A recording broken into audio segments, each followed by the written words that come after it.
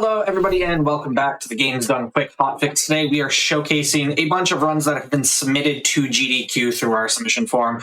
Just in case you weren't aware, we do have a submission form where you can submit your own runs to appear on the GDQ Hotfix. If you are interested in doing that, it's over at gdq.gg/submit/hotfix. And yeah, so I've just picked a few games from those submission forms, and that's what we've got for you today. We've got Shin Megami Tensei 5 here for you. I'll hand it over to our runners and commentary. Let everybody introduce themselves. All right, great. Thank you for the introduction. I am Jon Perry, or John for short, and today I will be showcasing the game Shin Megami Tensei 5 Vengeance, which is a re-release version of the original Shin Megami Tensei 5 from 2024. For those who are a bit newer to the world of Shin Megami Tensei, it is basically how I usually like to describe it for newcomers to the series. Is the simple way to think about the game is basically, and the game series as a whole, is basically demon Pokemon. So it's a turn-based JRPG that has lots of monster collecting elements. The game series is about 40 years old now, next year actually, and yeah, I'll throw it over to my commentary crew for more introductions. Hello, I am Shaggy. I also run many different games in the Shin Megami Tensei series, including this one. I like to think I know what I'm talking about in general. Hi, and I am Freedom Pulse. I also run a bunch of different SMT, Persona, etc. games. I also think I know what I'm talking about, but a little bit less than Shaggy does. All right, great. We'll be doing the run on the hardest difficulty, so the hard mode, and I'll count you down from 5, and then we can get the run going. We'll have plenty of time to explain things once the run actually gets started, so... All right, 5, 4, 3, 2, 1, and go. Good luck, have fun. Good luck. Thank you. What is this? A passing soul? So yeah, the game starts us out in a dream sequence. We don't really know what's going on yet. In the beginning of the game, you get a choice between Canon of Creation and Canon of Vengeance. Will affect the very course and of the world. Which one you choose determines which campaign of the game you play. There's Canon of Creation, which is the original campaign of the game that was in the original SMT5 from 2021. And then there is something we refer to as Canon of Vengeance, which is the new campaign introduced in the re-release version of the game from 2024. So that's what we will be doing today. The soul of that girl. Yeah. Generally speaking, the two storylines are very different from one another. They involve going through some of the same areas and settings, but the Vengeance storyline involves a bunch of new characters and completely changes the flow of the game. Will lead not to the future destined for this world, but to a world yet unknown. Yeah, generally we like running. We're showcasing the Canada Vengeance story today, but generally the Vengeance story is also a little bit more fun. A lot of the boss fights and stuff are pretty interesting for that. So we see this dream sequence of this strange girl, and we picked to take her hand, which, according to the voices, apparently has doomed everyone and is going to destroy the world, which sounds pretty exciting. So that seems like a good option to go with.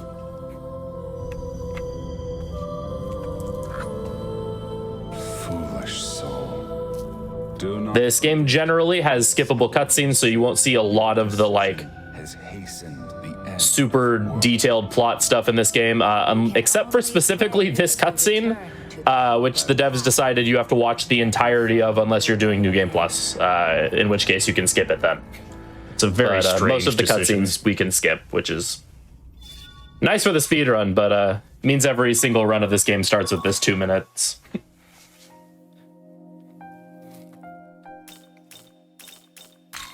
I'm creatively bankrupt, so there we go. All right. Nothing wrong with that. will start off in school as good JRPGs do. We basically find out that a lot of nasty business has been happening in Tokyo, where now the school has introduced a buddy system where we need to go home in groups because it's no longer safe to leave the school alone. We don't really know yet why that is, but it will be soon revealed. Yeah, I can't believe you said no to your boy. Yeah, this game has two endings. Basically, you have the law ending and the chaos ending. Your choices during the game determine which ending you get. So we are going for the chaos ending because of the penultimate boss of the game is a bit easier for any present purposes on the chaos ending. So we are generally going to be choosing chaotic options whenever possible. So we find out that we try to go through the subway tunnel to get home, and we find out there's been a murder in the tunnel and the police have it closed down. So we go and take an alternate route, and while we try to go through this alternate tunnel, what we think is like an earthquake or something happens, and some kind of portal opens up, and we get sucked into a desert area. We have no idea what's going on, so we decide to press on and try to figure out what's happening. We do get a lore-accurate representation of what it feels like to live in my home state right now, though.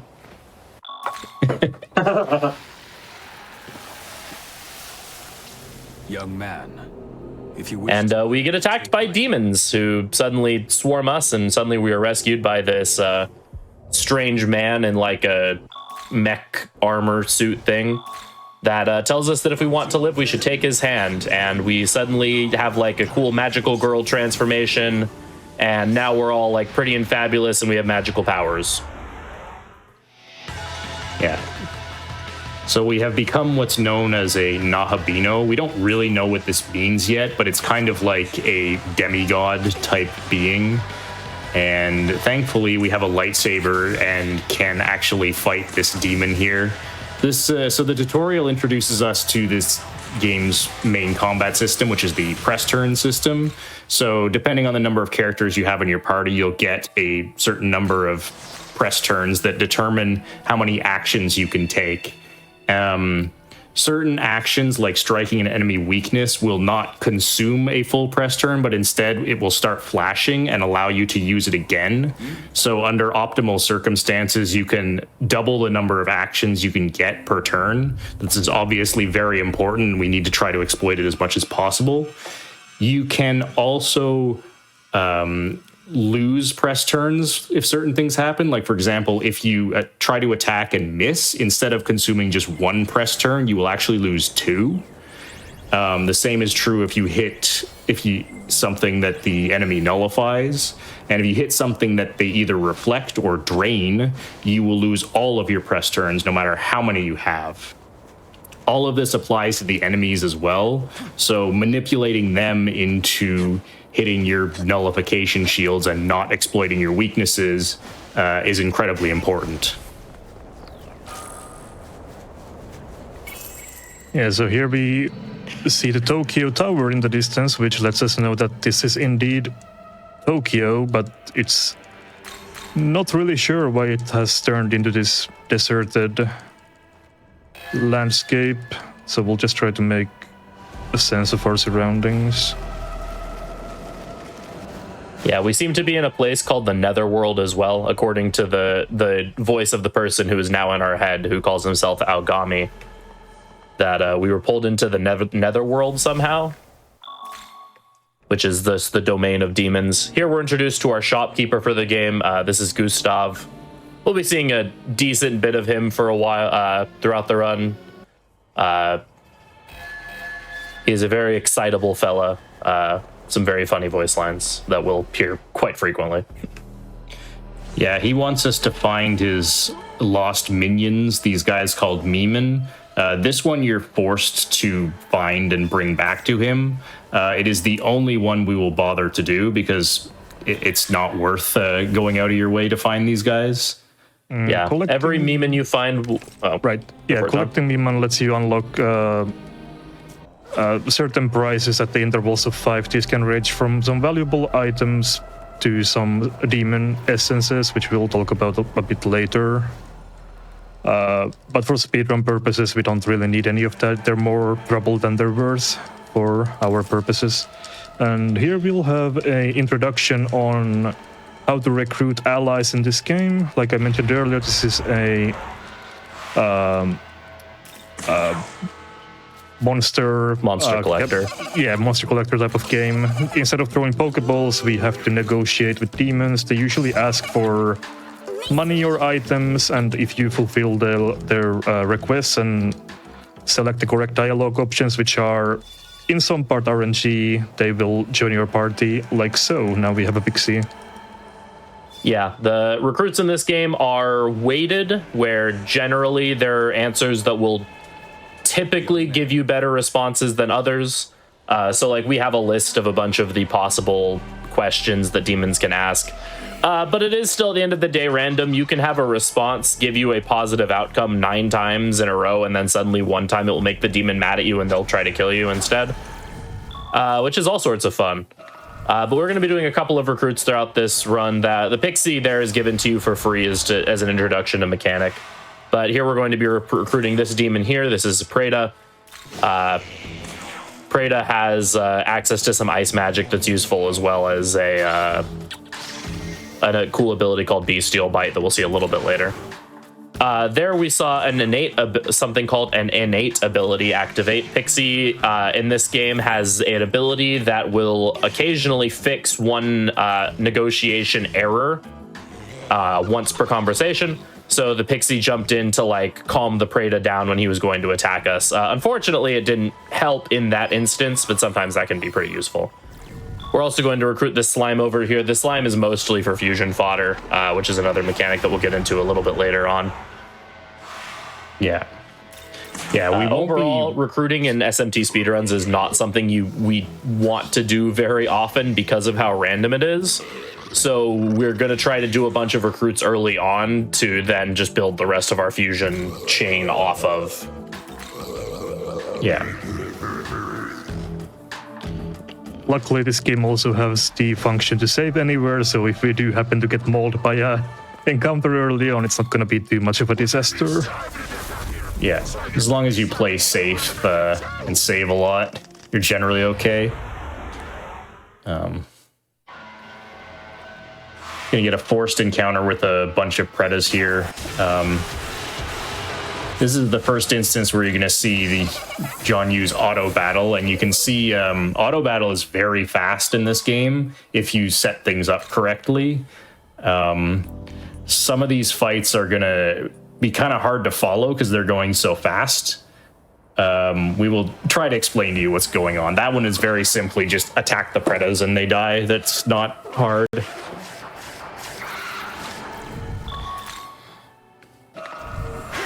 Here we're going to be getting our third recruit. This is Onion Chicken, also known as On Meraki. He has fire skills, and fire skills are going to be pretty helpful for a couple of fights here. On Meraki's faster. You lose that? Yeah, that's what I figured. I had to think about for a second. Sometimes recruits can challenge you to basically a stat check, like on Meraki was challenging us to a race, which is just an agility check. Do you have higher agility than he does? We definitely don't. All right. Pixie saved me there, definitely. Oh, yeah, that would have been very bad if they had gotten a turn. A mechanic that was somewhat shown off there that we'll be using quite a bit is the Magatsuhi mechanic. You see in the HUD on the right side of the screen, there's a little bit of a red meter. When that meter fills up, we gain access to a special set of abilities. Right now, we only have access to one called Omagatoki Critical. Later on, we'll get access to some other ones. But those basically give you a power-up of some sort for the rest of the turn.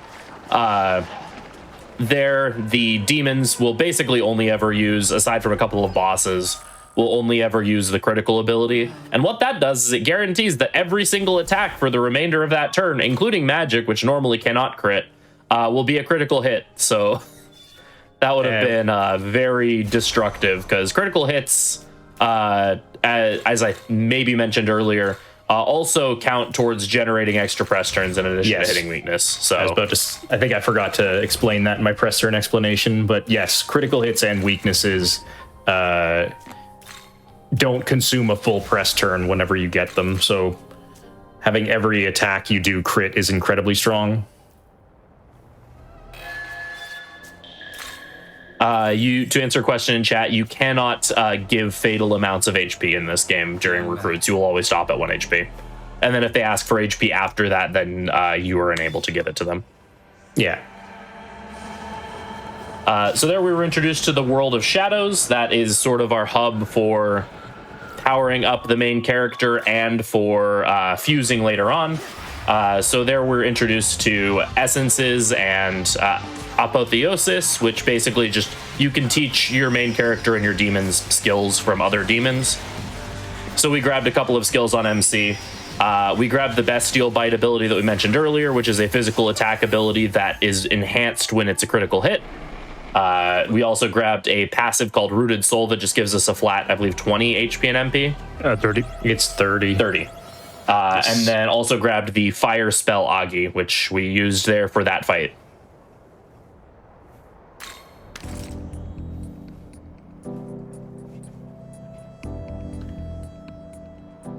All right. One thing to note about general navigation in this game is that this, unlike most traditional JRPG dungeon crawlers, this game is very open and involves, the majority of the game is outdoor environments. So general overworld movement kind of plays a lot differently than most other Megaten games. So there's a lot more going around, exploring and finding stuff, picking up hidden chests and whatnot. And we will have to do a decent amount of that in the speed run, because we're not just going to be able to run from major boss to major boss and expect to win.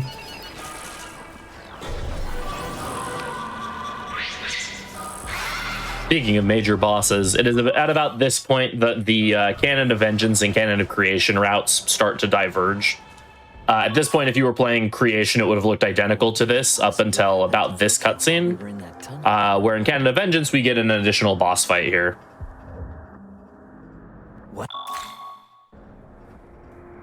Yeah, so we meet up with one of our classmates who got taken into the Netherworld with us, and then we'll meet with Glacia Labulus, also known as the Beast of Bloodshed, and this is actual first boss of the game. He's a good doggo, except for when he's not. Yeah. So that status ailment there, is called Mirage. It drastically reduces your accuracy.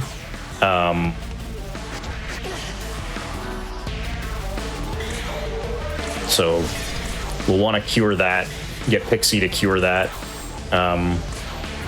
Unlike a lot of the older Megaten games, Patra can cure any status ailment in this game, so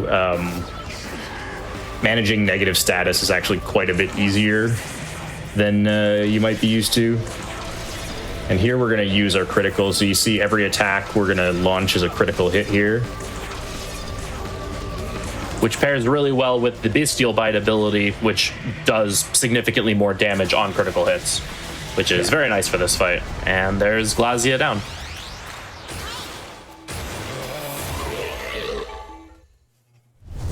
One thing we didn't mention is that on level up, you have the ability to allocate one of your main character's stat points each level.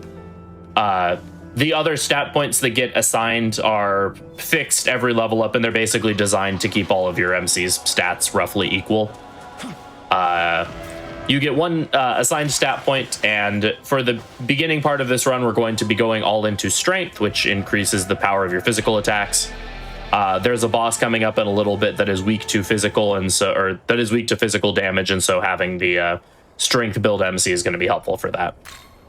Yeah. This game did introduce items that allow you to respec your main character, and we will be using those because it's quite strong to be able to fully pivot your build into something else. Here we'll get an introduction to what are called demon haunts. These are basically events that take place at certain intervals, usually after major bosses, where you get free stat points, which is very helpful. We'll basically get a bit of a lore tidbit from Mr. Aogami after we head over to the bench, and then we'll get to allocate 3 points to whatever stat we want, or whatever stats we want rather. In Demon Haunts, you can also interact with your party demons, and they can give you rewards, but we will not be doing that for the speedrun because those are random. So we do need the consistency of just the guaranteed stat ups. And something worth noting is that the stats you get from Demon Haunts count towards the stats that you're allowed to reallocate with the items later on. Yeah. So even though we will be pivoting our build in a little bit, these Demon Haunt stats are not going to be wasted on strength later. Oh, I forgot to do my shopping Did you list. buy? Yeah, I'll do that in a moment. Good thing you reminded me though. So we're going to do our first fusion here. Kind of frustratingly for the re-release of this game, they made this cutscene unskippable for your very first fusion, but it's a cool cutscene, so we'll get to see it. Yeah, for some reason, our main character has also gained the ability to play the organ very well.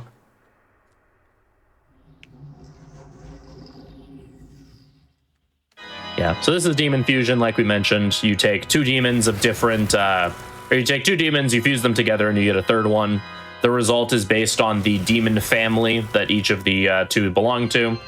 So we're taking our fairy pixie and the foul slime, and combining that gets us a war god, which in this case is a kitty cat, Neko Shogun.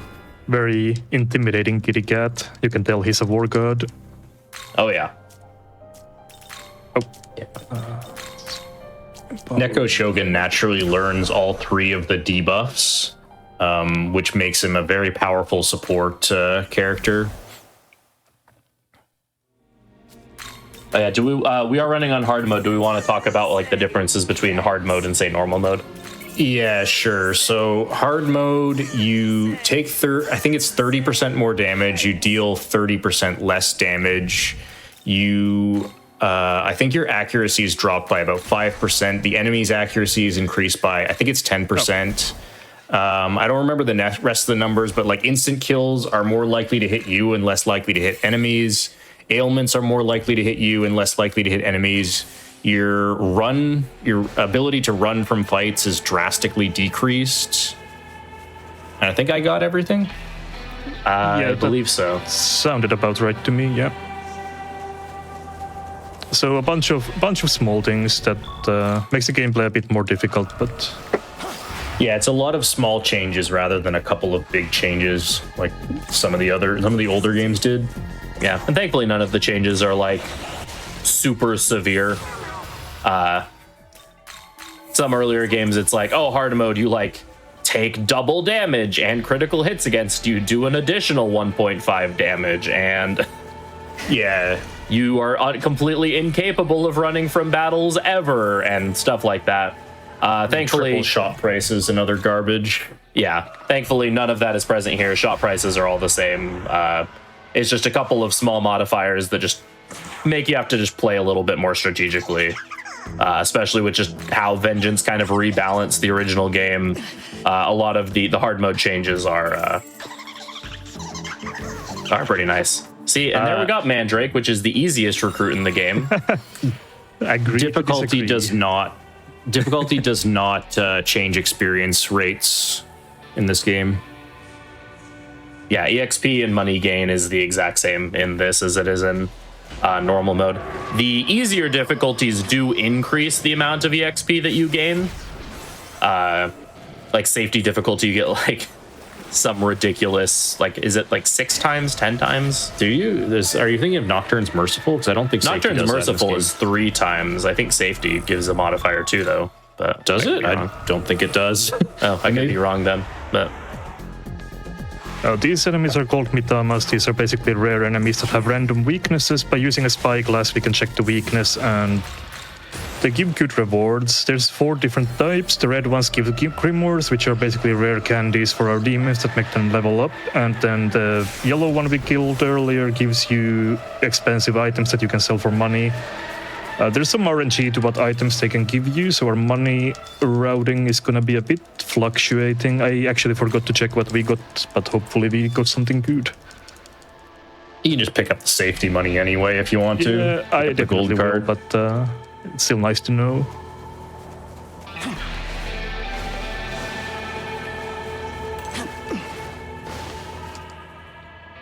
And this is the introduction to optional quests, but we will be doing only a minimal amount of them throughout the run.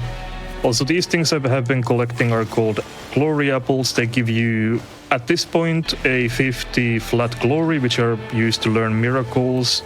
They scale up the later you get into the game, but for now they're 50 and they scale up to 100 on later areas. Yeah, miracles are basically upgrades that can give a large variety of effects that can do things like increase the number of skills you can get, increase your affinity for certain skills, give you discounts in the compendium, and many, many other things. This'll do. Oh, well, good thing we saved for that one. These are Thomas, mandatory to get for our money route and the XP route to work properly, so I do have to reload if I happen to miss. yeah.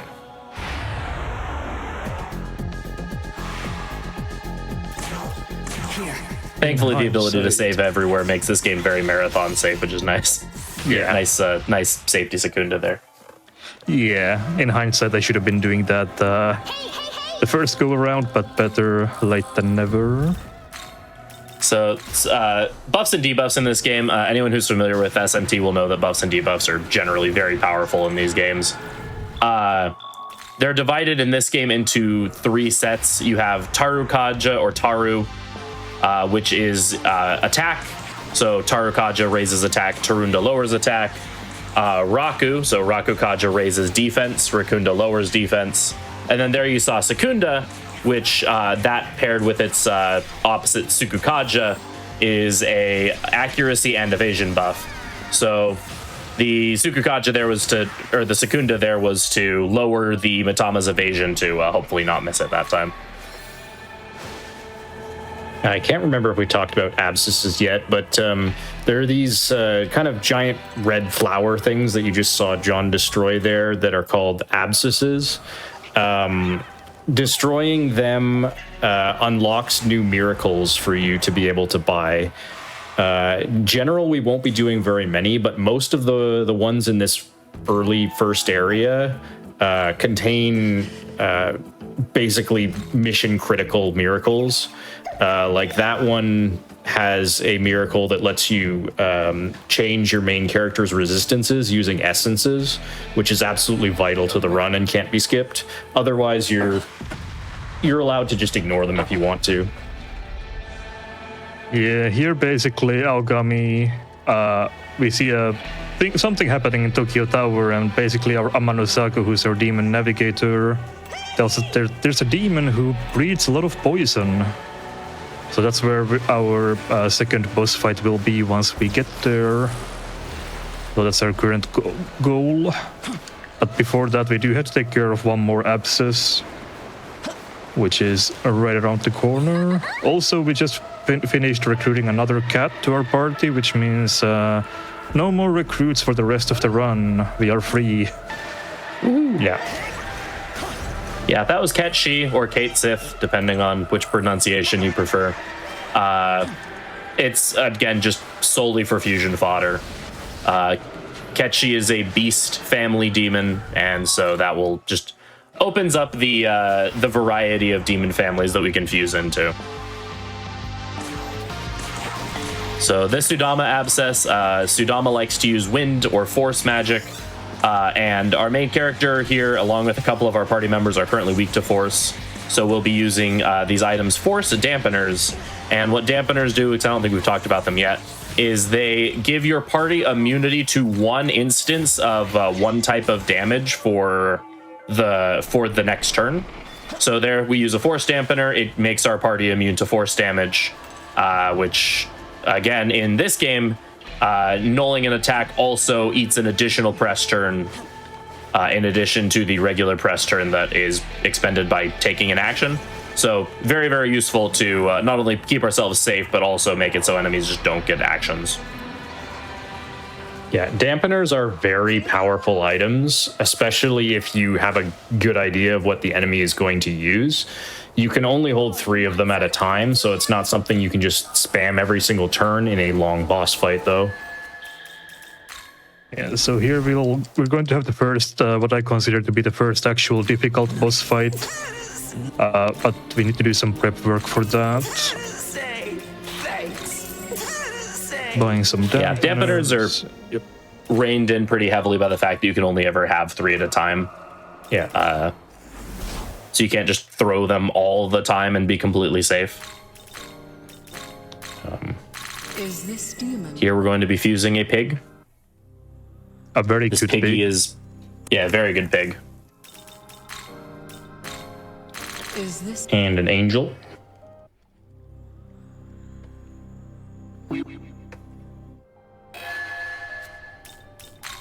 And a man in a ghillie suit. That's supposed to be some sort of swamp monster, but it just looks like a dude in a ghillie suit. Very terrifying. you?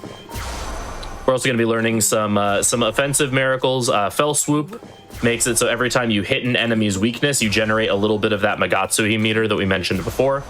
Counter Incentive Null does the same thing. Whenever you null an enemy's attack, you will generate a little bit more meter. Normally, without any of these miracles that give you meter upon filling certain conditions, you would normally just generate a little bit of meter at the start of all of your turns. But these just help us get our meter built up a little bit quicker. Yeah. Since Amogotoki skills are generally super powerful, being able to generate them faster is pretty important. Before each boss fight, Aogami basically tells us, young man, be careful. And here we'll actually have like a pretty difficult boss fight that has some kind of heavy RNG. So hopefully this goes well. We get to Tokyo Tower, where we get a vision from the past from 18 years ago, where Lucifer appears and basically tells us that God is dead. And then we'll be face to face with Hydra. Yeah. So this is unironically one of the hardest fights in the run. This guy has a lot of HP, and we are extremely underleveled. Thankfully, there are he's got some quite exploitable patterns. If you manage to do enough damage to him, what he'll do is he wants to charge up his Magatsuhi, and before he does that, he always just does a normal attack. So we do just enough damage in turn 1 to get him beyond that threshold. So we will always do normal attack charge, and on his charge turn, he will always use Toxic Breath, which is a dark attack, so we can block it with a dark dampener.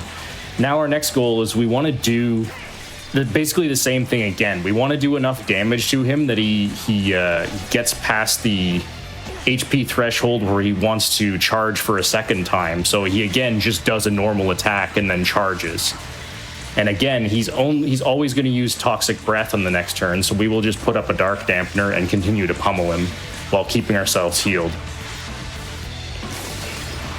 Okay, now the fight's going to get a bit more complicated.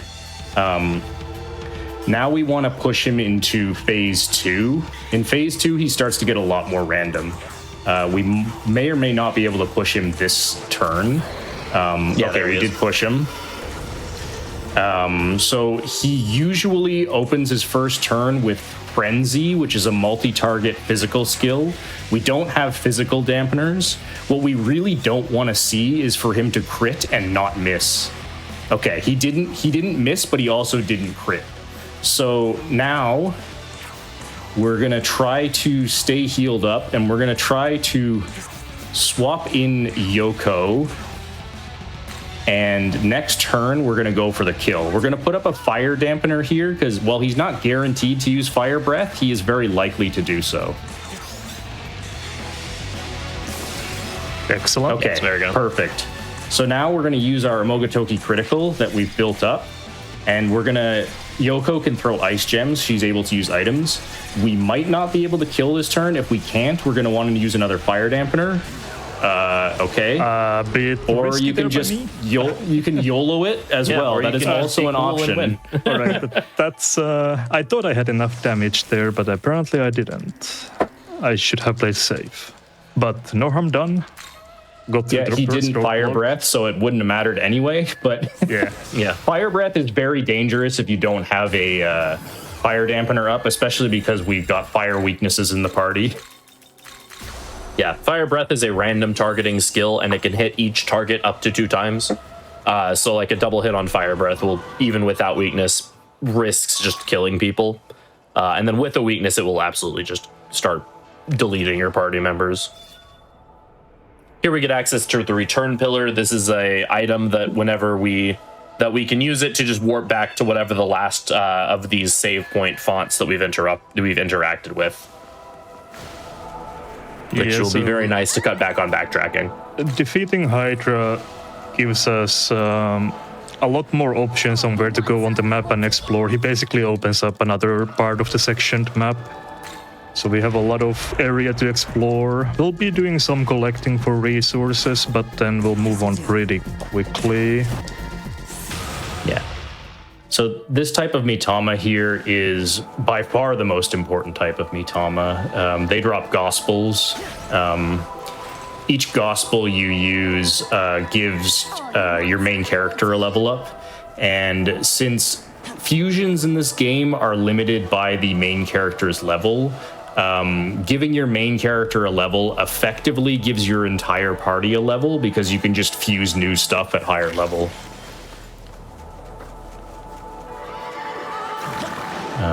We will be saving all of them for the end of the game, in order to, because we're going to want to reach a very specific level for our end game strategy.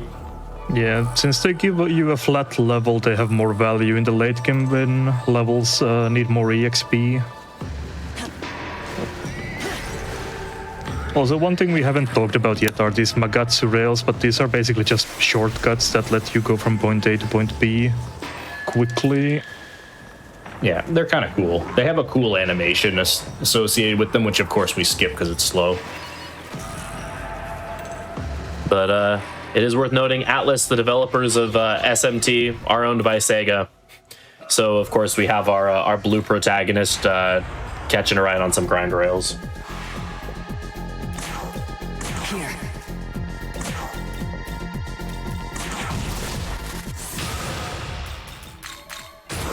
Nice double Grimoire drop there. That will help a little bit with Bicorn level a bit later.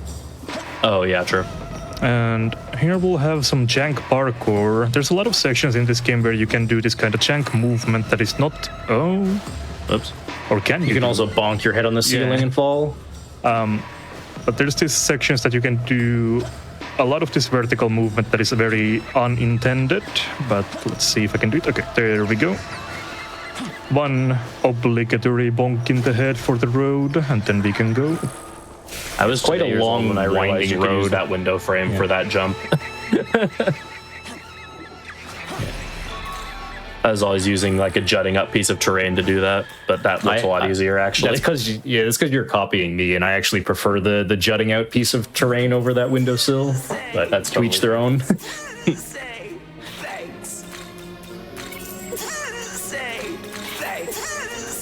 So we ran a bunch of random errands there. I think we're continuing to run. Yeah, we're continuing to do some errands. The next boss is another Vengeance added fight. And it's a bit of an interesting party check that doesn't really line up with what we're currently rocking as far as our demons and MC affinities are concerned. So we're going to kind of need to shuffle our party around a little bit to prepare for it. We're also going to be here fusing Mermaid, and Mermaid is possibly one of the most broken innate abilities in the game. Yeah, it's probably like the second most broken innate. I guess I can describe it. It's called Pandemonic Feast. So what it does is, so for random hit skills, like we have a physical random hit skill called Scratch Dance. Normally, if you use a skill like that against a single target, it will always hit the minimum number of hits. So Scratch Dance is 2 to 4 hits. If you use it in a multi-target scenario, it will do 2, 3, or 4 hits. But against a single target, it always does 2. What Pandemonic Feast does is, while you're under Amogotoki effects, like a critical, it increases the maximum number of hits that random hit skills do by 2. So normally against a single target, you'll always do 2, but with it active, you can do 2 to 4, which sounds like a flat, like 50% increase in damage. But it's actually even better than that, because Atlas Math is ultra jank, and you're actually more likely to roll 4 hits than you are to roll 3 or 2. Is this demon? Alright, now that that prep work is out of the way, we're gonna backtrack just a little bit for some good items. We'll head back to Tokyo Tower. These Lee line founds that you tag can be used to fast travel from point A to point B, and we'll take a bit of a detour over here. We'll get an introduction to something called demon statues. What they do basically is just level up your entire party except for your main character. So all of your demons get 1 level up after you interact with this petrified demon. This one is Decarabia, icon of the working class, and will get me 1 level for each of my demons. The reason we do this is that there's a couple important breakpoints for level ups that we need for the upcoming boss fights. One is for Paleia, you want to have Entangling Tendrils, which is his unique ability, and then also we do want to get Patra for Obarion, which basically removes any status ailment from one character. The upcoming boss fight has a very potent charm attack that we want to cure. There's no way to block it for everyone in our party, so we do need some ways to cure it when it eventually happens. Yeah. So one interesting note about these statues is, so normally with grimoires, which are your rare candy equivalents for demons, you're limited by your main character's level, so you can't just get 99 grimoires and level up a demon to level 99. These statues are not limited in the same way. You can level up your party to be higher than your main character. So we reached level 12 and fused a couple of level 12 demons and then grabbed 2 statues. So they're level 14 now.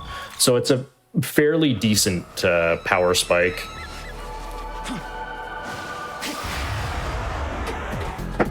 Here we have another Mitama that's going to give us some gospels. We mentioned earlier that the Ara Mitama gave a variable amount of grimoires. These Mitamas can also give varying amounts of gospels. However, their chances of giving more than one in area 1 is incredibly unlikely.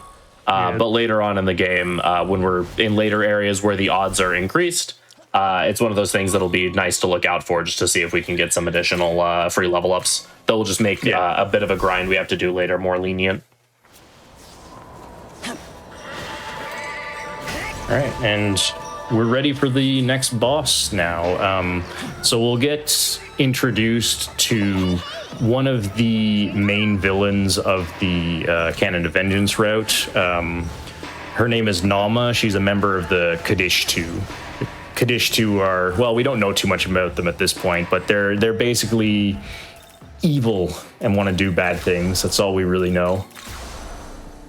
But she's weak to physical, which is very uncommon in these games. But she does resist all magic.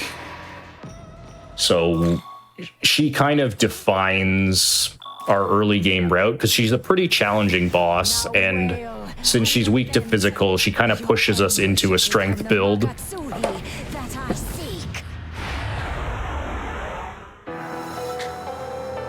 And one of the best Also, battle the themes in Kadishtu game. theme is. Oh, yeah, Yeah. Kadishtu theme is easily my favorite battle theme in the game. Maybe even in SMT in general. I love this song.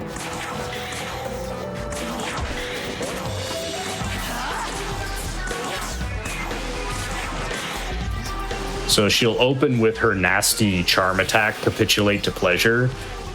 We put a essence on our main character that makes him immune to charm. And we have him lead the party so we can kind of do this Patra conga line to cure everyone else, because that attack is so potent on hard mode, it's virtually guaranteed to charm your whole party. And now we're going to... First introduction to Pandemonic Feast. Yes. So we're going to activate our critical turn and then spam as many multi-target hits as possible to take advantage of it. Yeah.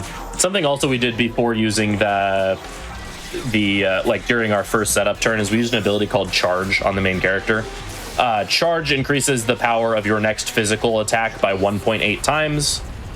It's not very useful under most contexts, but in situations where we're setting up for a big attack, like there with the Pandemonic Charge attack or Pandemonic Critical attack, it's pretty useful to just boost up our damage. We do it that one hit.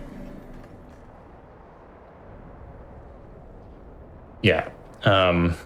Those types of skills in older SMT games are extremely powerful, and like the charge, mind charge, etc. And you basically use them all the time for every attack once you get them. In 5, they were fairly heavily nerfed, so you don't want to do that. But they're still good when combined with Imagotsui's skill usually.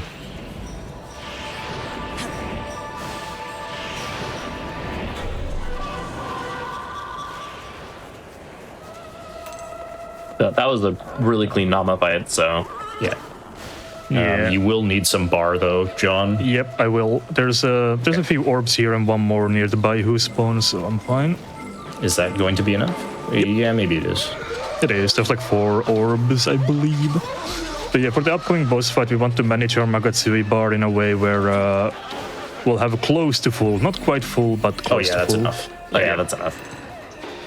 The visual indicator, just for reference, we're looking for when it comes to meter is that we want our the meter to be past the start of the letter U in the word Magatsui, and generally that's enough meter that a turn change will be sufficient. Yeah, each turn change is, I think it's about a fifth, about 20% of your bar. Yeah.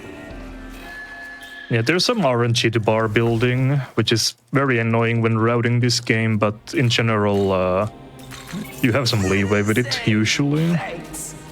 Okay, I have barely enough money. That should be fine. Yeah, so the next boss fight coming up is kind of notorious amongst us SMT5 speedrunners because it's really awful. The actual worst. Yeah, it's without a doubt I don't know if you call it the hardest fight, but it's definitely the worst fight in terms of randomness. Yeah, it's one of the most volatile fights for some various reasons. Yeah, so he's got very strong physical attacks, and you don't really have any way to defend yourself from physical damage at this point in the game. Also, he summons some ads with him who are fairly dodgy and can also put out some pretty nasty hurt. And they will cast Suku Kaja, which buffs his agility and makes him more likely to dodge. Also, additionally, we kind of make things somewhat more random on ourselves because we're going to, again, rely on Pandemonic Feast, which has a quite variable damage output, not just like variable in terms of the amount of damage, but because this is a 3-target boss fight, it's variable in terms of who it hits. So ideally, we want to kill the 2 summons as quickly as possible to isolate the main boss, and then we can just Tarunda him a bunch to reduce his attack or keep his attack power reduced, so he can't kill us, and then whittle him away.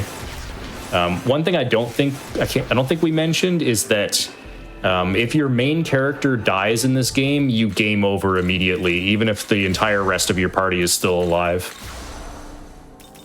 Yeah, that is a very good thing to mention. Yeah. Especially upcoming for this boss, because for some reason this boss likes to target MC with a skill that has a very high crit chance. So the chances are that MC gets blasted can be a bit higher in this fight than in a lot of other fights. Yeah, so this is where Polida's unique skill is going to come in, because it is a multi-target Tarunda, so it reduces all their attack. It also has a chance of sealing them, which would be really nice if it lands. Yeah, seal is the mute status that in miss other is games. really That's bad. really bad.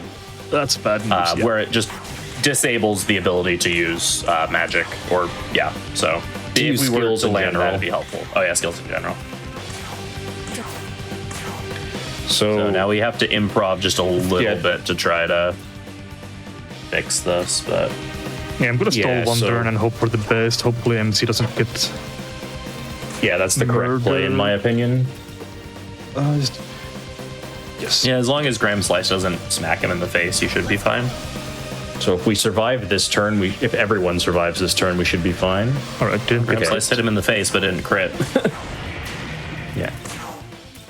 So now we're going to bring Mermaid in for Pandemonic Feast, and we're going to try to get as much damage out in this turn as possible with Scratch Dance spam. That's a good hit. That's an okay hit. Okay, one of the Andras dead is good.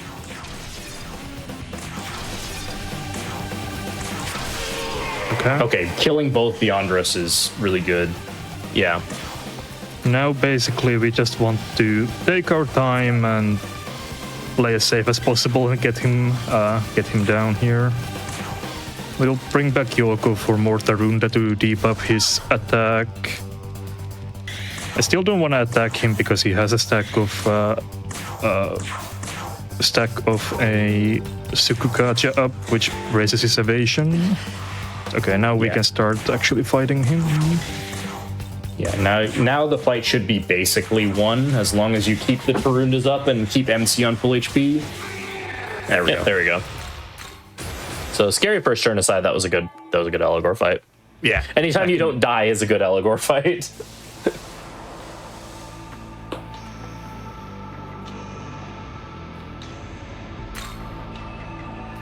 And so now we'll head back and report to the angels that we have taken care of these agents of chaos, as they put it. But for some reason they have up and vanished in the time that we took to take this fight. It's all good though, because we still get the EXP even though they're not here anymore. And I'm gonna immediately, before I forget, buff my level. Bicon gets 2. Yeah, the Vitality and Sense too. Yeah. Yeah. That one I often forget, so I need to do it immediately when I... It does matter because we're going to do a boss fight later where 1 Vitality Incense and 1 Grimoire per level is just barely enough to prevent Oberian from getting one shot if he's attacked. Yeah. There also, we leveled up Bicorn a little bit, and Bicorn learned the ability Beast Eye, and Beast Eye is an ability that just flat increases your accuracy of the person that has it equipped, and the Beast Eye buff, if I remember correctly, is enough in itself to counteract the hard mode accuracy penalty. I believe it's more than enough because I think Beast Eye is 10% and the hard mode is like 5%. Don't quote me on those numbers though. I don't know if it's true for sure. Yeah. So Beast Eye, we're going to be fusing onto basically any demon that has some sort of offensive role in our party is going to have Beast Eye in order to not just whiff constantly. One other thing I neglected to mention about Pandemonic Feast is, in addition to all its other effects, it gives you a massive accuracy boost when you're using Omogotoki skills. Yep. So that as well is going to be really nice, and which is another reason why Pandemonic Feast is incredible, because it lets us just not worry about horrible misses during fights. Yeah. However, accuracy in this game is interesting in how it's calculated, and so it's impossible to have a 100% hit rate at any given time, or virtually impossible.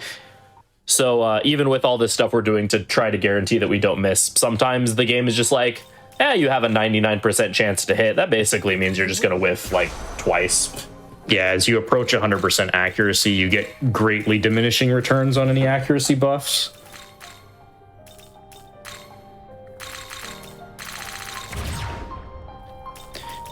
Rearranging our skills again, we're learning the ability Taunt on our main character. Taunt is an ability that essentially draws aggro for a set number of turns. So it's not guaranteed, but basically once we use Taunt for the next 3 turns, enemies have a much higher chance to target the person who is taunting. So we changed up our main character's affinities to make them immune to force damage. And this next boss uses almost exclusively force damage on non-scripted turns.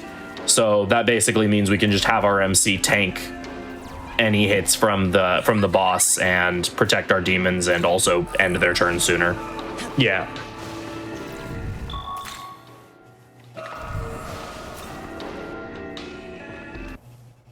Yeah, so Nuba is by far the beefiest boss that we are gonna take on. She's not that dangerous, but she has a massive HP pool.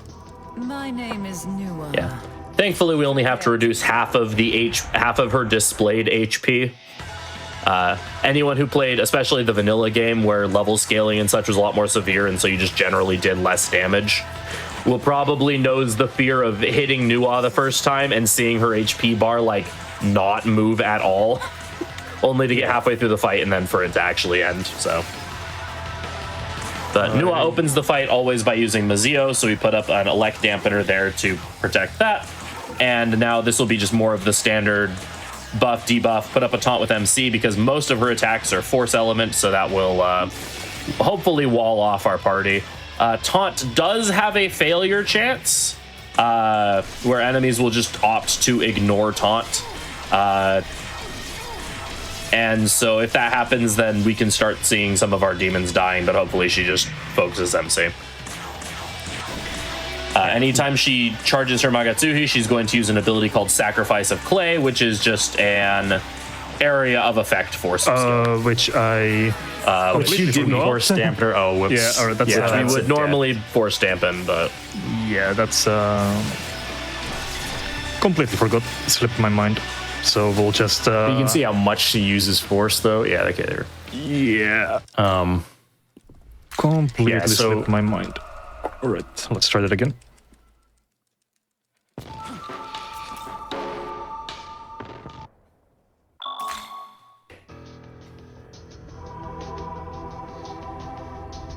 and this is why a very good example as to why dampeners are very, very useful. Prepare to die. Yeah. This run is very fast-paced, and it's really easy to make mistakes like that. Yeah, with how ridiculously fast the battle speed is, you don't really have a lot of time to think while you're doing combat.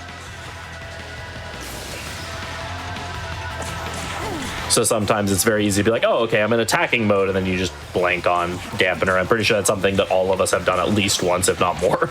Absolutely. Definitely more. All right. The fun one is when your MC isn't last and you get past his final turn and you have like a turn or two left and you're like, oh, I forgot to dampen. Well, hope I don't die. And that does matter because demons cannot use items in this game without a specific miracle that is very out of the way and we won't be getting. Guest characters like Yoko can use items, though. So that's kind of an interesting benefit to using them sometimes. Did I? Yeah, okay. I did taunt again. Almost did something dumb again. That's fine. Right. Something worth talking about a little bit with buffs and debuffs in this game is that buffs and debuffs stack up to 2 times, and they have a 3-turn timer on them. The timer is refreshed whenever there's ignoring taunt. The timer is refreshed anytime you reapply the debuff. So there on each of Mermaid's turns, we're alternating between Rakunda and Secunda in order to make sure our buffs last through the whole fight.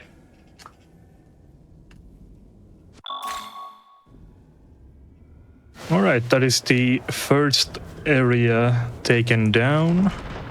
The game is split into 4 areas, but the areas vary a bit in how long it takes to play through them, with area 1 and 3 being the longest ones, at least in the speedrun. Area 4 is also very big, but that one is structured a bit more openly than the other areas in the game. I'm going to just answer some discussion in chat. So the battle speed being this fast is not something you will sort of normally see. You have to set your settings in a very specific way. You might think that turning battle animations to skip would be the fastest. However, you'd be wrong. You should set them on very fast and then mash the A button to skip them manually. For speedruns, we allow turbo controllers, so we can just turbo the A button to skip them, and that's how the battle speed is this fast. Yeah, sometimes I still mash through combat because of, old habits die hard from other games, but having Steam input definitely helps, where you don't have to mash if you don't want to. Save your fingers a little bit. Yeah, especially when you get into auto battling, when you're going for long periods of time, it can be very mash heavy. Alright, so we made it to Diet Building, and we get introduced to this organization called Bethel, and we get a bit of a lore dump about what Bethel does. And we also meet the Japanese Prime Minister Kosemizu, who looks very suspiciously like Aogami without the blue hair. So... But we're back to Tokyo, so we get the lore dump, and what we learn is that the area that we were just in was the real Tokyo all along, and this modern Tokyo that we currently live in is completely fake, created by God. But yeah, 20 years before the events of this game, Tokyo was pulled into the demon world.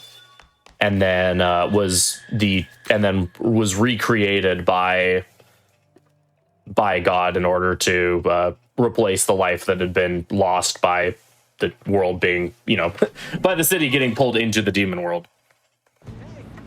Yeah, and because we're a responsible teenager, even in the middle of all this, we decide to just go to school the next day like normal.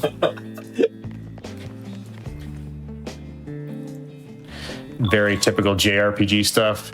Don't worry, though. School life is not a part of this game. This is just kind of a short intermission of cutscenes. Yeah, this is not Persona. Yeah, it's a Persona thing. If it's... we'll just have like 5 minutes of school stuff as opposed to 5 hours of social links.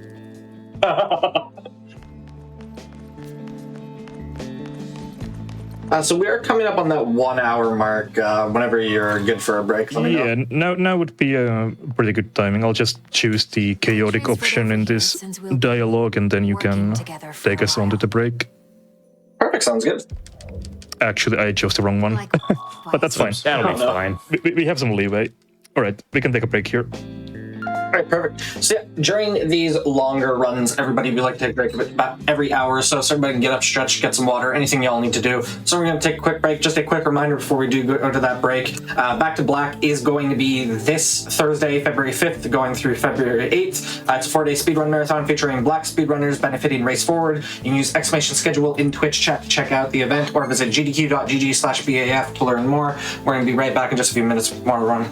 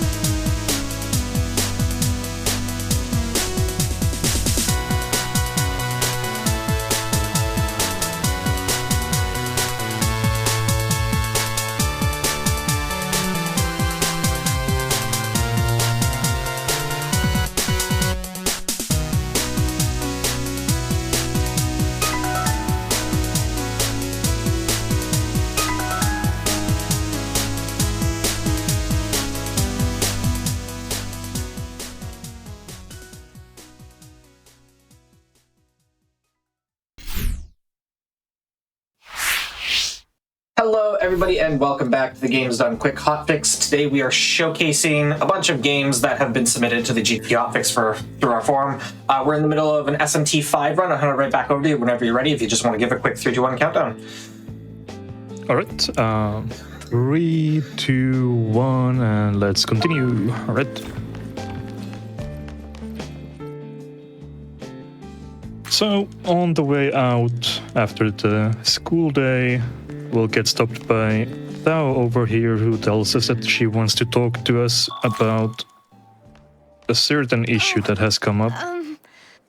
Hi there. Yeah, basically every important character needs to stop us during this intermission and give a bit of exposition about their lives.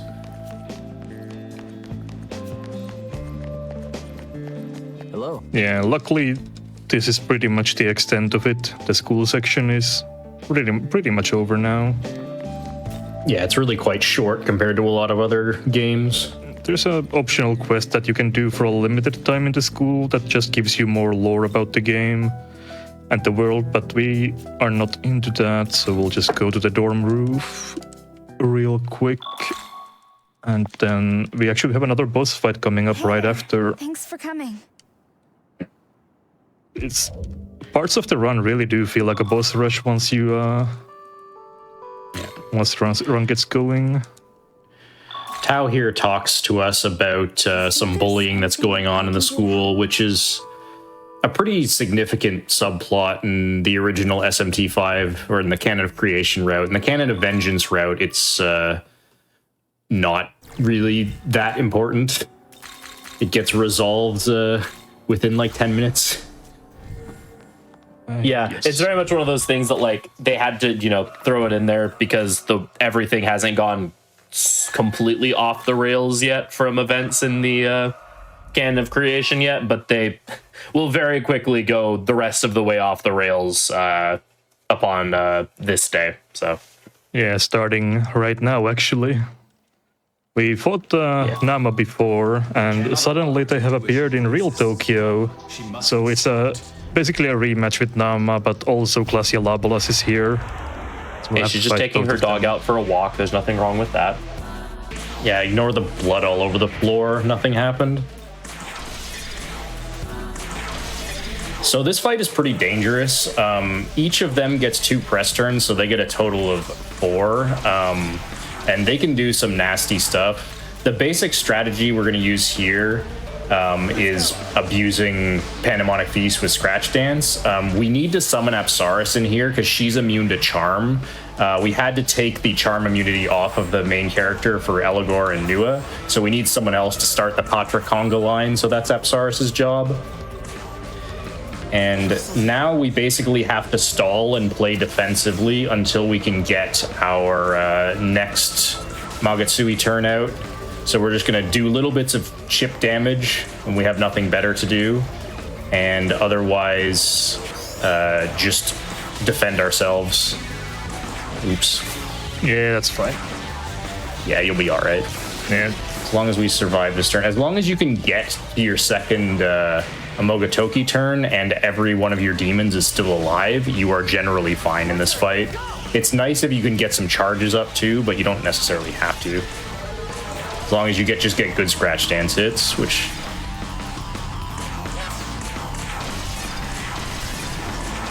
That looks good enough. Yep, nice. Yeah, it's easy if nothing goes wrong, but if you get crit or you get some wonky damage ranges, then the fight gets ugly really quickly. Yeah, Labelos has Bouncing Claw, which has some pretty nasty damage ranges on it and can potentially one-shot your demons. Especially Obarion, he's kind of vulnerable, which is why we try to beef him up a bit. So here we find out that basically demons have broken through into the real world and are attacking students, or attacking everyone, but they're abducting students, attempting to find what they call to be knowledge. I'm glad you're here. We're not entirely sure what that means, but at the same time as those demons are attacking, the Kadishtu have also decided to show up and start attacking people separately. So we have to deal with the forces of chaos led by a demon named Lamu, in addition to the Kadishtu just kind of wrecking havoc. Yeah, it's not a good time. Lamu essentially wants to do what we've done. He wants to become a Nahabino as well. And in order for him to achieve that, he needs to find the human who has his knowledge. And surprise, surprise, it happens to be the girl who's a victim of bullying that Tao was talking about in the earlier cutscene. It's Lamu. There's Lamu right there. Got one of the schoolgirls. Yeah, Lamu takes a bit of a larger role in the other canon, the canon of creation, but he will be dealt with by the end of this school. It's like a mini dungeon. I wouldn't really say it's a dungeon. It's like a small school section that has like a few forced encounters and then a boss fight at the end. It's Atlas assuring everyone that the school will not be a major part of the rest of the game. Yeah, it gets destroyed, so it can't appear later. That's very reassuring. Tao also joins us as a party member here. So she's another guest character. She's okay. She has her uses. She's a little bit worse than Yoko in general. She's a bit more defensive and healing minded. But she does have light magic, which can come in handy. She gets decent healing magic, especially in nice. That's in area annoying. 3. Nice. 2 misses. Hard mode things. It should be okay. Yeah, this fight is basically just pretty trivial. Yeah. Well, you say that, but I have died here before. Oh, so have I, but you need to be crit by Rakshasa. Rakshasa has a very high strength stat, and he's also pretty high level. And he has Venom Chaser, which hits very hard with very high base power for this point in the game. And then whenever you hit him, he has a chance to retaliate on you for pretty high damage. So if you're not careful, you absolutely can die to all of these fights, even though it's not very likely. But I'll take my safety saves. Save for this one for sure. This one really hinges on whether you get the instant kill on the Oni or not. I don't think we've talked about instant kills. So light and dark magic have some special attributes in this game, in that if someone is weak to it, there's a chance of them just instantly dying whenever they get hit by it. So that Oni is weak to light. So, I mean, you saw he just instantly died in one hit. That's not necessarily always going to happen. It's just a chance. Yeah, I think the chance scales with luck stats and some other stuff, but that Oni's pretty vulnerable. I believe Oni has very low luck stat in general, so he usually dies there. You have a couple chances of getting it. Yeah. Yeah, the next small forced encounter is my personal least favorite one, just because it has Incubus and Andras, and they both have high chance of dodging, and also they go first. And Incubus has Dream Needle, which can put somebody to sleep if we get unlucky with that. So yeah, a common thread in SMT speedrunning is that all of the fights that the runners tend to hate because they're super inconsistent enemies, it tends to be because the enemies go first. Yeah, the ability to like set up any sort of defenses or preempt any damage that can happen is a pretty big deal in these games, especially with how low level we are. All right. There's a couple more optional encounters here, including we could save the Atlas mascot, the Jack Frost, but that would take some time. If you do decide to do that, then he will give you free heals for the rest of the dungeon, but Freedom and I could voice act that cutscene like we did at RPG Limit Break. Oh yeah. If my estimate was a bit more generous, then I would definitely let you do that. But okay, so Yoko, MC, Tao, and Saurus, yeah. So this is the boss fight of the dungeon with the Lamu demon we saw earlier. This fight is not particularly difficult, but it can also go wrong, like every fight in the run. Yeah, he goes first, so he can do some weird things turn one that can vary how difficult the fight is. He has a unique move, unique ailment, and unique move as well, called Babylon Curse that can that 100% will inflict someone with the mud status, like so. That means that when the character who's inflicted with mud takes their turn, they will lose one press turn immediately. Yeah. And I guess I did lie earlier when I said Patra can cure any ailment in this game, because mud is the exception. It can't be cured by anything other than just waiting for it to wear off. Right. Yeah, and mud lasts a variable number of turns. It has a maximum turn amount, I believe, but it can just go away at any point before that, but it just sort of depends on... That wore off reasonably quickly, so this shouldn't be a problem. Yeah, and then just use crit to finish this out.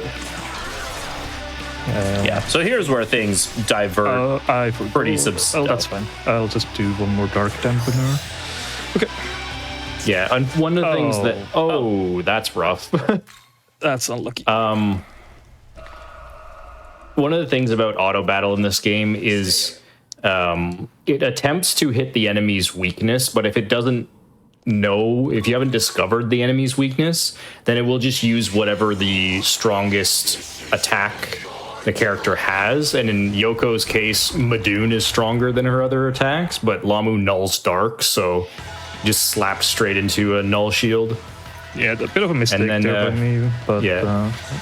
MC is unfortunately weak to ice, and kind of after the first couple of turns, Lamu kind of is random attacks between dark and ice, and so just slap MC in the face. And MC dies, game over. Yoko getting hit with the mud is the worst. Yeah, that's because that means you don't get the opportunity to generate a half turn for the mud to eat. Yeah. That's not having it very last for this long is also really... Okay, there we go. It's still dark. Okay. We're also on a bit of a timer in the first phase of this fight. You need to take out those tentacles in 3 turns or they will get a full heal. I'm just gonna do this slowly and surely. Yeah, it's fine. All right, there we go. There you go. Nice. And so things have definitely gone off the rails from Can of Creation, because we actually kill Lamu here. He's normally like the major antagonist for the whole second area. But here he dies, and then Lilith shows up, and Lilith is the leader of the Kadishtu. And she murders Tao's best friend and Tao, but then Tao gets better. And so we decide to chase after the Kadishtu into the Netherworld. They've kidnapped a bunch of students, so we're going to try to get them back and also try to stop whatever the Kadishtu are planning. And yeah, Tao dies and comes back to life like 3 times in this game. Yeah, for Tao it was a Tuesday. That's pretty much how it goes. I need to buy some smoke balls just in case.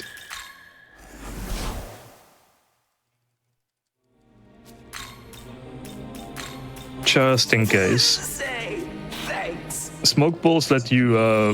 it's an item that lets you have a guaranteed escape from battle, so if I make a mistake, it's nice to have a backup. It doesn't obviously work for boss fights and whatnot, but it does work for on-field encounters. But yeah, it wouldn't be a Shin Megami Tensei game if nobody got reincarnated. That's kind of the point. Yeah, if a goddess did not get reincarnated, then it wouldn't be a Megami Tensei. For those who do not understand the joke, Shin Megami Tensei literally means true goddess reincarnation in Japanese.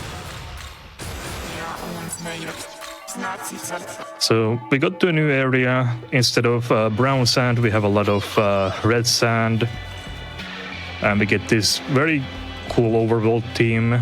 But since we are in a new area, we are very under-leveled for what we are supposed to be doing here. So we're gonna do some collecting and taking out a few of those special mitamas that you saw earlier in the first area for EXP.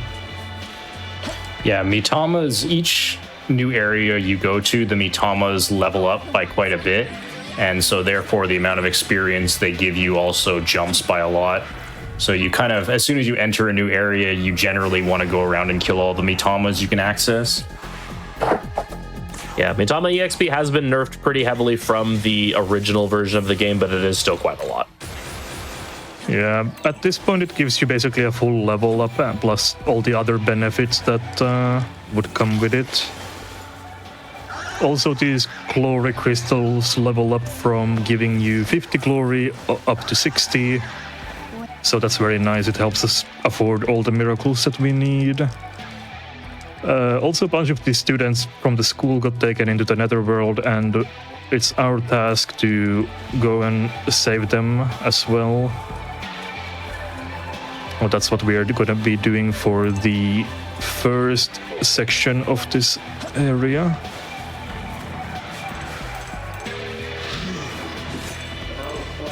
Oh, you want some? Well, do you?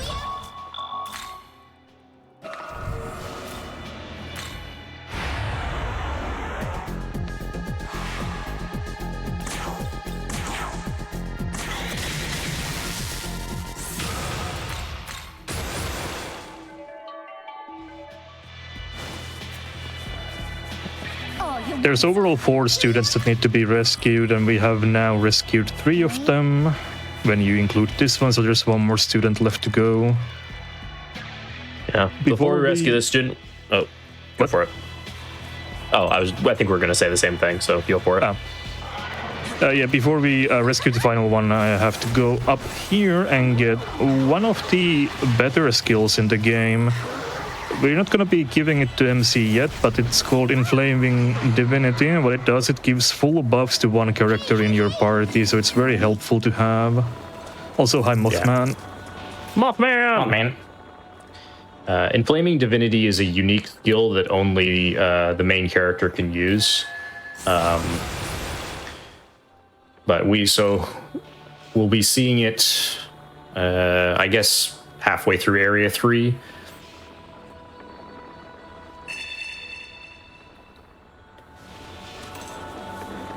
Yeah, so we rescue these students. Yeah, go ahead.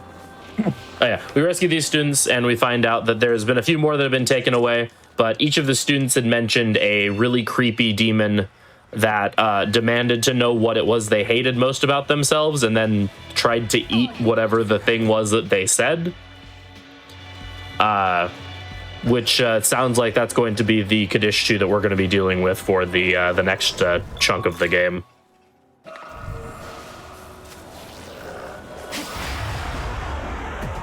Alright, this is the final Mitama that we will be collecting.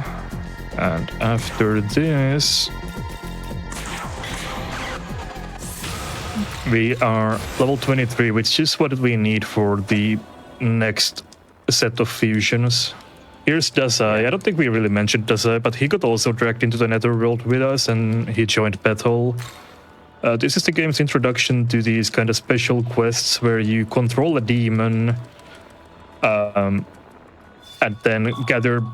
It's kind of like detective work, you gather clues, but we're not gonna do this one because it's optional and takes time, but we'll do one of these later, so you will get to see it once we get to a bit further into the area 2. Yeah. Yeah.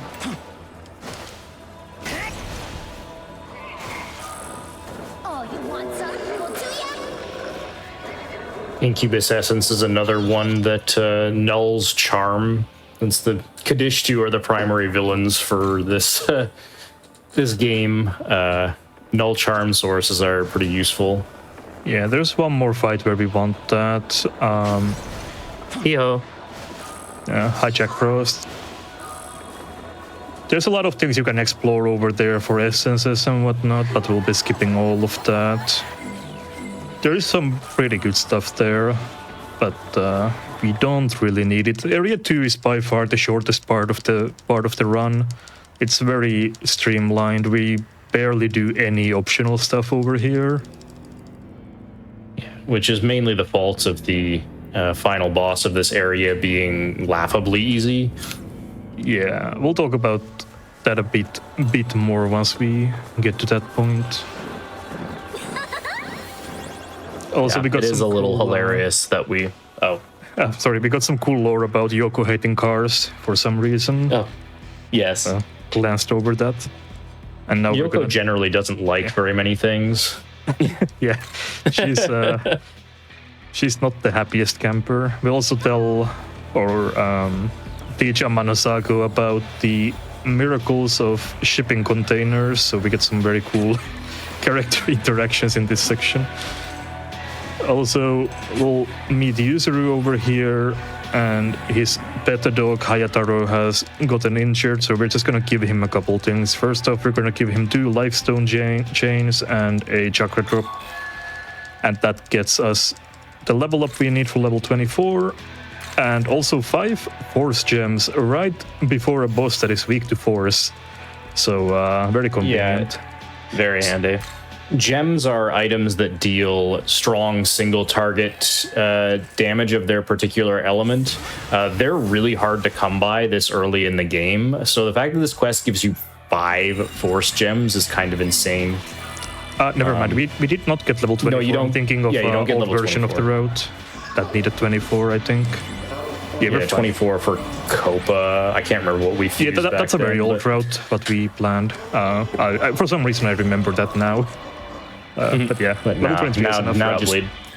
now just YOLO it with Wind Breath. Yeah, actually, I need to save. I don't think we mentioned it, but this game, whenever you do a fusion, you have a chance of accidenting, so I do need to save before every single fusion. Yeah, a fusion accident is an instant load your save. Yeah. For reference, a fusion accident is when you try to fuse 2 things together, the game will be like, nah, and you'll get something else instead. And it's never worth keeping in the context of the speedrun. It's possible to get demons that would normally be, they're like more powerful than stuff you can normally fuse. And every time I get a fusion accident like that, I'll usually have someone in chat asking me why I don't just keep going with the run because you got this strong demon. And it's like, no, I can't do that because we're following a very specific route. We can't just accept things being different. Yeah, all of our fusions are very precisely planned out with very specific skill sets. And since demon fusions are done by demon family, getting an accident into something of a different family with not all of the exact skills we need is not really workable.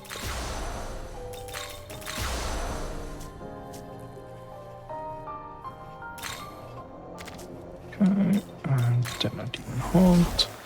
Yeah, before Aishet, which is the next boss fight, I want to have as much strength as possible because the damage ranges in this fight can get a bit annoying.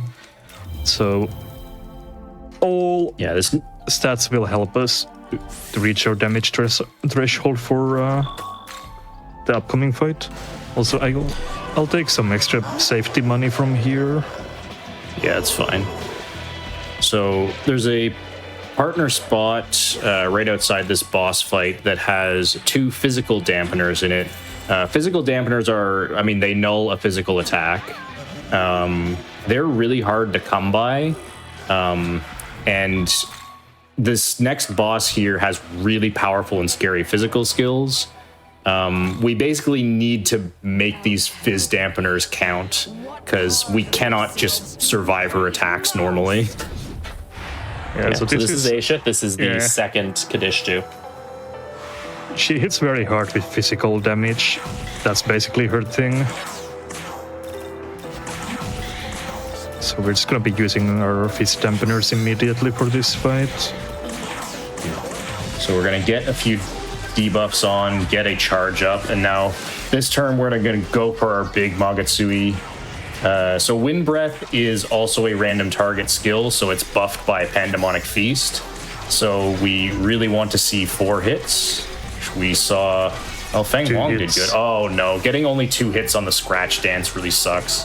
That's not necessarily a lost fight, but this is going to be really close. So we can survive the next turn, because she will always do Pierce Armor into Poison Mist, I think. But the follow-up turn after that, we absolutely cannot survive. So she has to be dead next turn. Yeah, didn't get crit, which is good. MC got hit, which is also good. So I should have a good amount of damage here. Yeah, unless MC dies to this poison tick. Nah, 56 is enough. He'll live this one. Yeah, I should Okay, then you hopefully should be kill. fine. Yeah, I think I'm fine. Mermaid yeah, Tao dying should kill here. does Or not MC matter. kills. Barely enough. Okay, not even close. Yeah, Yeah. so if we didn't do the demon hot before the fight, we absolutely would have run out of damage there. So it comes down to Pandemonic Feast hits, how well the fight goes. That was a bit sketchy, but overall barely fine.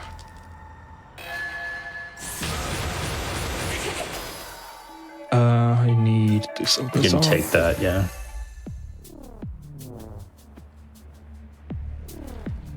Yeah, so Aishat has a bit of a smaller HP pool, but she compensates it with her Voracious Salvation, which is her unique attack that also drains HP. But since we have those fist dampeners, we can prevent it completely.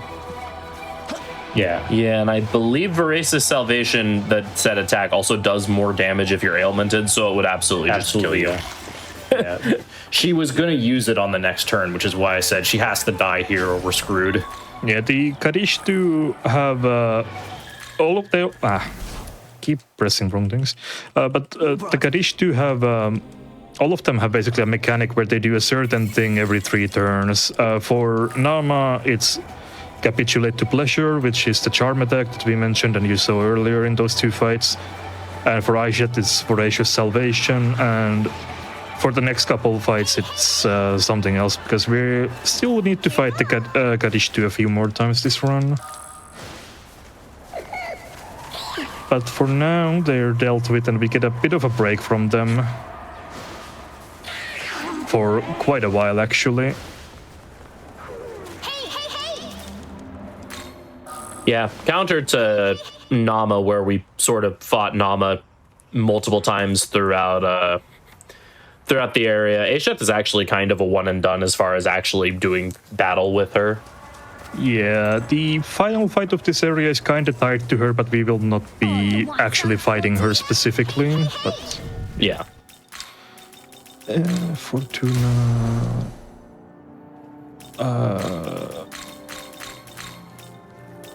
Where's my mermaid? Why can't I'm blind? Okay, there we go.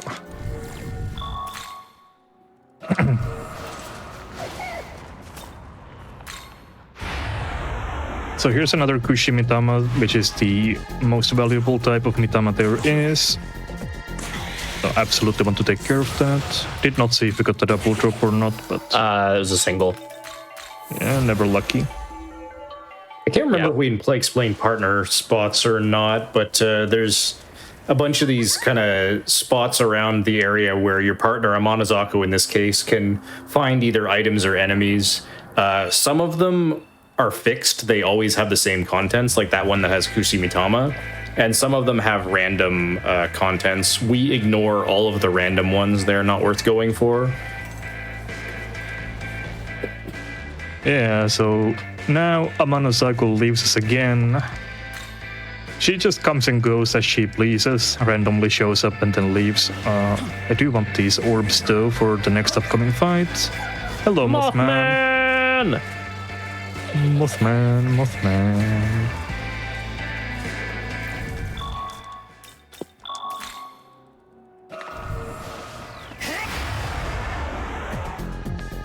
More Mitamas here, more money. This'll do.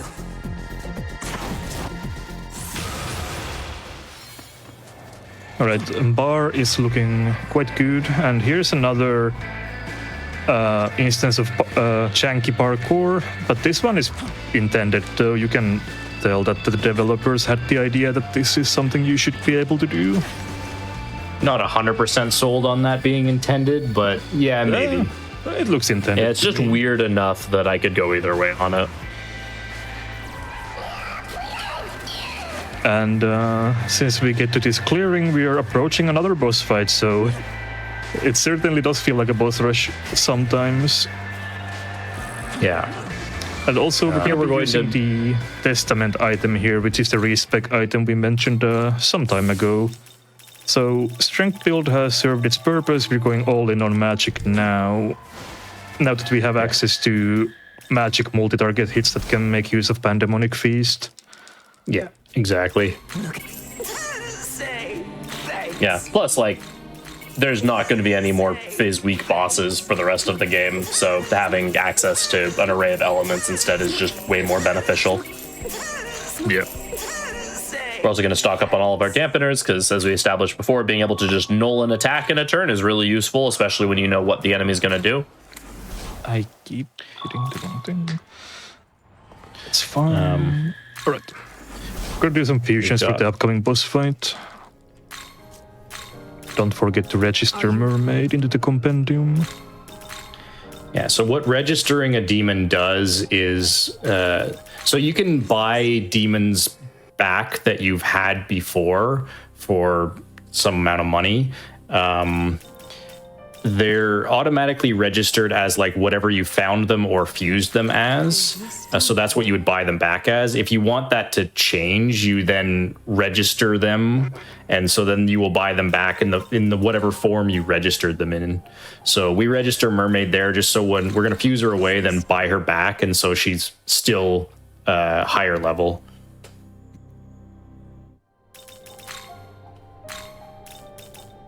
And we're also going to fuse the mascot of SMT, Jack Frost. It's always nice when he's useful in a speedrun. Yeah, Jack Frost here has a very interesting, unique ability called Jack Bufula. That is a tier 2 ice attack that also inflicts a stack of Racunda, which is a defensive debuff. So that's pretty useful for getting debuffs up. How is this? Yeah, it's kind of not actually that. I mean, it's okay in this next boss fight. As well, so. Yeah, the main reason we actually fuse him is because for a later boss fight, we need a source of drain ice, and Jack Frost has that, and he starts with ice breaths and just does good damage. The problem with the Jack Bufula as opposed to Racunda is it can miss. Right, Debuff skills can't miss, but attacks that have debuffs up on them can miss. Just mentioning because we do see some usage of it in this fight. Yeah, we use it in this fight because, like, we might as well. Oh, this is Finn McCool. He also hits very hard with critical attacks, but his AI is one of the older bosses from the original game, so his AI works in a weird way where if you push enough damage, his AI gets kind of locked into doing the same thing over and over again. We just he works the exact same way that Hydra does, and we're basically going to exploit the same vulnerability. It's a bit harder to do, but we have more. We need to open up with a crit turn in order to do enough damage. So again, when he charges Magatsu, he will use fire. So as long as we fire dampener, if you're going to forget to use a dampener, this is the fight where it's most likely to happen, because you only have one item user and they go first.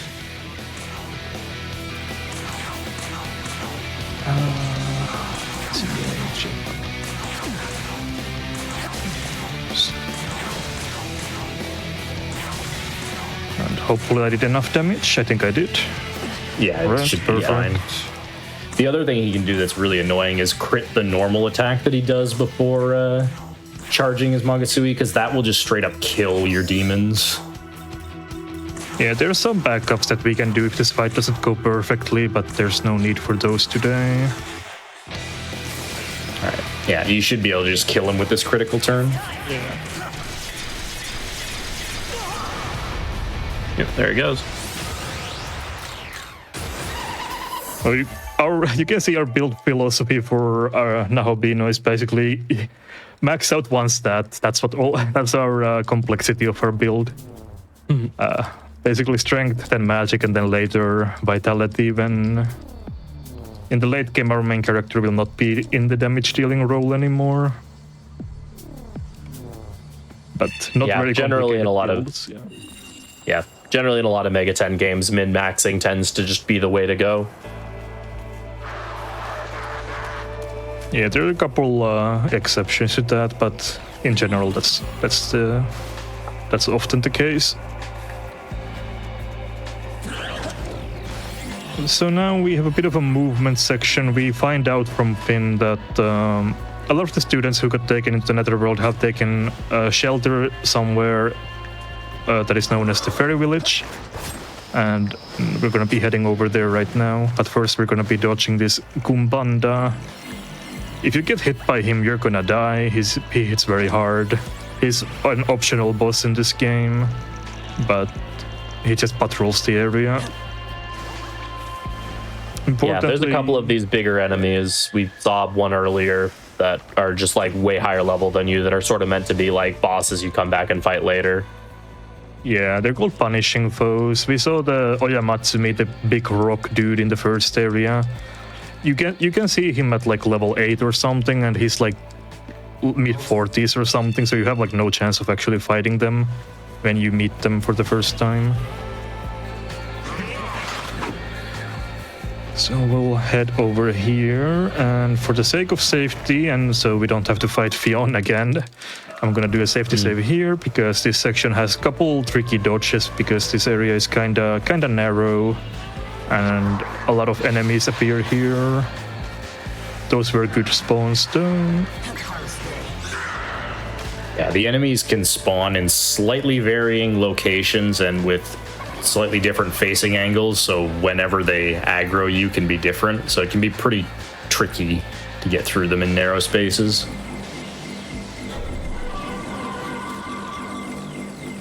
Alright, after this long winding slope, we'll get to the fairy forest area.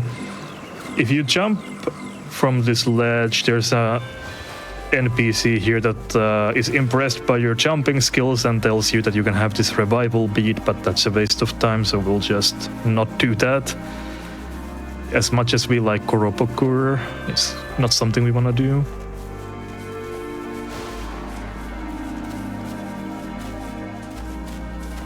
And the atmosphere of this area is quite a bit different than the rest of what we've seen so far. This is the fairy forest, inhabited by some friendly fairy demons who we are going to cooperate with and help them heal some of the students' injuries from the demon attacks. Yeah, so first off, we'll need to meet up with the Fairy King and Fairy Queen, so Titania and Oberon here. They tell us that they're basically making medicine to heal the students, so they're gonna send us over to meet the goddess Idun, who has these golden apples that can help heal the students. So we'll head to meet Idun, but we get a nice pyro check with us, who's gonna help us. He's another partner. This game has a lot of different partners you can have with small variations in their capabilities of finding random items.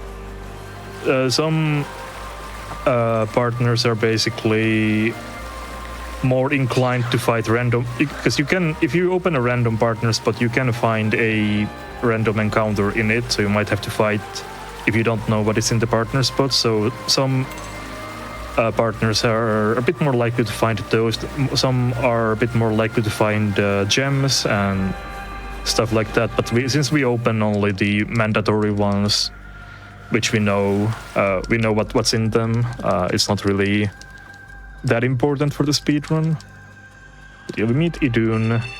He tells us that Loki stole her apples, and now we have to go and find some of those apples. There's 3 of them that Loki apparently dropped that we can pick up, but first we're gonna do this Detective Pixie side quest. Yeah, so this side quest gives us an extremely important reward that our late game strategy is going to entirely revolve around.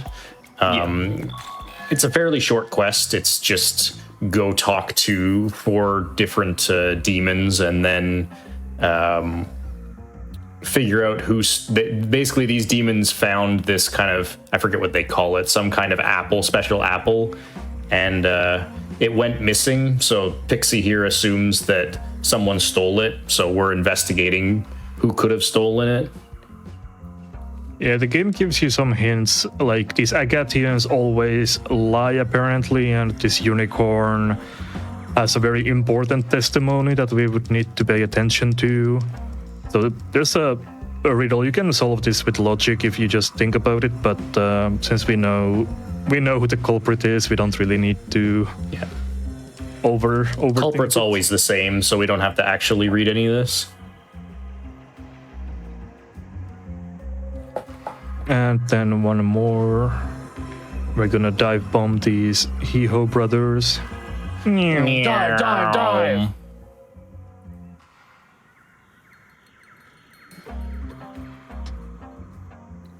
So one of the Hee-Hos is telling the truth, one of the Hee-Hos is lying. As it turns out, Pyro Jack stole the apple. So for completing this, we do get this apple, and this is actually an Area 4 apple and not an Area 2 one, so we get 100 glory for it. But more importantly, we get the Unwrit Neutral Parry apt, which has the ability Amagatoki Strategize on it, which is the most absurdly broken thing in the entire game, and is responsible for a large amount of the super ridiculous combo videos you can see from this game. Yeah. On its own, it's not absurdly broken, but it can be combined with a certain innate skill that's obtainable later in the game to be completely busted. Yeah, Well, Strategize... Yeah, exactly. You can explain it, yeah. Yeah, so Strategize intended usage is that it allows you to swap demons out of your stock, in and out of your stock for free, without taking, and also to pass turns without taking any actions. This is intended to be balanced by the fact that whenever you swap a demon out of your stock, they lose the buff effect from using an Amagatoki skill, since Amagatokis are buffs that are assigned to the people who are in your active party. So it would basically be, oh, you can, freely swap out your party without losing a turn, but then you lose the effect, or, you can pass a couple of times extra to get some extra actions in. However, there is some innate abilities that sort of negate the intended downside of Strategize, and also synergize just insanely well with its effects. We will use it a couple of times before the late game, because the big intended use for it is to just feed more of your press turns to, like, say, your strongest attacker. And that's useful to us in exactly 2 fights before we start abusing its properly broken aspects. Yeah, so we collected the apples and we can go claim our reward and get all the students healed up. And now we're actually coming to the end of the area already. And we get the glitch, nice visual bug. Yeah. That happens in a couple spots in the game, or rather has a chance of happening in a couple points in the game.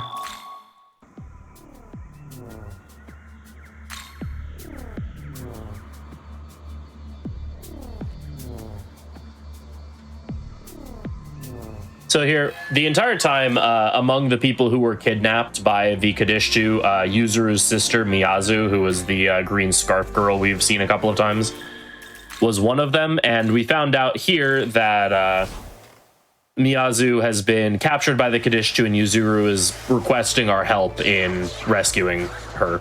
So we're going to go over there and try to grant some assistance.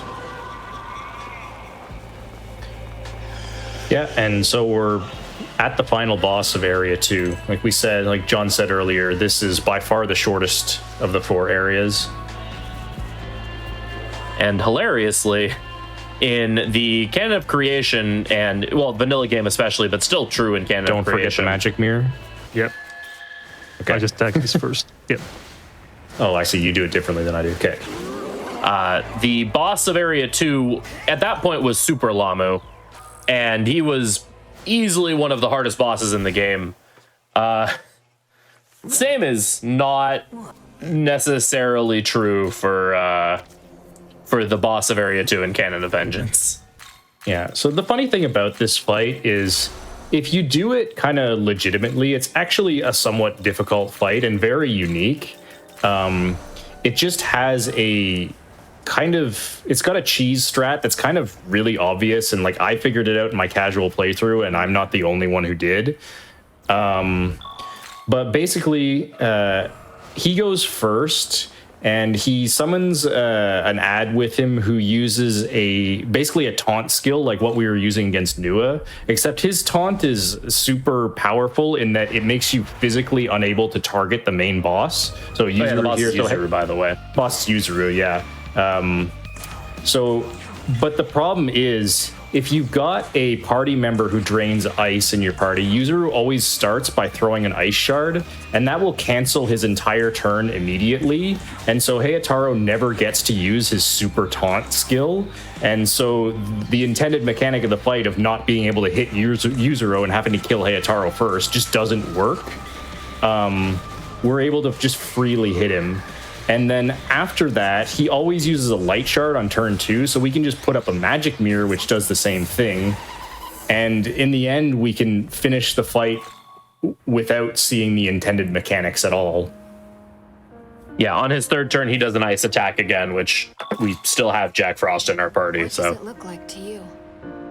Yeah, if you interact with the fight the intended way, it's actually quite tricky. The constant taunting from Hayataro and his large HP pool, and the fact that he gets revived all the time makes the fight drag on for a long time. But if you just do it like that, it's no problem at all.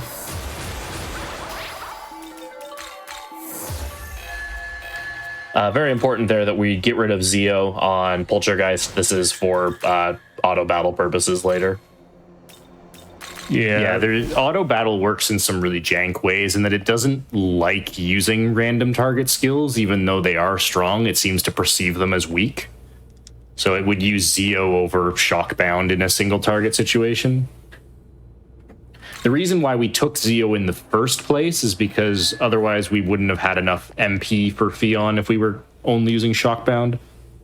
Yeah, these are small optimizations, but it does make the game flow a lot better if you do them. Yeah, you can do this speed run without using auto battle at all if you want to. It's not required. Yeah, it just makes the game a lot faster. That's one priority we had when routing the game, is also what is the most efficient way of using auto battle. That's because that was something that was added to this game, so we had to kind of figure it out. But yeah, here we're gonna gather some clues about some happenings in Tokyo. There has been a large crow sighting and a fortune teller called Agra. So we're gonna... That seems a bit suspicious, so we're gonna gather some intel. And more importantly, a lot of people have been turned into salt, which is kind of bad. Yeah, that is the more pressing issue right now, yeah. Yeah, because after defeating Yuzuru, we got back to the fairy forest and found that all of the fairies there and all the students had been turned into salt, and then have heard that the same thing is happening in Tokyo to all of the people who see this mysterious fortune teller. So we're trying to figure out what is going on with that.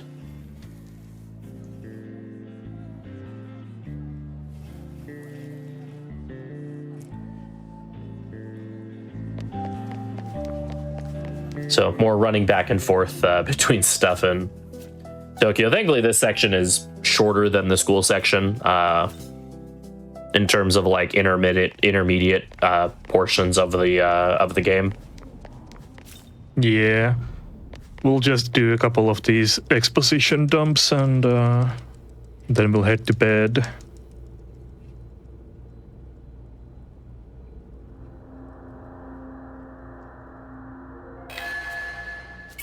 And we get a nice dump of money and EXP as well for basically just not doing much. We just ran around for a bit, but the game still decides to give us pretty good rewards for that.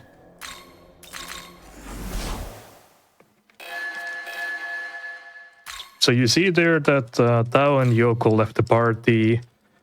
They will soon join us the party again with the upgraded versions of themselves, so we get a higher level partner, a couple higher level partners for the next area.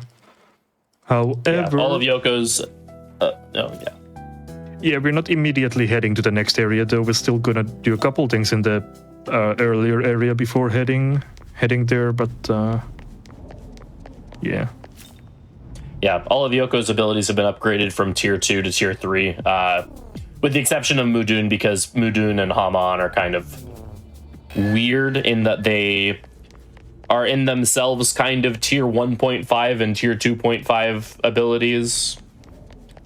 Yeah, they don't have the same tiers as the other types of magic.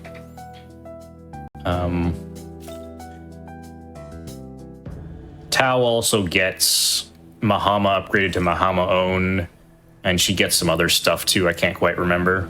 All of her single target buffs get upgraded to their AoE versions. Right, yes. Yeah.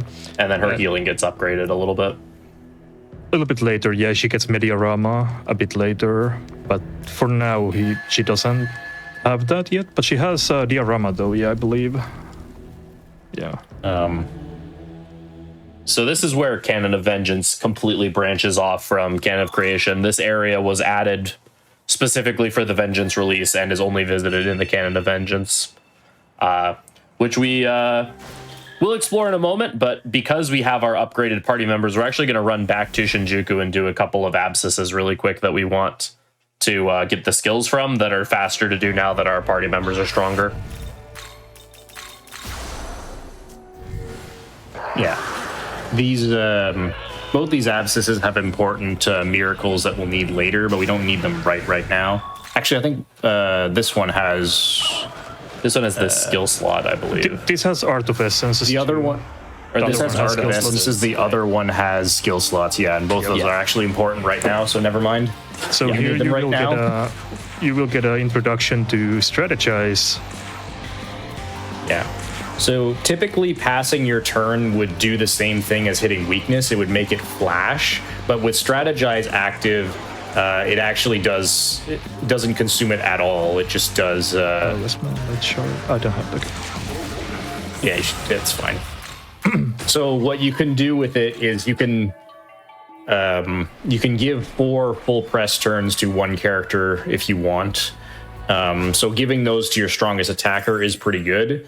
The kind of only real downside to doing that is then it's very expensive MP wise to do that. Often you're only going to get, one turn or not even one turn of that if you're using a expensive skill.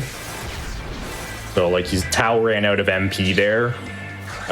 We couldn't. He couldn't even feed all of the turns to her. Oh, She. Unfortunate. That's a lot of them. Okay. that's we're fine. scary. We're fine. This is fine. Everything's fine. That's what smoke balls are for. Yeah, I do not agree with that hitbox whatsoever, but all right, my mistake. That's fine. So we'll take this scenic route for some good stuff like those Selma drops and a couple essences, and then we'll conveniently wrap around to the next abscess.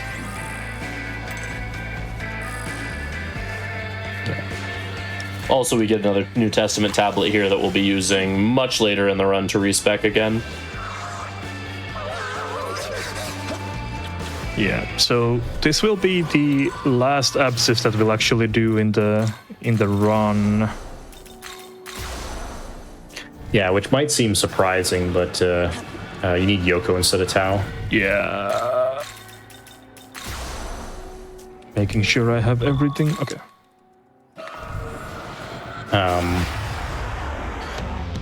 But actually, yeah, we just don't need any of the other abscesses in Area 3 or Area 4. We can finish the game without them.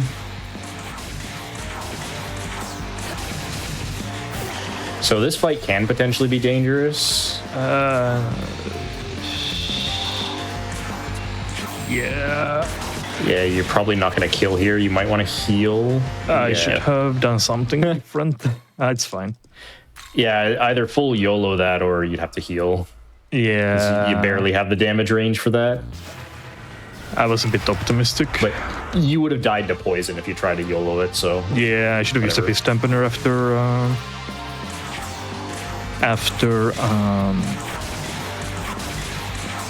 after getting hit that hard. It's fine. Alright, that much better. That should kill. That's the really obnoxious part about trying to auto battle through poison, is that every character also has to take a fast forwarded poison tick. Yeah, I already got my bicorn essence earlier from a drop, so I can save some money here. Just gonna buy those a few shards. Yeah. Having some shards is something you kind of want to help you kill Mitamas. If you miss out on Mitama or something. Also, I need to make sure that I'm not fusing on full moon, because full moon increases your accident rate by a very large amount. So before fusing, I cannot be on full moon. Okay. Yeah, it raises your accident rate to our best guess is around 1 in 16 chances of getting an accident, which isn't ridiculously high, but is high enough that it will probably happen more often than you would like, and we would like it to happen 0 times, so. Right, and then we'll learn all sorts of miracles, starting with Summoner's Hospitality. That gives you a compendium discount. Art of Essences lets you take some of the higher level skills off of essences. Dark Mastery increases the main character's dark affinity. I can't remember if we mentioned skill affinities or not, but you'll see sometimes characters will have like plus some number beside the skill. That both increases the damage you do with that particular skill type, as well as reduces its MP cost. Main character gets those through miracles. Demons just have them innately. How is that? Yeah, demons' affinities can be raised using items called sutras. There's one for each element type, as well as ailments and healing and support skills. We have been collecting a couple of those over the course of the run, so we'll see those used in a little bit. Yeah, generally they're very rare, so we don't get that many to work with. Yeah, we've used Inugami now, who has a pretty relevant ability, innate ability for our purposes. Whenever a person acts after Inugami passes their turn, the damage is increased. So we're gonna be dealing decent amount of damage with our main character here. That doesn't require a pass to activate. Right, it's just true. whoever goes after Inugami gets, I think it's like 20% boosted damage. It's quite a lot. Yeah, worth noting the ability is called Faithful Companion because Inugami is a good boy. Alright, so this area 3 is a very large area compared to the more cramped area 2. There's a lot of things to do, but we'll be skipping most of it since there's... You can collect some pretty good stuff, but that would take a long time. So we'll just run through this area as quick as possible. Yeah. You can tell this area was made with the fact that they were no longer restricted to Switch hardware in mind, because this area is like over twice the size of every other area in the game. Yeah, it's pretty huge. And it looks gorgeous too, so yeah. So some weird things are happening here when angels who are supposed to be on our side are immediately attacking us once we get here, so we don't really know what's going on. Yeah, we try to advance through the area, but there's some really scary and powerful looking angels guarding this next spot. So we decide instead we're going to take a different path and try to find some alternate way to deal with them. Also, we're going to be doing all of our stacked demon haunts here, which there's 3 of them, so that's going to be 9 points of magic here, just completely for free.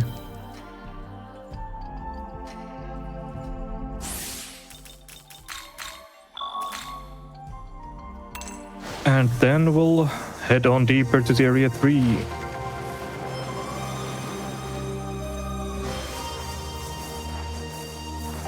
See Gok over there. He's a very look at all that gaming that's going on. Yeah, he'll be around. He'll be around. We'll see lots of Gog later. Yeah. And here is one of the more obnoxious fights in the game. Yeah. Unironically. I see we are approaching the 2-hour mark here. So after this fight, I think we can We can take another break. Just need to get through this section. We might be dead here though. Well, Never. That's fine. no, You're not fine. dead. Cool. Yeah, how annoying that fight is or isn't depends on if you get any insta-kill procs. We didn't get any there, so things got scary.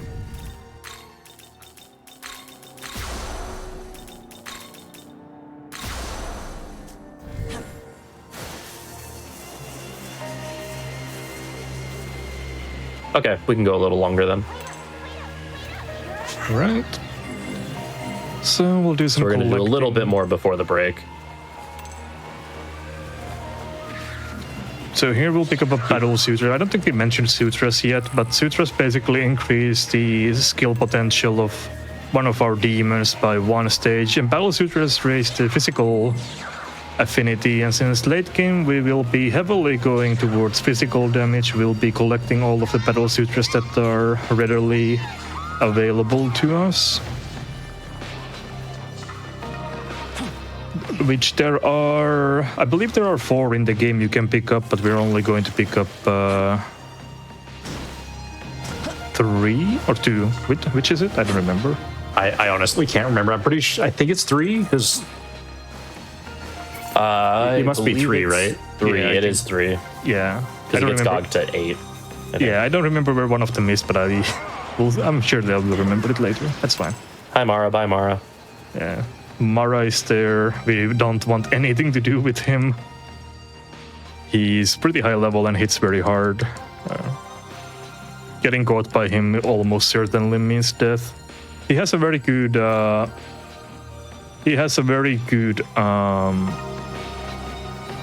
Battle team though, which is very enjoyable, but we don't hear it in this run, unfortunately. Yeah.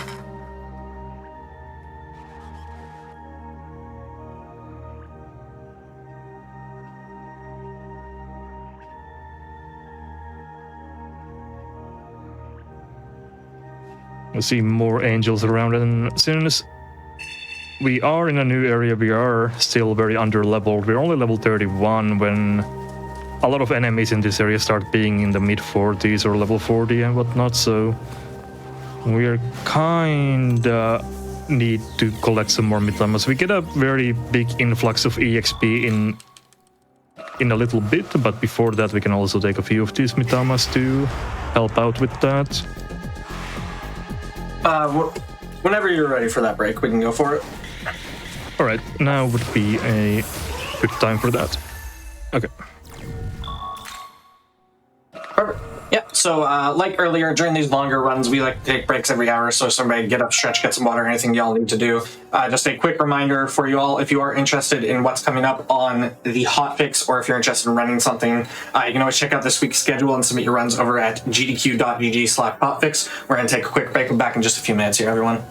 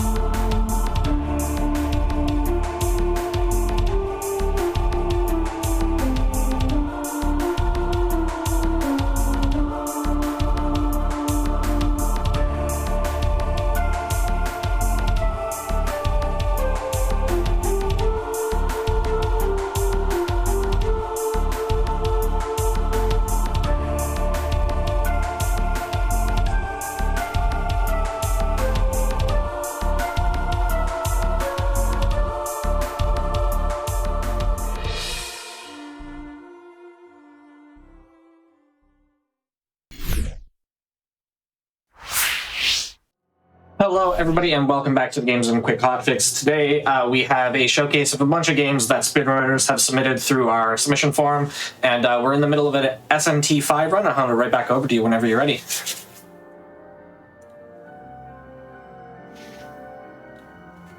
All right, I believe we are back now. So we'll continue where we left off. We just got rid of that Mitama, and we'll continue with our usual stuff of collecting.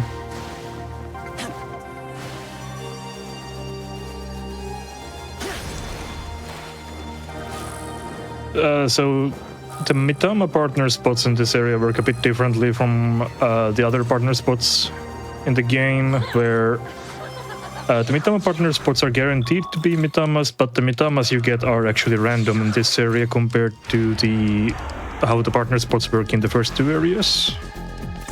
Getting a Saki is fine. He gives you money. Yeah. So we shouldn't have money problems. Nice. Yeah. Also, we got a bonus drop there, so money is definitely a non-issue for rest of the run. It's also possible to run into 4 Mitamas instead of just one. So if you can kill more than one, then you get a head-on experience and can skip one of the Mitamas later. Yeah, there's also a chance that you get a Kusi Mitama, which is what you really want to see, because then you have a chance to get a more EXP onto MC, and you can even get a double drop from the Kusi Mitama, so that will make the late game grind go by significantly faster if you're able to get lucky like that. Very unlikely. It's not each Mitama is not equally likely to appear. Kusis are way rarer than the rest of them.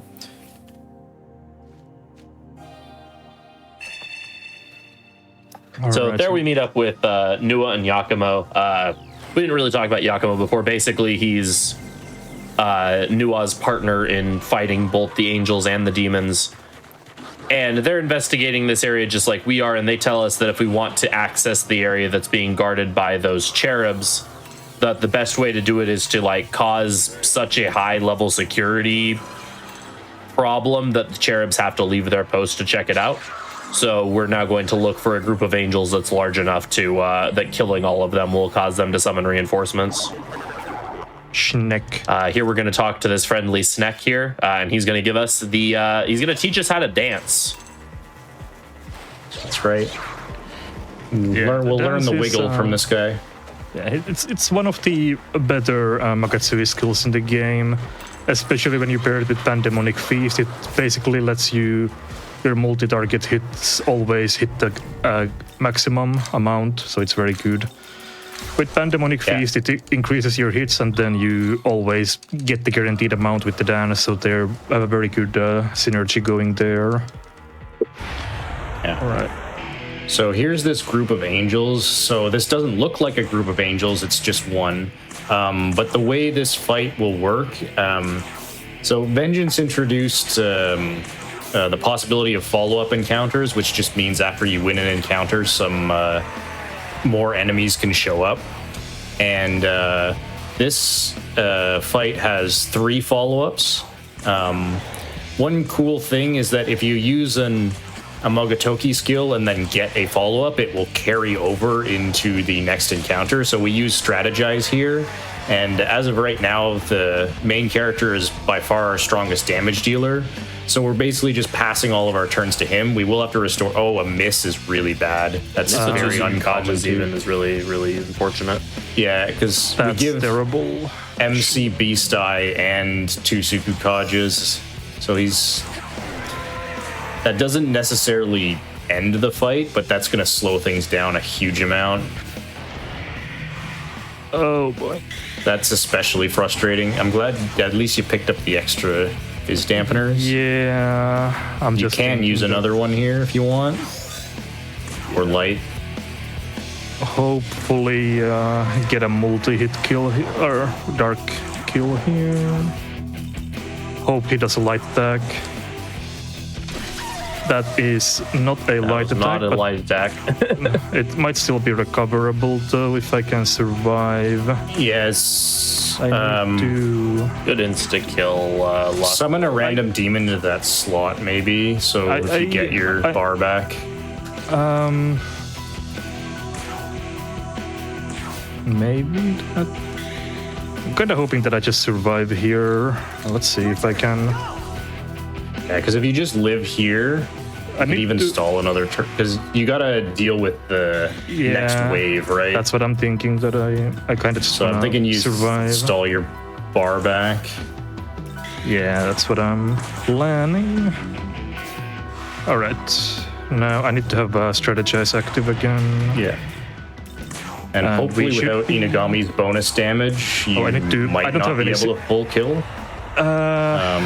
That's true, actually. Yeah. You have to just risk it, go for it.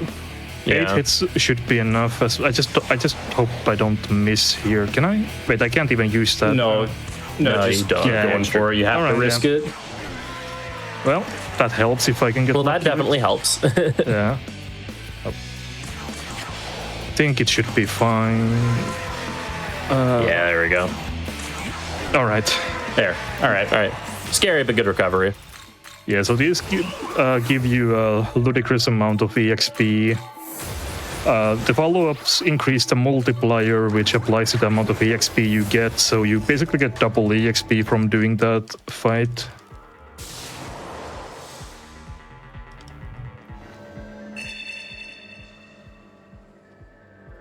That was very sketchy, but glad we were able to handle it.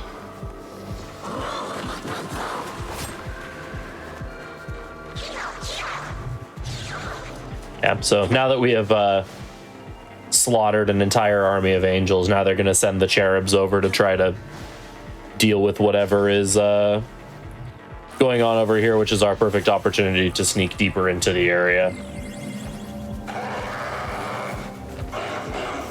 Oh, that can be rough. Oh, yeah, this fight is dangerous. How much do you want? I got the extra. You got the extra money, just pay. I'm paying. Yeah. So Orthrus is literally he may be a good boy, but he's also the worst. His movement patterns are very erratic, and because he has a rather long hitbox, you just get caught by him, and it can be rather frustrating. And he's pretty dangerous on top of that, so... Yeah, unfortunately I can't blame the hitbox on that. That was completely my fault, but that's okay. Right, we finally get through this section. That opens up the map a lot more. We can now explore basically almost all of this area, and this opens up like a huge amount of the map again. So we're gonna be doing... Yeah, this opens up like half of the area. Yeah, we're just gonna be doing a lot of collecting stuff again for a bit. Because now we basically get access to the higher tier skills of buffs and magic once we get a bit deeper in. There's also some more mitamas that we can get for EXP, because we're still not very high level despite getting that power EXP. We're only still at level 37. And level 40 and 41 specifically are a pretty big breakpoint for us, so we want to hit that level before we do too much more plot-related things. This pattern is a bit... Okay, right now we want to hit 38 before the next boss fight to fuse a particular demon. Oh, right, yeah, we have those fights still. Yeah, succubus fusion for the Egypt stuff. Egypt stuff, yeah. I completely blanked on the Egypt section, I'm going to be honest.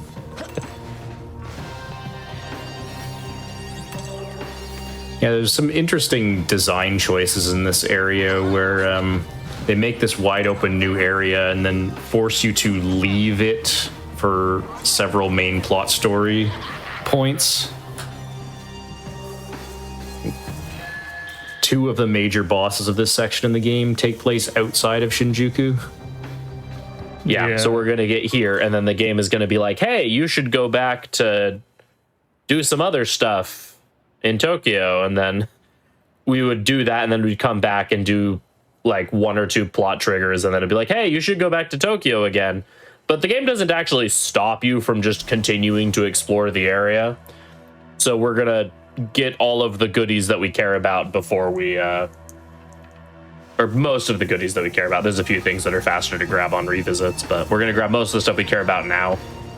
It doesn't really matter what order you do these two things in, but we do it this way to build up full bar with these red orbs. Yeah, also here's the medical center from Nocturne. Still intact, kinda. Oh, that scared me. Okay. Also, I don't need this stuff. I am embarrassed I did not notice that's what that building is. Yeah, that is the Shinjuku Medical Center from Nocturne. Watch out. So, nice little Easter egg for the longer fans of the series.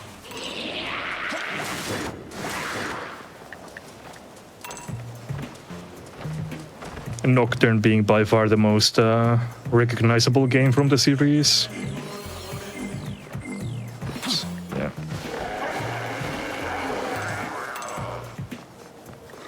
Also, we meet Amano Sako here one more time, but this time she's not gonna be joining us, but she's gonna be chased around by this Tengu, and we will never see her again. Rest of her storyline is optional content. You don't have to do. Yeah, So- it's all optional content, or it's addressed more in Canon of Creation, where it's just she just doesn't show up in those instances in Vengeance. Yeah. So the game kind of leads you to believe that she's important to the main story because, well, she's the first character that you really meet in the Netherworld, and she sticks around for a while, but her storyline does not go anywhere in the main story.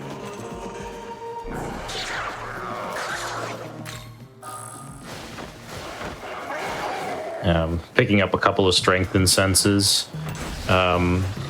They're just stat boosting items. This game does split up stat boosting items into two types: incenses, which are used for demons, and what's the other one called? Bombs. Citra. Thank you. Oh, bombs, that are yeah. used for Right. bombs that are used Yep. for the main character. Yeah.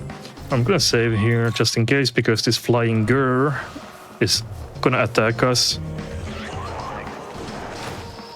But And sometimes his vertical hitbox is a lot larger than you would think, so even if he's like way above you, it still counts as him hitting you. yeah. He has a bit of a delay in his attack, so he's pretty easy to avoid, but just in case so we don't lose 10 minutes of progress, I have been caught by him before just trying to run under him, so. yeah.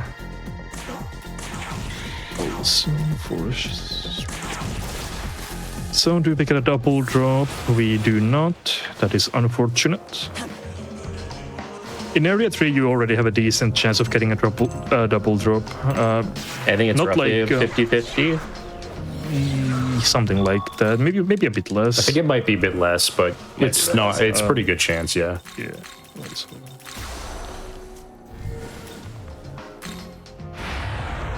And then this is another random Mitama. So this is one we haven't seen at all. This is Nigi Mitama. It gives you more glory crystals that are basically just expendable item versions of the apples that we got before. Overall, we route out our glory pretty specifically, so extra glory doesn't benefit us at all. Yeah. We'll open this railing for later. It saves a little bit of time. Yeah, we have to come back this way after, and there's no font nearby. Yeah. I'm gonna take the long way around. I don't want to deal with the macabres that spawn. You'd rather deal with the Orthrus? Well, in this case, yeah. Yeah, it's pick your poison between the random doggos with weird hitboxes and the enemies that teleport in on top of you. Yeah. So, very fun choice. And again, we'll do some unintended jank parkour here.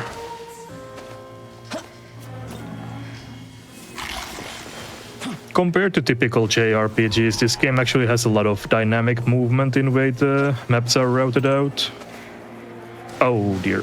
Oh, Well, that's fine. That's not a... okay, yeah, that one's actually not too bad. Yeah, that's a... Or is it... There's a couple No, of wait, these that's- drops that when yeah. they happen, you're just sort of hosed, but that one was thankfully not one of them. Yeah. We'll do one more Mitama here, and then we are ready to leave. Yeah. This should get us to level 38. If it didn't, then we forgot something. Yeah, I'm pretty sure I remembered everything. I don't think you forgot anything. I don't think. It's a lot of force. Yeah. It's kind of annoying.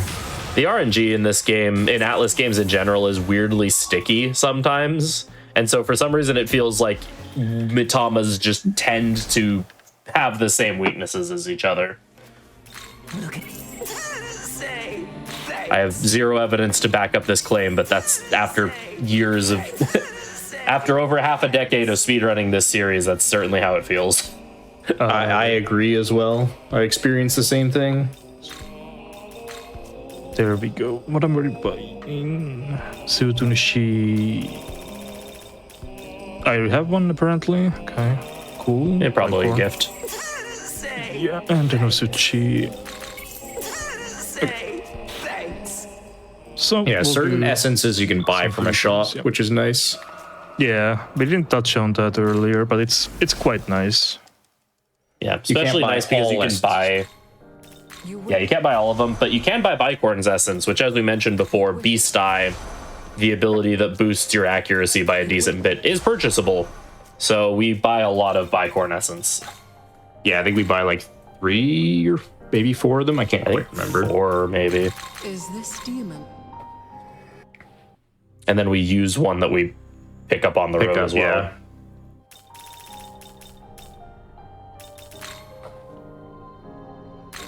All right, and we picked up the snake talisman earlier, so we need an actual snake in order to use the Magatsui skill. So Voiver is our choice of snake, simply because she's the easiest to fuse.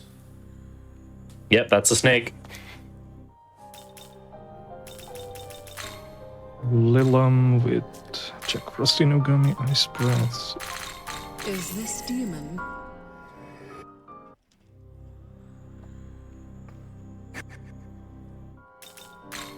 Here we're going to be fusing Eros. Eros is a special kind of demon. When you fuse 2 demons of the same family together, you get an element. There are 4 different elements, and the elements exist to upfuse and downfuse demons within the same family. So here we have Lilim, who is a knight, and fuse it with Eros, and we get the next knight up in the rank, which is Succubus. Yeah. We want Succubus specifically because she's going to learn an important skill. She's also just a reasonably strong demon for the next set of fights because she's got good ice affinity.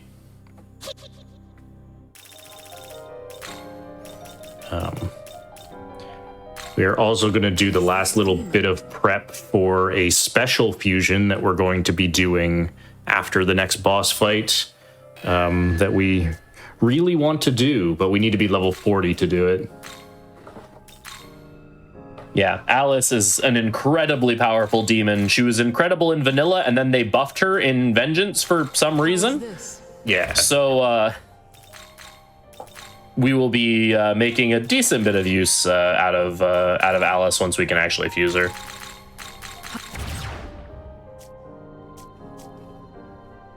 Okay, I think I remembered everything.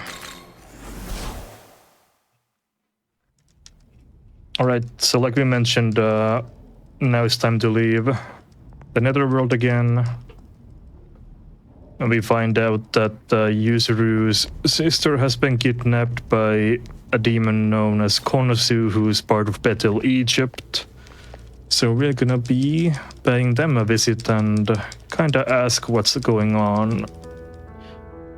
Yeah, because Bethel is the organization we're part of, so, you know, the Egyptian Bethel branch is our allies. So why they're coming and snatching someone from us doesn't really make any sense.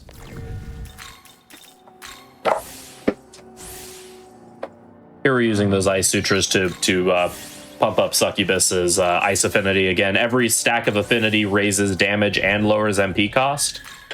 And more damage is great. Also, Succubus's MP management during this next fight is pretty precise, so having some cheaper casting is very helpful.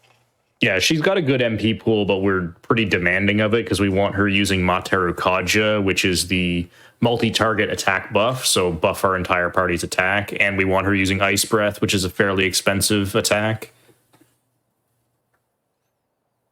Yeah, it's also why with those stamina incenses we picked up, we use on her as well. Stamina incenses increase your max MP by 10.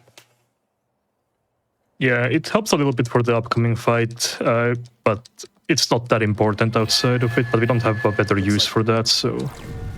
Also helped, in a sense, I forgot. Voivra... Okay. Yeah. Voivra is fairly low level, and we're going to be using her for any fight that we're using the dance ability in, which means that there's some fights where she might be a little exposed, and so a little more HP is helpful. Yeah, specifically, she's going to have to survive the next Quiddishju's unique signature attack.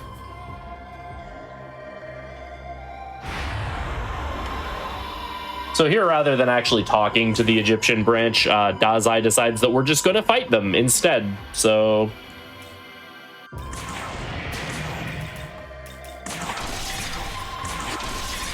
Yeah. This fight, the goal is to just, as much as we can, try to burst down Isis, who's sort of the main target here. She's supported by the two Lamias that can do some kind of nasty things, but the big thing we want to deal with is just blocking Isis's force attacks. Yeah, so Dazai and Yuzuru both join us for this short section. We actually end up using both of them. Dazai has this ability Cautious Cheer, which is both a defense and agility buff for the full party. It's kind of nice. And Yuzuru has some decent ice skills. Yeah, Yuzuru is kitted out in a pretty interesting way, and unfortunately, he's just not in your party enough for his kit to really be super useful, aside from the ice skills. Because he basically has the skill set of the demon... Oh, that was scary. Of the demon Hayataro. I'm getting bullied. What do these guys attack with? Is it elect? It's elect. Yeah. Or elect. It's elect on their charge. Elect on charge, yeah. Yeah, that's what I had to double check. Okay.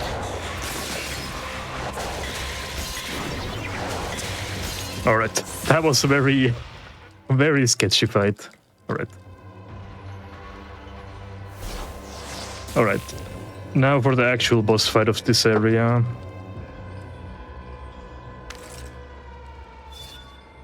So we're going to see the first instance of Dance here.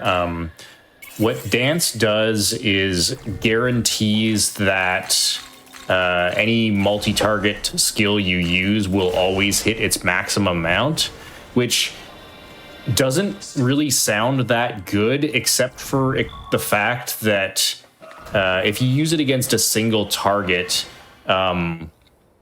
it will still get all of its hits. Like normally when you use multi-hit skills against just one target, they're restricted to their minimum amount of hits. But with Dance, you always get the maximum. So, and it's also buffed with Pandemonic Feast. So like if you used a normal Ice Breath, you'd only get 2 hits. But with Dance and Pandemonic together, you get 7. Which is kind of strong. Just a little bit.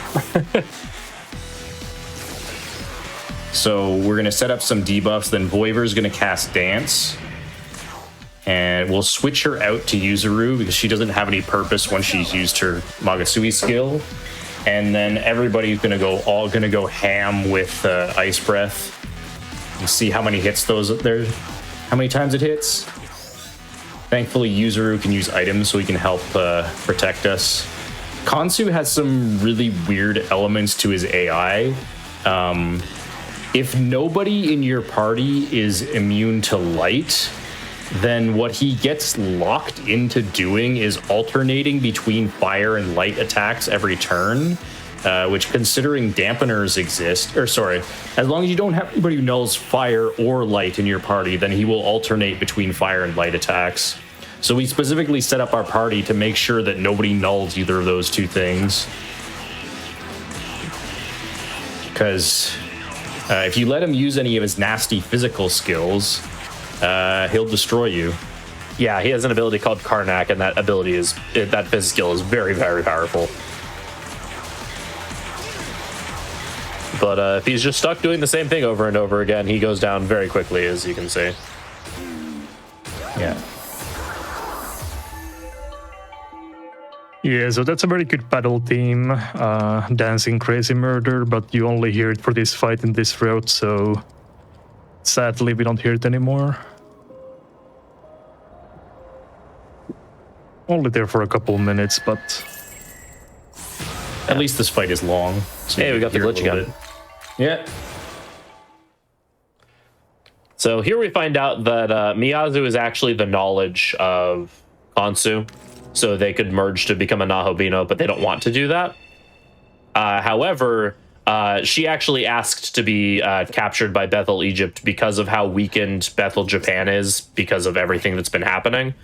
The Egyptian branch feels safer in protecting her than she would feel with the Japanese branch. So Yuzuru is kind of upset about that fact, but It's a risk. Do you think we can really afford? we decide to let Miyazu stay with Kansu because that's what she wants. You know, And here we have a very, very important dialogue prompt that gives a ridiculous amount of alignment points. Isn't that Wait. wrong? That I was think- the wrong answer. yeah, oh boy. I am actually kind of messing up my alignment. Let's see how bad that is. I'm kind of worried now. I think it's still fine, but I'm actually kind of making mistakes. Yeah, there you want to say that you can trust demons because that gives you a lot of chaos points. I'm gonna make sure that my alignment... I might be low aligned actually now, which would be bad. You I'm might neutral. still be... Okay, you're neutral, so you're fine, as long as you pick the chaos choices for Beelzebub. Alright, now I need to actually be very careful about what I pick for the rest of the run. Need to be very mindful of that. Okay. But So still if you're not neutral is sure fine. how they knew what the alignment was, when you go into the Tokyo world map, if your character icon is spinning to the right, you're law aligned. If it's spinning to the left, you're chaos aligned. If it's not spinning, then you're neutral. That's a callback to the very old school SMT 1 and 2. Yeah, this game has only 2 endings, but if you end up as neutral aligned by the end of the game, you get to choose which ending you want. So we might end up in that situation this run, but I doubt it. I think there's still enough alignment points to fix this. But Yeah, there's a couple pretty big alignment choices still, so... yeah. So Dazai gets salted, which he's about as useful as a pillar of salt as he was not salted, but we're still upset about it because he's allegedly our friend. Yeah, so here's where we find out who's actually been turning people into salt. We thought it was the Kadishtu, but it's actually not. It's this very friendly and trustworthy angel named Mastema who's been doing it. And his justification for doing it is basically the Kadishtu have sort of been harvesting people for their kind of negative emotions and whatnot, and are using it to further their evil plans.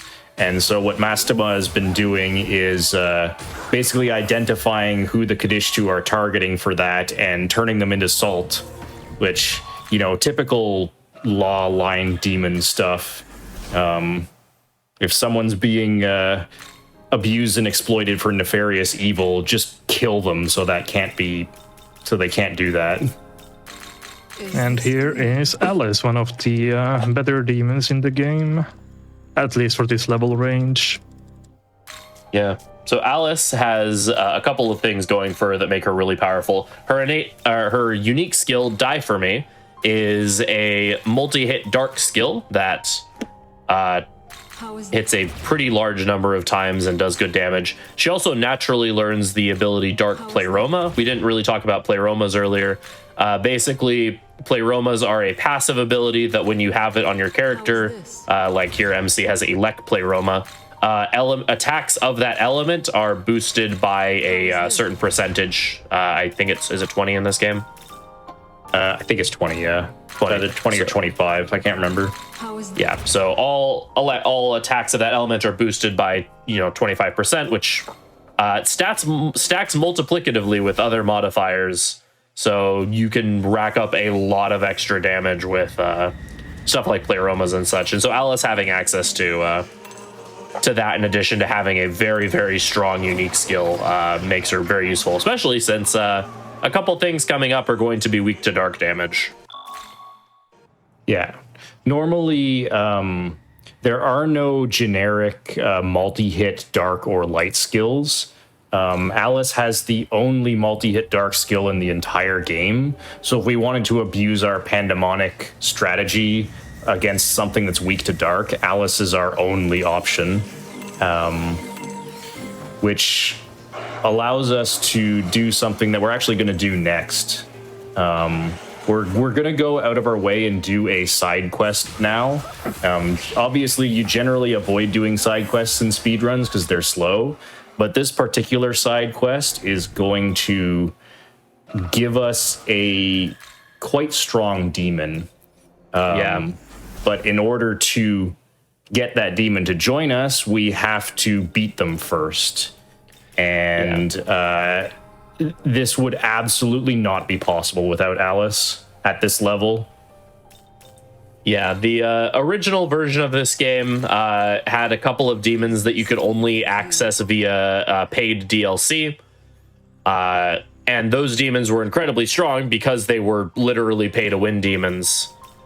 But then for the Vengeance release of this game, they decided to make the demons that were all originally paid DLC just part of the game, while adding its own set of DLC demons that are even generally stronger than those ones. And since we don't allow DLC for any runs of this game, however, since the demons that were originally DLC are now just in the game, we're going to take advantage of the stupidly powerful pay-to-win demon. Worth noting, the demon we're going to be attempting to fight is Cleopatra, and she is level 60-something. 61. 61. And we're level 40, and normally you aren't supposed to have demons that are a higher level than you, except for the fact that in this case, she just joins your party after you beat her.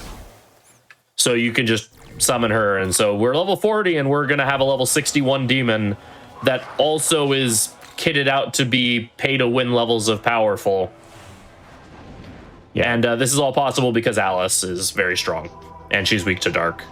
Cleo is. Yes. This strategy actually took me a long time to work out. This fight is not easy at all. There's so much nuance to it. So the first thing is we have to be very, very precise in our damage control here, because she has a unique skill called Frolic, which is a full party charm and minimizes your attack and defense. If she gets to use that, we just instantly lose. So she won't use it until she gets below a certain HP threshold. So we are going to just barely get her to above that HP threshold and then kill her the next turn. So in order to protect us up until that point, we use a combination of taunt with null light and either ice block or ice dampeners. To try to, because she can only do Hama-On, Mabufudine, and normal attacks until she gets a little bit lower. So now we're going to use Dance and unsummon Voiver. We do this because now Alice will get 3 actions this turn instead of just 2. And we had her concentrate before getting into this, and now we're using Dona Magisi to buff her damage even more. And you can just barely have enough damage to win the fight like that. All right, and now we have Cleopatra in our party. Yeah. And coincidentally, Cleopatra has very strong light and force affinity, which is very useful for quite a number of fights coming up. Yeah. So while doing this might, like, as Frito was saying, we get this overpowered pay-to-win demon, but it's not quite as insanely powerful as you might think. She's not going to just ruffle stomp everything. That's not quite how this game works. It was actually... we actually weren't really sure if doing this was even worth it, but there's one boss fight in particular later that kind of really justifies going out of the way to do this. Yeah, it doesn't but it's really not for a lose little any time. It's probably the same amount, like as fast as not doing it, but it just makes everything way more consistent overall. So maybe a bit faster as well. But we did have a variation of the route that didn't get her. But that route had some problems with consistency in some of the fights. And she coincidentally fixes the problems with every fight that had consistency issues. Yeah, she fixes a lot of problems. What am I looking at? Inugami, where are you? Why can't I find you? No, wait, actually, why can't I find you? He should be 24, level 24. He's right there. There we go, yeah.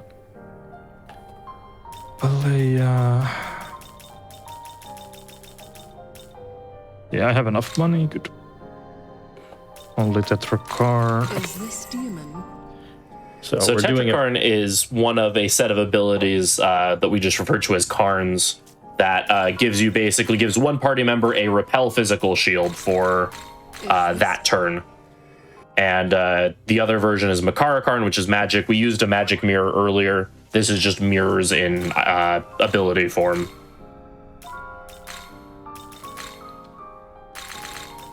Yeah, we're specifically going to fuse Hayataro with Tetrakarn because we'll need him for another fight. Hayataro is quite tanky. He's very good at not dying, and he has a decent support affinity, so Tetrakarn is pretty expensive MP-wise, but support affinity helps make it cheaper.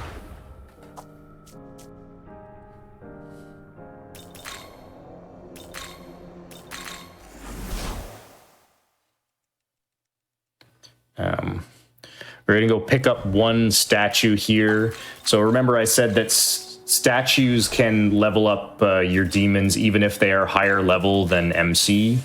So we're going to go and pick up a statue to get Cleo to level 62. So that way she learns Mazandine, which we will need for a couple of fights later.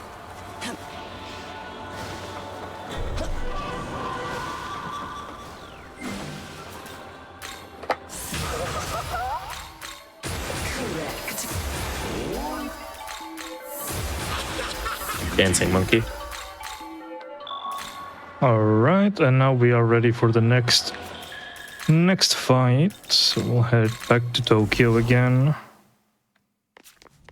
Yeah, so there's been plot going on this whole time. We find out that we find out that basically the Kadishtu, in addition to the thing with Mastema turning people into salt, we find out that the Kadishtu have actually set a device in Tokyo that now they no longer need to channel the feelings of negativity from humanity. Now this device is just passively draining Magatsuhi, which is human negative emotion and will and such, is just passively draining it. And so we're going to try to shut down this device because whatever they're trying to use all this Magatsuhi for, it's obviously not going to be a good thing.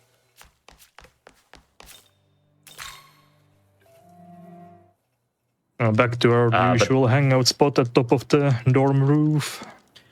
Oh yeah, here Yuzuru tells us that Koshimitsu, the prime minister, he revealed earlier that he's the demon Tsukiyomi, and Yuzuru is actually Tsukiyomi's knowledge. So he tells us that he's going to become a Nahobino, and that he wants to work with us together to protect Tokyo and to save the city from being destroyed by the Kadishtu and anything else that threatens it.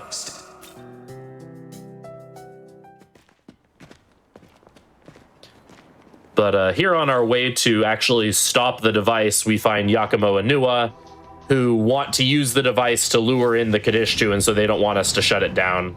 And so we decide to fight them over it, because they're willing to sacrifice however many lives it takes to beat the Kadishtu now, whereas we want to save as many lives as possible and then fight the Kadishtu. Yeah, Nua has a kind of trolly innate skill where if you hit her with something she nulls or resists twice, then the next turn they will be given an additional press turn, which is really bad. We'd love to be using Die For Me here because it would do slightly more damage than Madoon, but Nua resists that, and we can't let that innate skill proc.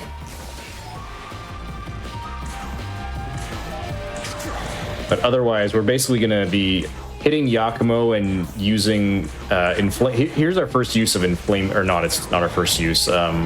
Second use. Here's inflaming divinity. So you can see it gives one party member full stacks, 2 stacks of all 3 buffs. So it's kind of like a lot of value. Yeah. It's the equivalent of, if anyone has played the Persona games, the equivalent of the Heat Riser ability. Arguably even better because Heat Riser would be just 1 stack of all 3 buffs. Right, but differing buff values and such. So yeah, it's not the same game. yeah. If you consider press turn value, it's a little bit better.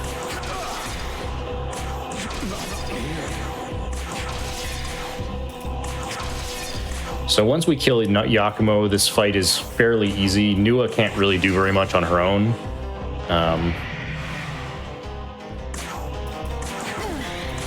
I do need to stall a bit for bar, but that's fine. That's the wrong dampener. Oh, I did not notice that. Okay, well, we'll play safe. It's fine. You can luckily override it. Thank you for reminding me. I completely misclicked. It's very easy to use the wrong dampener. Yeah. Yeah, the meter management during this part of the game is pretty precise because we have because I hit the you were hitting her with the resist. Meter management's pretty important during this part because we have a lot of bosses that we're just going to be running back to back to back. So setting up for proper meter in these fights is pretty important. So that's why even though we could have killed Nua a little bit faster, we were stalling a little bit for bar. That's a very silly mistake. Try again. Yeah. Yeah, that's why you don't want to proc Nua's innate skill. Yeah. Because what she did there is concentrated into Mazandine and just killed the whole party.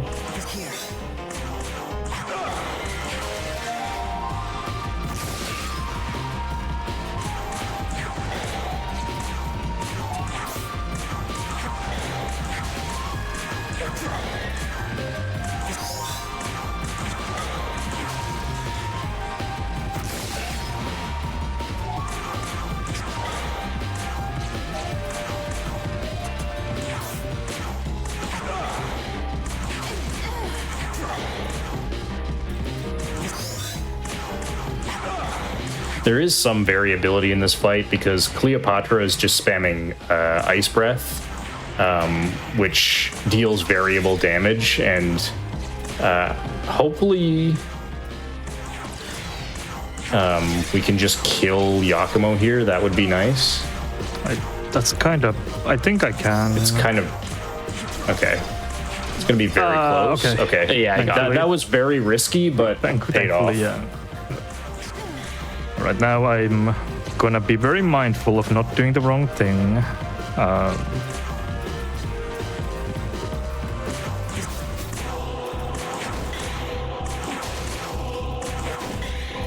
you can just play this fairly slowly. If you have... just make sure that I don't... I have full bar now. You have fire gems left, then you can just have... Yeah. For this, I'll just force down. Just force dampener, but...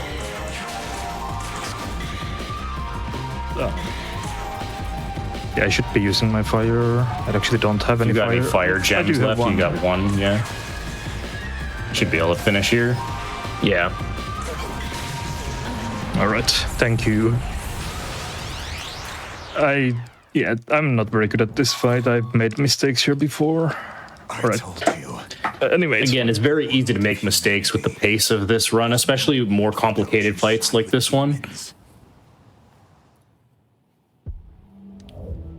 Yeah. Yeah, that's probably the most, like, complicated fight in terms of like actually like playing out the fight. Kadishtu, I would say, is more complicated, but that one's pretty heavily scripted. But it's scripted, but there's so many different things you have to do. That's true.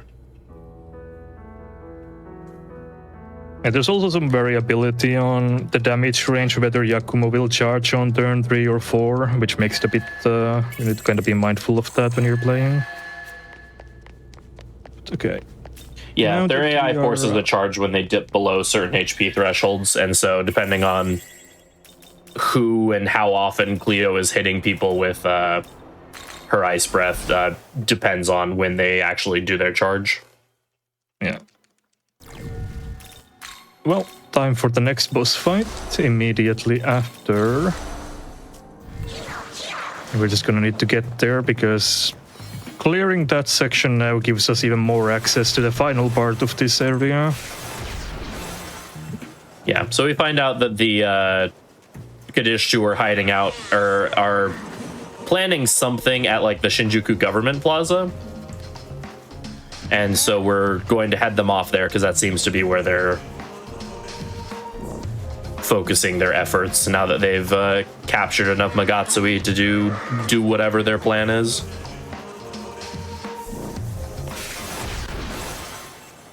And so now we get to deal with the third member of the Kadishtu. This is Agrit, who tends to be the fan favorite, I've noticed.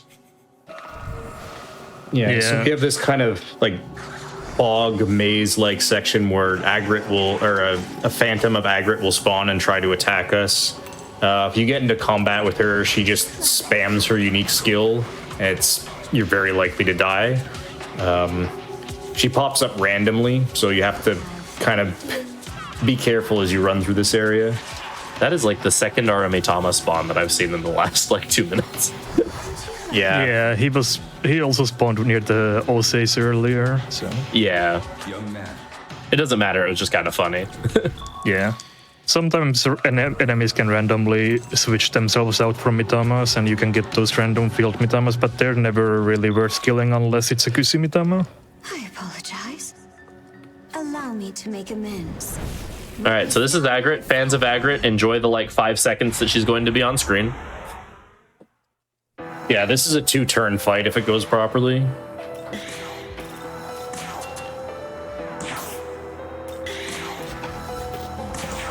So we're going to use Frolic here, which reduces her defense and attack by 2 levels. Okay, as long as nobody dies there, we win. It was close, but nobody died. Worth noting, Yakshini is another Pandemonic Feast demon. Yes, we use Yakshini now instead of Mermaid because we can fuse her with Dona Magisi. And that's Agrit.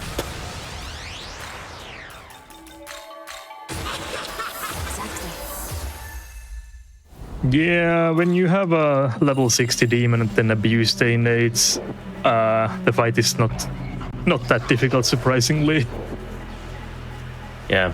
Agrit's whole thing is that she's basically the black mage of the Kadishtu, and so she likes to spam strong fire and ice abilities, and her unique skill, Queen's Decree, just hits, I think, like 15 times with almighty damage, and she has a special innate that lets her magic crit. So, you're fighting her normally without nuking her in 1 or 2 turns. She can actually do some pretty nasty things, but, yeah, her do have the AI, ability to just nuke her. yeah, her AI with Queen's Decree is kind of mean. She'll use it, and if she crits, she will use it again. If she doesn't crit, she won't. She'll just normal attack. So if you get unlucky and she keeps critting over and over and over again, she'll just keep using it.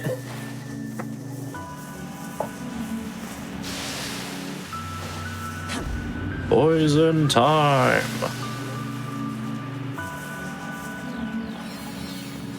Hey, So here Yoko's randomly like, hey, so if you thought that something was broken, was fundamentally broken beyond repair, would you still try to fix it or would you start over?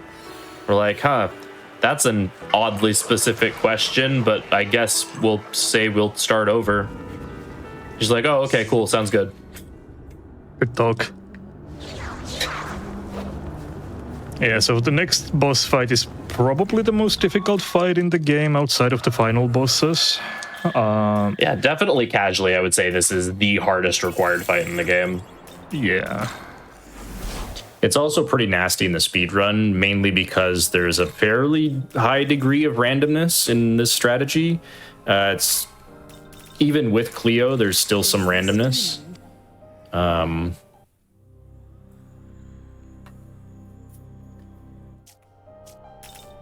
Getting crit is not the problem. We're basically going to rely on Tetrakarn to cancel their turns, and we need them to actually hit the Tetrakarn. Yeah, and we'll even be like using taunt to help draw aggro, but sometimes even that doesn't work. How is this? But Yeah. we beat Agrit. Now the game kind of randomly decides, all right, well, you've beaten 3 of the 4 Kadishtu. Now just fight all of them plus Lilith at the same time. Yeah, thankfully they are a little bit weakened because they only get 1 press turn each. Well, Lilith gets 2, but at least the other 3 only get 1. So you're not running against an 8 press turn monstrosity. It's only 5. Lilith is like the real boss for this fight. The other Kadishtu are more treated as ads. Yeah. But it's still a pretty nasty fight. Yeah, if you kill any of the other Quiddishtu, Lilith will just revive them. But only Lilith has to die to actually win the fight. So we are going to ignore the other ones and just focus down Lilith. Yeah, casually, any of the other Kadishtu that you kill will drop their essence, and they have some pretty good abilities on them. But the only essence, coincidentally, that we actually care about in the run is Lilith's, and she has to die, so... Oh, also we find out that Yoko was a double agent this whole time and was working with the Kadishtu to sacrifice us to resurrect their god Tiamat. But then Yoko decides last minute that she actually wants to be our friend and not side with the Kadishtu. So now we're fighting all of them to try to stop ourselves from getting sacrificed to Tiamat. The first thing we have to do here is survive their unique skill, Quiddishtu Entropy, which is a full party severe almighty damage that also has a chance of charming. Hayataro has Enduring Soul, so he can just face tank it. We give Anubis and Cleo defense buffs so they can live. And MC, we give him enough HP and Life Spring that he can just face tank it. So now we're going to put up a couple of instances of Tetrakarn. We need Axel Claw. Okay, It's over. Yeah. So what happens there is Izith will use a skill called Axel Claw, which is a random target skill. We need it to hit one of our Tetrakarns or we lose. Yeah, it hits 2 to 4 times random targets, and so ideally, with half of our party covered by Tetrakarn, it's statistically fairly likely to hit someone, but not always. Yeah, this game has tendency to get the RNG stuck, like we mentioned. So I'm just gonna enter the Cathedral of Shadows and hopefully get that fixed, right? So it doesn't happen again immediately after, because the game does have a tendency to do that. But good old superstition. Yeah, that's me being a bit paranoid, maybe. But Sacrifice shall be carried out by us, the Kadishtu. we'll try that again. Hopefully some better luck. Appropriate that the game that features gods and demons from every mythology has runners who are super suspicious about how the RNG works.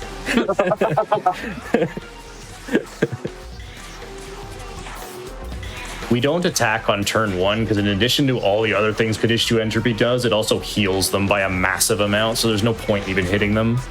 Yeah, Kadishtu Entropy is basically a combination of the unique skill of every single Kadishtu. So it's the charm of Capitulate to Pleasure, the Almighty of Queen's Decree, the heal of Voracious Salvation, and it also cleanses all of their debuffs as well.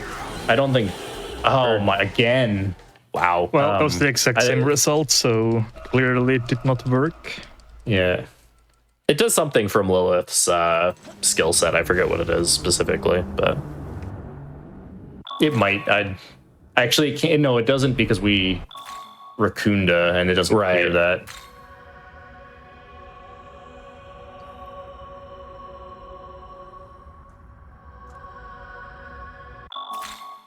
Like, I swear when we routed this fight felt a lot more consistent than it does now. I feel like Atlas broke something in the game with the update. Alright, let's hopefully third time's the charm. At least on paper, it's very consistent. Yeah. Yeah, like just it's a explaining everything that has to happen for the fight to work. You're like, oh yeah, no, that makes sense. But then sometimes it just doesn't.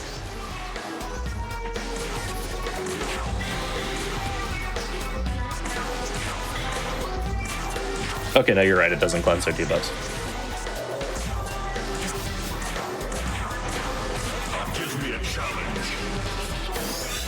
Thank you.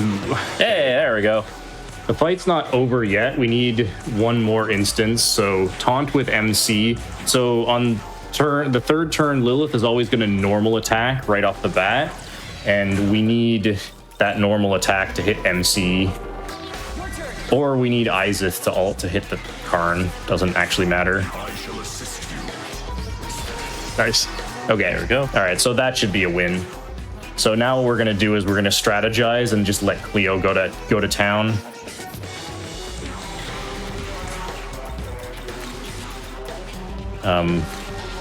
Can bring in Anubis here because his innate skill makes any light damage that any of your party does stronger.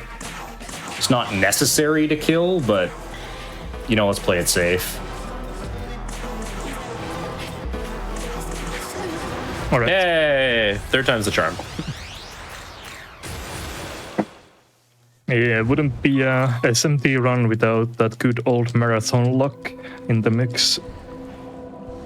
Hey, my So, PB also has 2 Kadishtu deaths. I think mine has 1 or 2 as well. Yeah, funnily enough, mine has none, but yeah. So Like I said, we a beat the year Kadishu, ago, but then when I they was beat doing us it- instead. Yeah, but like I said, a year ago when I was actively running this game more consistently, I wasn't having this kind of problem, but then Atlas released an update and suddenly it doesn't work anymore. I don't know if it's because of that. I'm just a bit salty. Oh yeah, a lot happens in these cutscenes. So let's see. Chow dies again. The Kadishtu are successful in summoning Tiamat. Let us fight together. Aogami dies. Nua dies. Tao dies. Yuzuru dies. Dazai turned evil and kills Yuzuru. Yeah, Dazai goes berserk and sides with Abdiel, kills Yuzuru.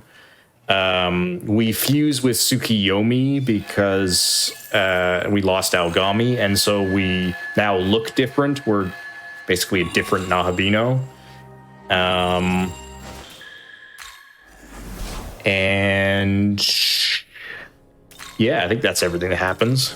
Oh yeah, Yoko also gets filled with the spirit of Lilith and basically becomes their goddess of creation. Oh yeah, So they're now Yoko's a bad guy now, at least for now. for now. So now Yoko's going into the Tokyo Government Plaza, which is apparently the secret location where the object that was created to preserve the fake Tokyo was created, called the Shekinah Glory.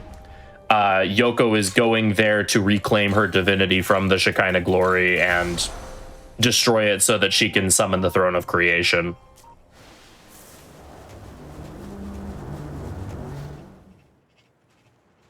All right, so we'll have a short cutscene here with Mastema, and then we'll head on into a small dungeon.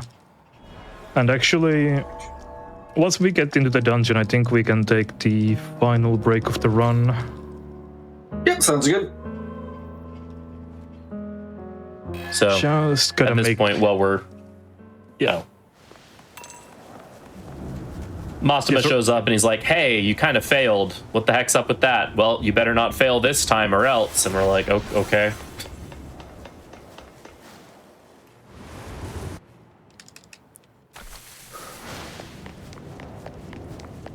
All right, so yeah, this is Shakan. This is one of the 2 dungeons. There's still the late game dungeon that we'll have to get through a bit later, but all right, we can take a break here. All Perfect. Yeah, so during these longer runs, everybody, we like to take a break about every hour so everybody can get up, stretch, get some water, anything y'all need to do. Just a quick reminder before we go to that break. If you are looking to get more involved with the GDQ community, you can always join the official GamesDoneQuick Discord and add the Hotfix role to stay in the loop on upcoming events, chat with staff, and more. You can use !Discord in Twitch chat for an invite and more information. With that said, we're going to take a quick break. Back in just a few minutes, everybody.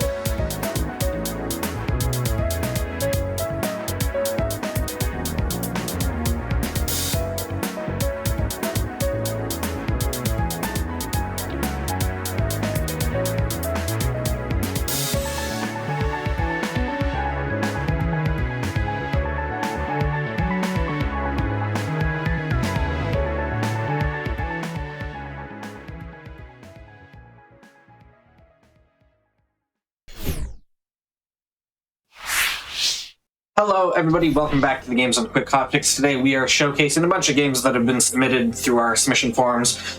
We've got an SMT5 run. We're almost at the end of it here. I'll hand it right back over to you whenever you're ready if you just want to give a quick 3, 2, 1 countdown. All right, sounds good. 3, 2, 1, and we are back. All right, so this is Shakan, one of the few dungeons that this game actually has. And here we'll have a quick forced encounters with this encounter that we affectionately refer to as the Dark Block Bros, because they use the skill called Dark Block. Yeah. Overall, not too difficult though. We are pretty well equipped to dealing with them. Yeah, this is you say it's not that difficult. This is another one of those fights that goes first. And routing this fight was actually quite difficult. This is another one of these fights that's made way easier by the presence of Cleo, because she has Mazandine and can set up properly, can two-shot this encounter. These guys can be quite scary if we didn't have this set up. Yeah, if I remember correctly, or I might be thinking of another route, you kind of needed to be using dark damage for this fight, and so them just blocking dark caused problems. Yeah, well, dark damage is just generally the strongest way to deal with them, especially because you don't really invest much into force damage in like the other routes. You'd rather use dark. So them spamming dark block is incredibly annoying. But in this case, we just use Mazandine instead. Yeah, got a bit greedy there. Shouldn't go through the middle. It's very, very likely that you get tagged by an Orobus if you try to do that. It's so tempting though, because I hate going the long way. Oh. That's not what I meant to do. To answer a question in chat, to reiterate, this is the Canon of Vengeance hard difficulty speedrun. So we're on hard mode, which changes a couple of different modifiers in the game just to make the game just slightly more challenging in a bunch of different ways. You take a little more damage, deal a little bit less. You have slightly lower accuracy. Enemies hit you slightly more often. You have a slightly higher chance of getting insta-killed. Enemies get insta-killed less. Bunch of random things. Lower run rate. That don't make the game tremendously harder in an unfair way, just kind of spice things up a little bit with some of the balance changes that Vengeance made to SMT5 overall. Yeah, hard mode is very fair in this game. I generally recommend playing on hard mode if you would all consider yourself to be good at turn-based RPGs. So the gimmick for this dungeon is you have these like gravity reversal switches. Thankfully, all of the puzzles can just be solved in 2 flips, so it's not that big of a deal if you want the actual like goodies that are spread throughout this dungeon, which there is quite a bit of good stuff in here. Just none of it that we need for the speedrun. There will be like 1 set of chests that we will be grabbing in, I think, this room or the next room. But aside from that, we're going to be just running through this dungeon as quickly as we can. Because right after this dungeon, we get into the 4th major area. And the 4th major area is going to have a huge increase in the power level of abilities that we're going to have access to. Yeah.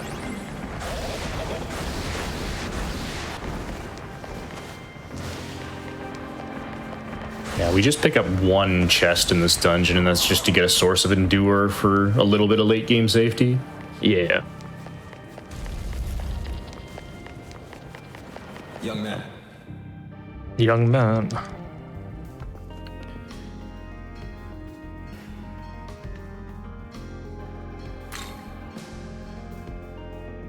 Yeah, the Canon of Creation has a dungeon about at the same spot, like at the end of Area 3, but it's much longer and a bit more trickier puzzle-wise as well than this one.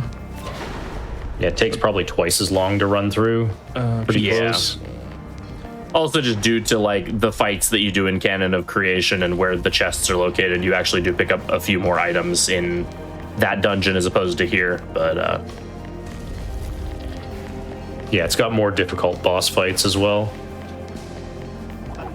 Yeah, this The boss fights in this dungeon are kind of disappointing. Yeah, they are not great, especially since the last boss is just a rehashed fight of the existing one in Canon of Creation already. It's not too exciting.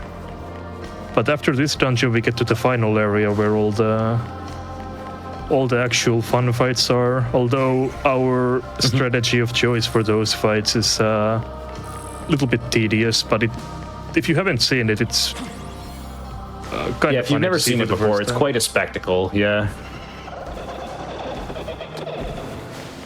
Oh, Pazuzu blocking me off. Why is his AI so smart?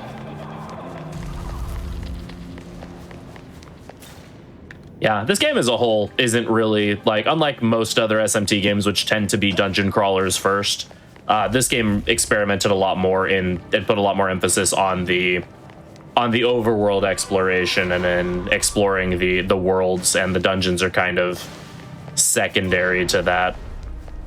Which, in my opinion, was a good idea. I like that they attempted to change it up, and I think it actually worked quite well. The outdoor exploration aspect of this game is really good. I do love me some dungeon crawlers, but I also really like what they did with this game too. So here we're going to be fighting those cherubs. We're quite a bit stronger now than we were at the beginning of Area 3, so we're just going to fight them. These guys have really exploitable AI, but it doesn't even matter because they're weak to dark, and we have Alice.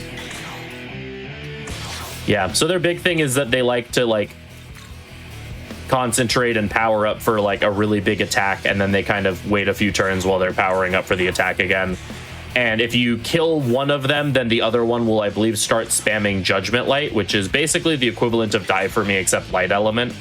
However, we can just you didn't kind have of full bar somehow. You should be able to just stall a turn. It's fine. Yeah, it's fine. I don't have bar because I didn't hit the new ace, I think, because I...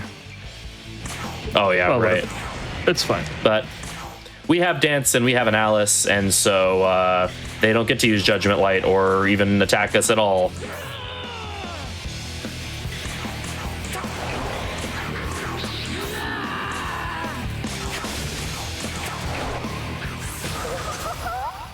All right. Now, importantly, I do need to build bar for the final fight. Since we have Evergreen Dance now, I can easily build my bar back to full quickly in... Oh yeah, I don't think we described Evergreen Dance. It's a skill that when you use it, gives you 20% of your Magotsui meter. However, you can only use it once per turn. You can't use it more than that. But it's still very good. Yeah, so I get into this fight intentionally to use the Evergreen Dance. Also, these guys block the way, so there's no way to actually get around them unless you fight them. They block the entire hallway. Similar with these ones as well. Yeah. Thankfully, if you hit them fast enough after they spawn, you'll always go first. It counts as hitting them in the back.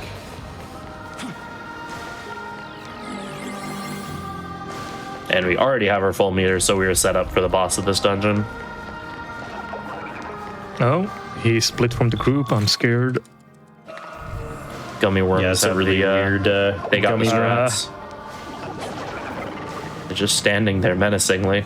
Exactly, that's what I was thinking as well, yeah.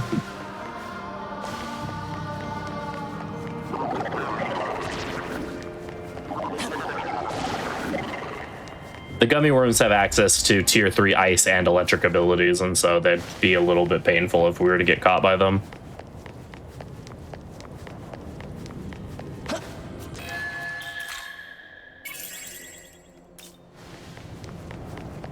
So because this game is Shin Megami Tensei 5 Vengeance, we're gonna get some vengeance. For Yuzuru. Yeah, we show up, we see Abdiel here, and Abdiel was part of killing Yuzuru, and so we're gonna beat up Abdiel.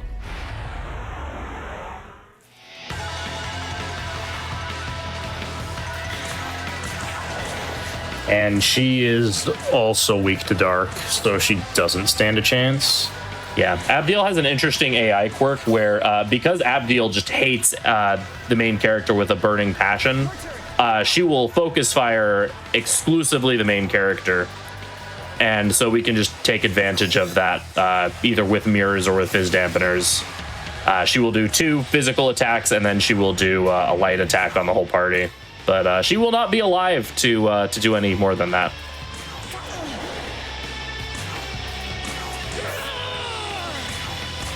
Worth mentioning as well, Dona Magisi is a buff similar to Concentrate, except it's one that you can give other party members, and the buff effect is a little bit less. Concentrate is 1.8 times. I believe Dona Magisi is 1.4. I think it's 1.4. It's significantly less, but since you can use it on a different Concentrate, you can only use on yourself.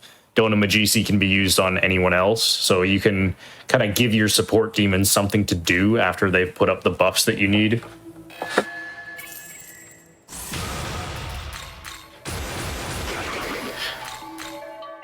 It's specifically good on Yaxini because we can't just dismiss her from the party like we can with Voivor to give Alice more turns. She needs to be there for Pandemonic Feast to function. So we can give her Dona Magisi so she has something to do.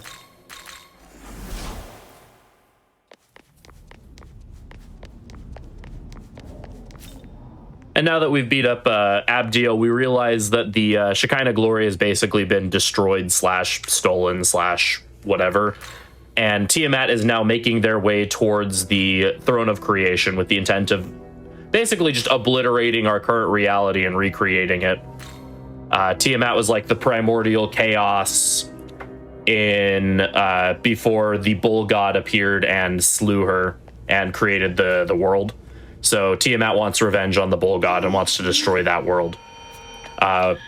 So we decide that we're going to try to beat Tiamat to the throne to recreate the world before that can happen. And Tao's alive again. Sorry. I know it's Yeah, a surprise. Tao is very good at reviving herself after dying. Yeah. Come, look. Tokyo fades like the setting sun. Fades like the setting sun. Time is almost Time up. is almost up. Yeah, for some reason you can't skip this cutscene until you see the Until- close-up of Tao's face. I ask Atlas only was really this. proud of this cutscene, so they don't let me you find it skip it inside. immediately.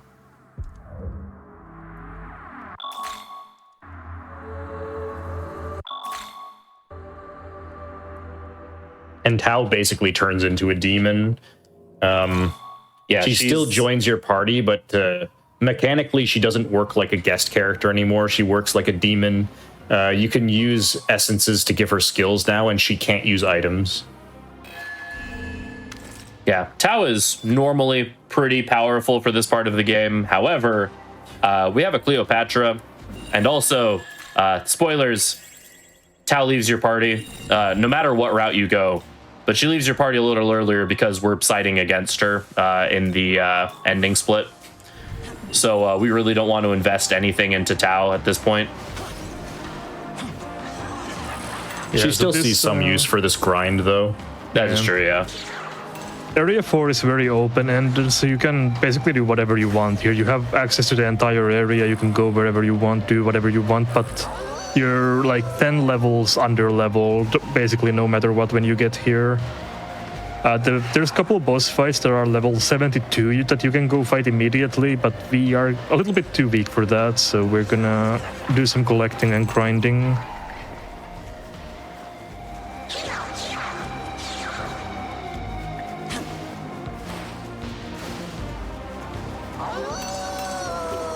Also, these French werewolves are trying to attack us. I don't know which part is more horrifying.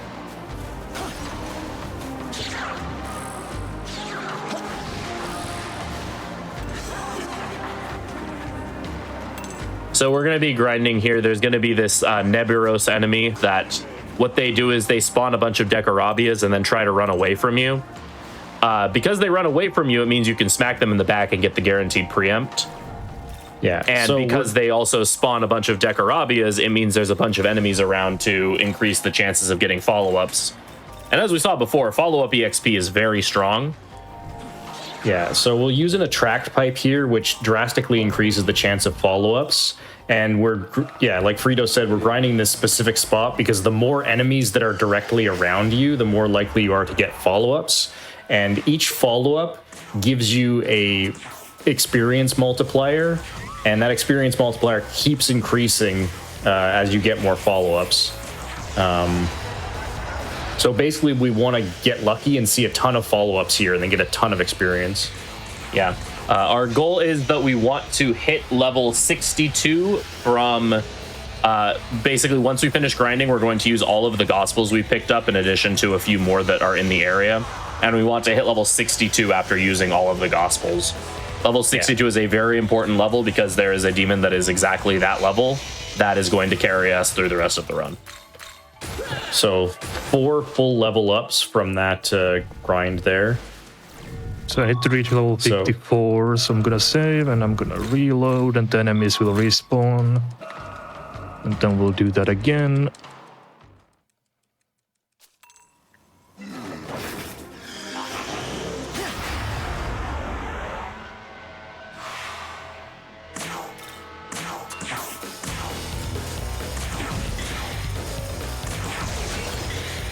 Oh, nice.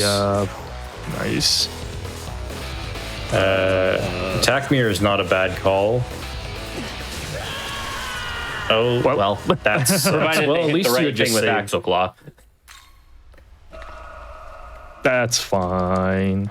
Yeah, I mean, you just saved to respawn the enemies. That was barely any time loss. Try that again.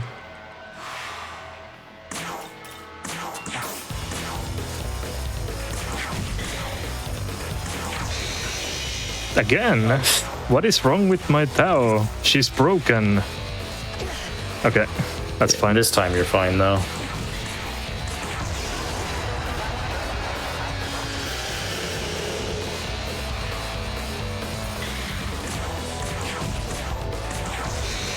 Again?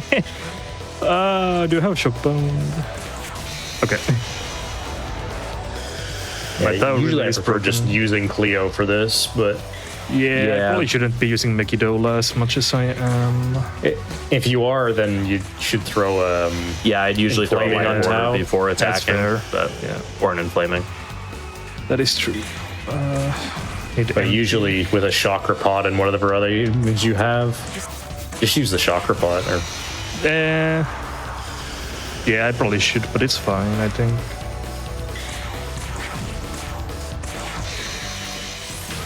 All right. 55, you're good? Yep. I don't need this, right? No. No, you don't need luster candy. Not in Cleo. Yep. Actually, not at all, because we don't use it. Yeah. That took me so long to adjust to because not taking luster candy in an SMT game feels like blasphemy, but inflaming divinity is kind of good.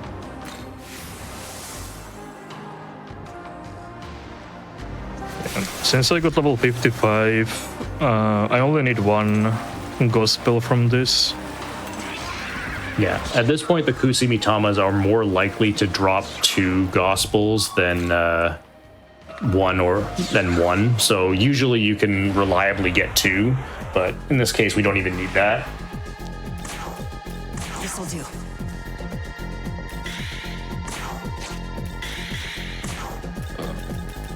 I have... Wait, what? Oh, we didn't buy any extra gems. Oh, really? That's a... Huh, I didn't think that would be a problem, and apparently it is. Okay, cool. If you had Alice instead of Yakshini, she still has fire breath. Yeah, I could have swapped that, but I forgot.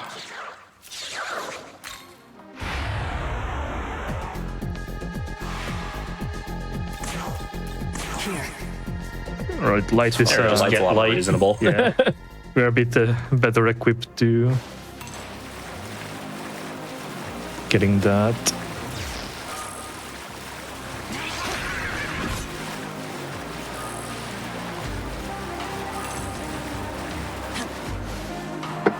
There we're grabbing Arahabaki's Essence. It has Debilitate and Great Life Spring on it. Debilitate lowers all enemies' stats by 1 level. Great Life Spring boosts your maximum HP by, is it 20% or 30%? I think it's 30%. Both of those will be very, very useful for our final party.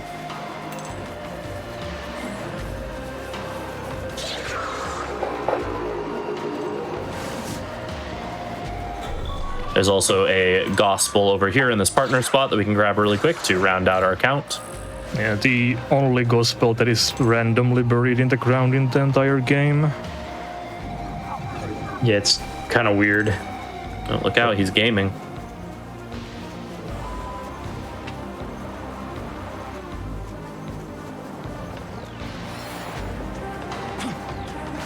Now we get to climb up this long area that hurts my eyes. It's alright, you can look away for a bit if you need to. This area is really cool, but yeah, I can see how visually it'd be pretty hard to look at. That's a poorly located Fafnir. Yeah, with our timing, he's usually standing right there when we get here. At least that's what I've noticed.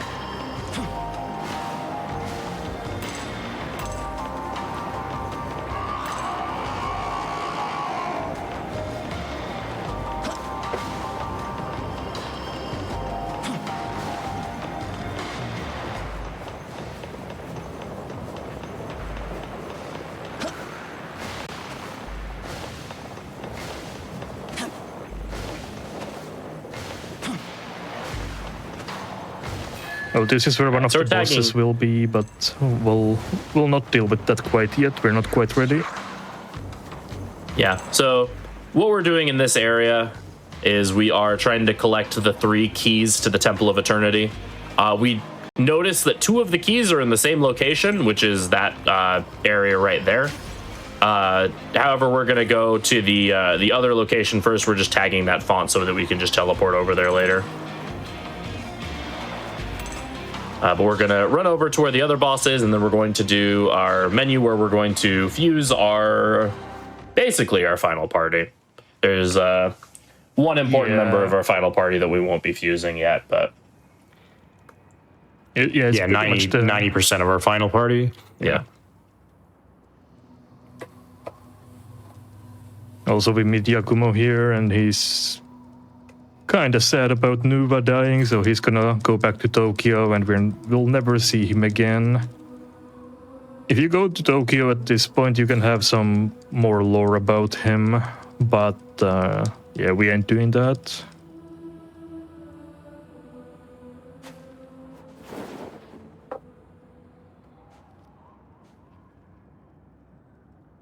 Yakumo, yeah, it's like really cool. It's a lot of really cool stuff, and like the game just doesn't tell you about it.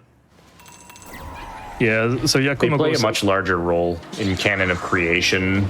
Yeah, I think first you have to go to the temple and then to the school, if I remember correctly, or maybe it's only the school to meet up with him. But it's a pretty random thing to do at this point.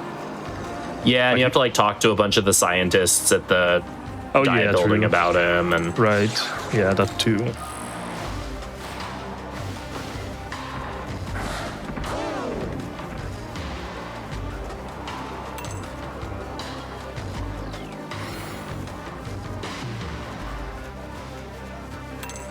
Also, from Nocturne Enjoyers, that's where... Oops, I'll show you once I can pan my camera around.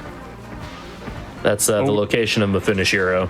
Yeah, Mifunashiro is at the bottom over there, so where the Archangels get summoned if you're opposing Chiaki in Nocturne. Yeah, they recreated that cutscene in a side quest here where you fight the Archangels like that in that exact spot. And it even recreates the cutscene of them spawning too. Here's a really cool touch.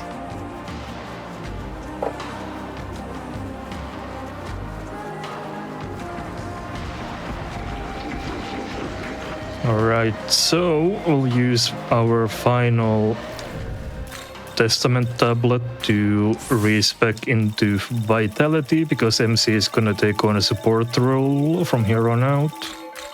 Yeah, so we just don't want to be taking damage and dying. All right. And time to fuse. Yep, so we're going to be fusing most of our final party.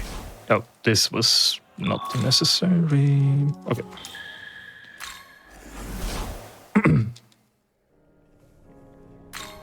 So before we mentioned, when we first got access to it, we mentioned that Strategize is a very, very broken ability when combined with the right setup. In general, it's really strong. But with the right setup, Strategize becomes obscenely broken and is like one-turning super bosses levels of overpowered. So this is our boy Gog Magog. He's pretty cool. He indulges in some gaming from time to time. But then this is Arahabaki. Arahabaki here has an innate skill called Affable Hospitality. What it does is anytime Arahabaki is in the party and you summon in a new demon, Arahabaki's active effects, so buffs, debuffs, Magatsuhi abilities, charging, concentrating, etc., will be copied onto that new demon that you summoned. We mentioned before that part of what balanced Strategize is that when you swap a demon out of your party, they lose the Magatsuhi effect of Strategize, and so they can't cycle through as much. However, with Arahabaki, whenever you swap in a demon, they will gain the Strategize effect. In addition to any other effects like full buffs, having a charge up that Arahabaki currently has. How is this? Meanwhile, we have our boy Gog Magog here, who has a innate ability, Vengeful Might, that boosts the total damage that he does. It's either with crits or in general, I forget which. It's with crits. With crits. By boosts it by the number of active weaknesses in your party. Yeah, he gets 5% bonus crit damage per active weakness in your party. He himself has 5 weaknesses. Arahabaki has 4 weaknesses. So together, that's a math amount of extra damage. It's 45%. 45%. So, like, already that's huge. Plus the weaknesses on MC and Cleo. And yeah, exactly.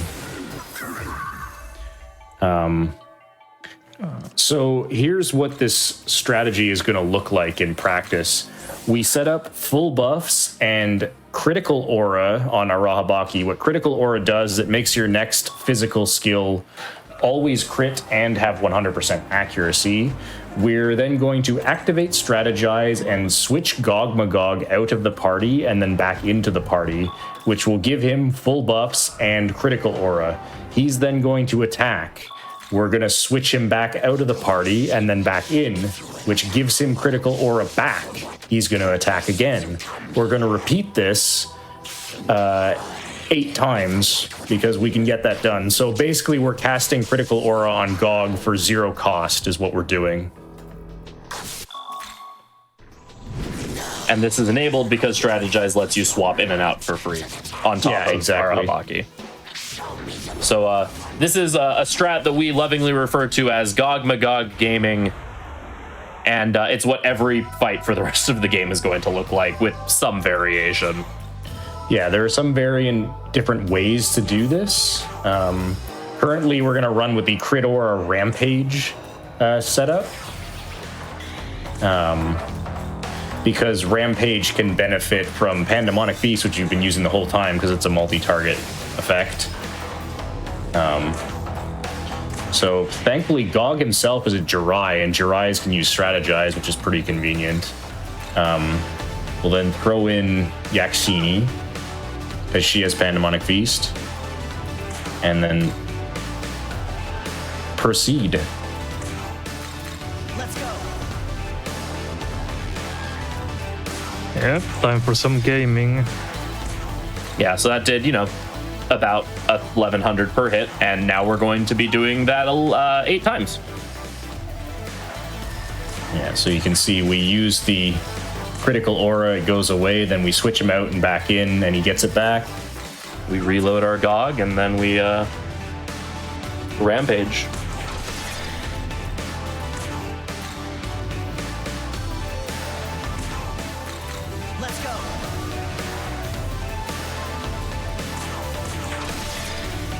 getting some pretty bad hits though.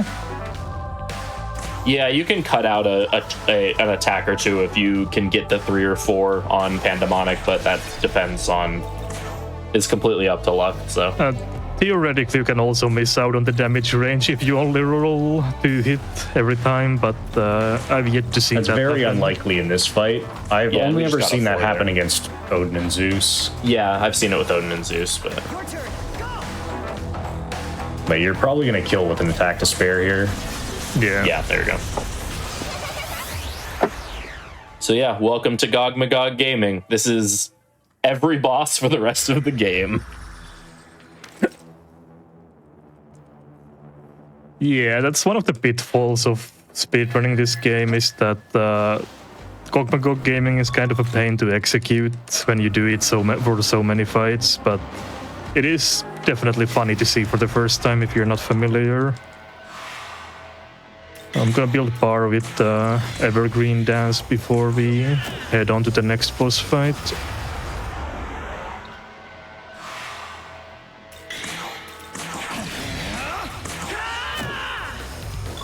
Alright.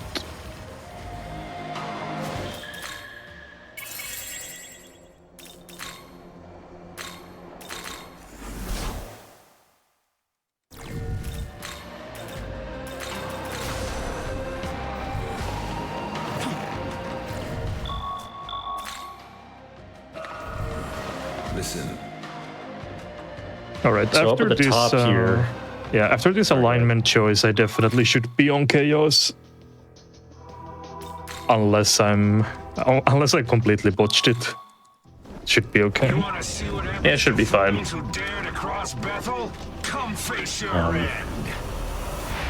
So in Canon of Creation, you fight these two guys separately, but here you have to fight the two of them together. This is a pretty damn intimidating boss fight.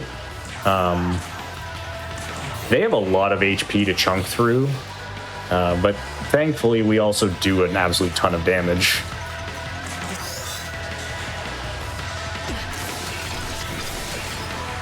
Oh, Clea almost died, but not quite.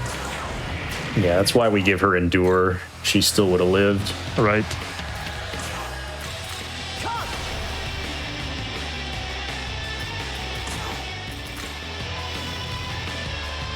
Your turn. Go. And now we will do the gaming again. Not an amazing first hit. Let's go.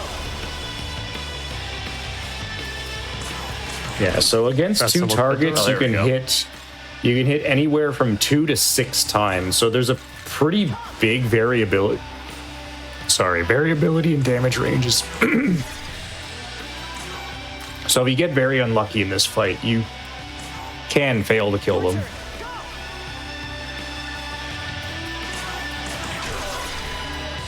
Some bad hits.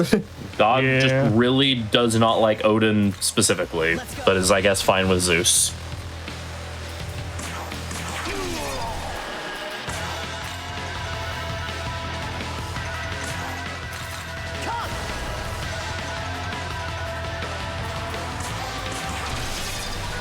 Right. That At was least a they're much both in better red. hit. It should be okay. They're in the red and you have 2 hits left. You should be fine. Yeah. What's Arabaki's purpose? Arahabaki is the reason this strat is even possible. Yeah. Arahabaki's innate skill makes it so any demon that you summon into the party copies his buff and debuff and ability setup.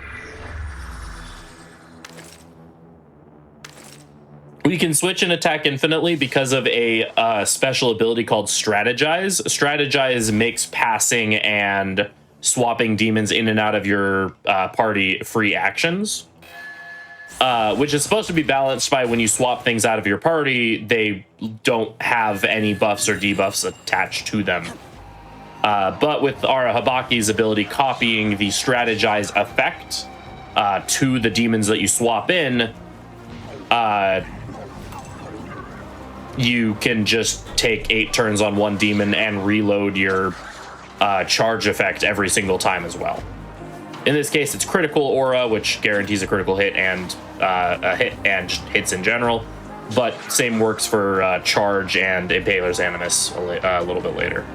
And technically any other niche ones. There's some even more degenerate stuff you can do with this type of setup where you use Glory and use Konsu to put Impaler's Glory on Arahabaki, and then you can do this exact thing with getting 3.4 times damage buff, which is just beyond absurd.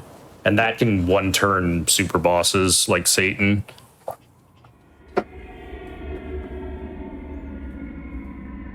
Yeah, the sky is the limit, basically, with how much creativity you can do with the innate skills. Some of them are absolutely bonkers, like Ariok, that gives you more damage for the amount of dead demons you have in your stock, or Vinyl Bomb. There's some others too. Yeah, Zhao Gongan has the same ability, or Zhao Gongan's it as well as another one that's like that.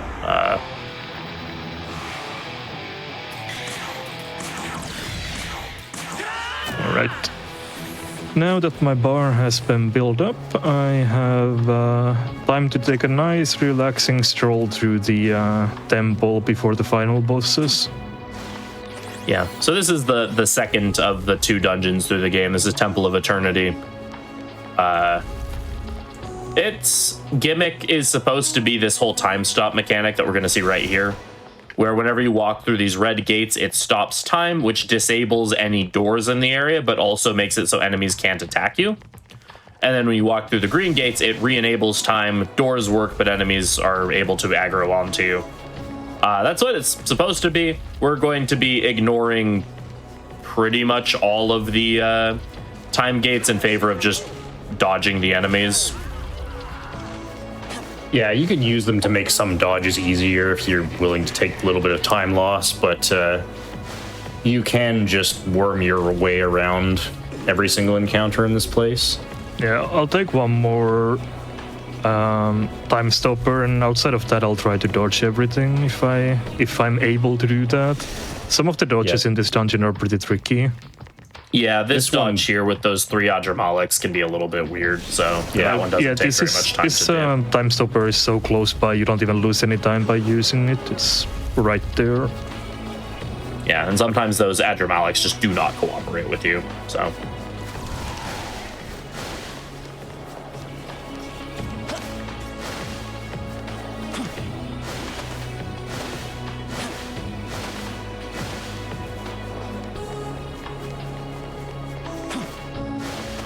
There's a few things we need to pick up in here. There's some essences with stronger physical skill, as well as high Fizz Pleroma, which is just the better version of Fizz Pleroma, and it stacks multiplicatively with Fizz Pleroma, so putting them both on is really good. We mentioned Crit Zealot as well, or? I did not mention Crit Zealot. Yeah.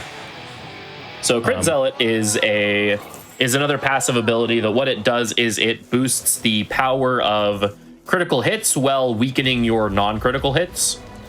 However, since we're only going to be doing critical hits for the rest of the game, either through Crit Aura or for skills that always crit, it's basically just another damage multiplier that we're throwing on top of all of the other damage multipliers. That, again, stacks multiplicatively with each other. Say.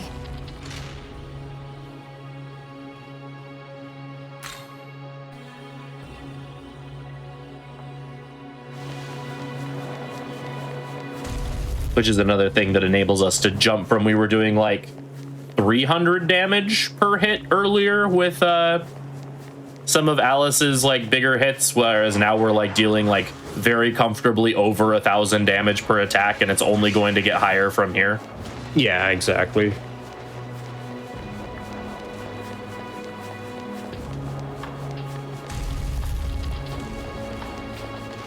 Yeah, so here's the first essence, the Odin essence with Figment Slash. Everyone knows and loves it as Balanced Slash. Yeah. This Figment Slash was a very strong ability in vanilla SMT5 and was, well, definitely the most broken thing in that game, which It's kind of funny looking back on it because it's really not even that bad compared to the.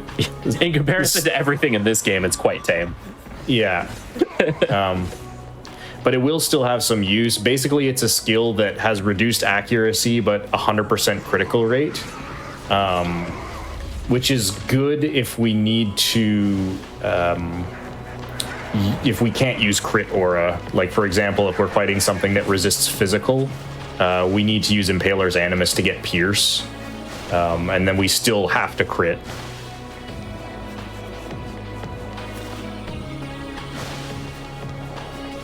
It also benefits from just having generally a pretty high base power as well, which is nice.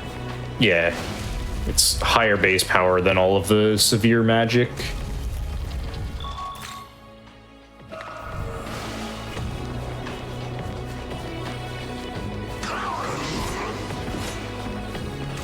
John's actually doing an amazing job with these Ongyoki dodges. Yeah. Those are harder than they look. Yeah, those dodges are very deceptively difficult.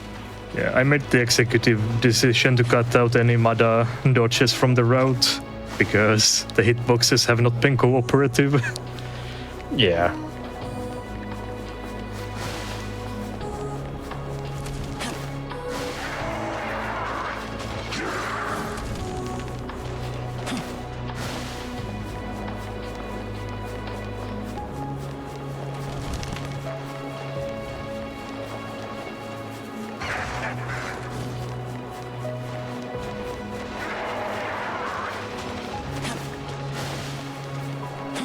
So here's the other essence, the GU essence that has high Visplaroma.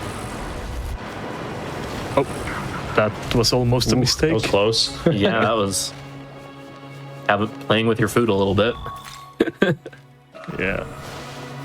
This is like the last dodge of the temple that can actually still fail. Alright, I think we're in the clear. That was very good. Clean Temple of Eternity. That was a very clean TOE, yeah. Got attacked by the Atramelex, but other than that, that was quite good.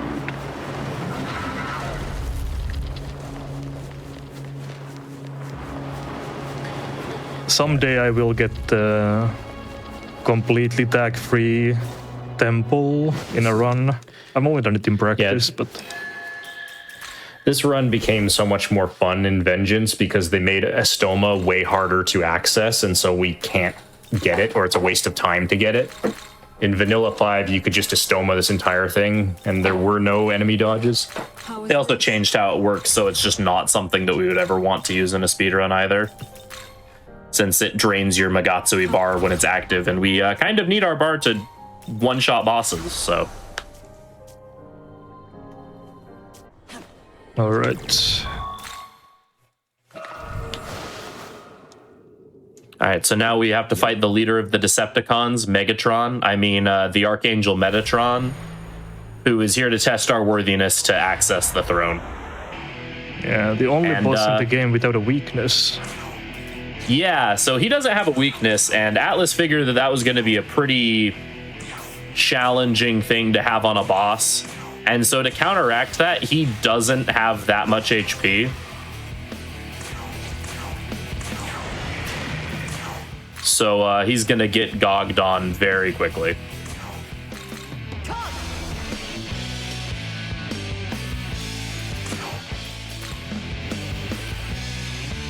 Let's go.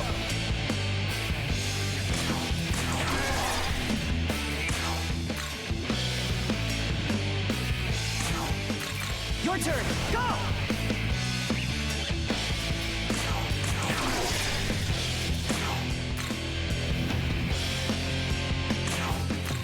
Let's go. Is he a tool of the Lord, or is he simply just a tool? That is the question.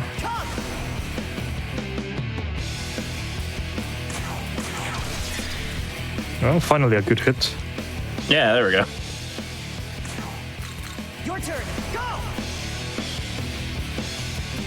Dog was slacking. All right, redeemed. Yeah. Our Gog has redeemed himself.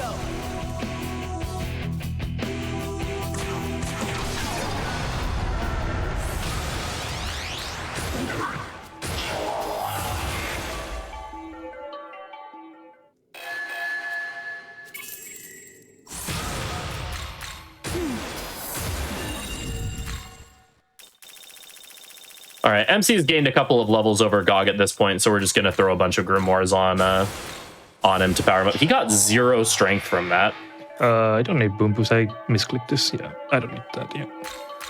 0 strength. I didn't even pay attention. Yeah, GOG got 0 strength from those 3 level ups. Nice. It doesn't technically matter. It's just like, come on, man. Yeah, it should be fine. The extra strength incenses should just make it work, but it is just funny. Yeah. Young man. I also got 1 extra level from the gospel stuff, so my Gok is also 1 level higher than he's supposed to do, so the level scaling compensates at least a little bit. Yeah. Justice. So now for realsies. Oh, also Abdiel became a fallen angel at some point, and Dazai became a Dragon Ball character. And so we can't have that, so now we're gonna like kill them for realsies. Yeah, and we didn't actually go out of our way to build bar for this fight because there were no enemies to do it on, so we're gonna actually have to do it in this fight. So we have to play defensive for a couple of turns.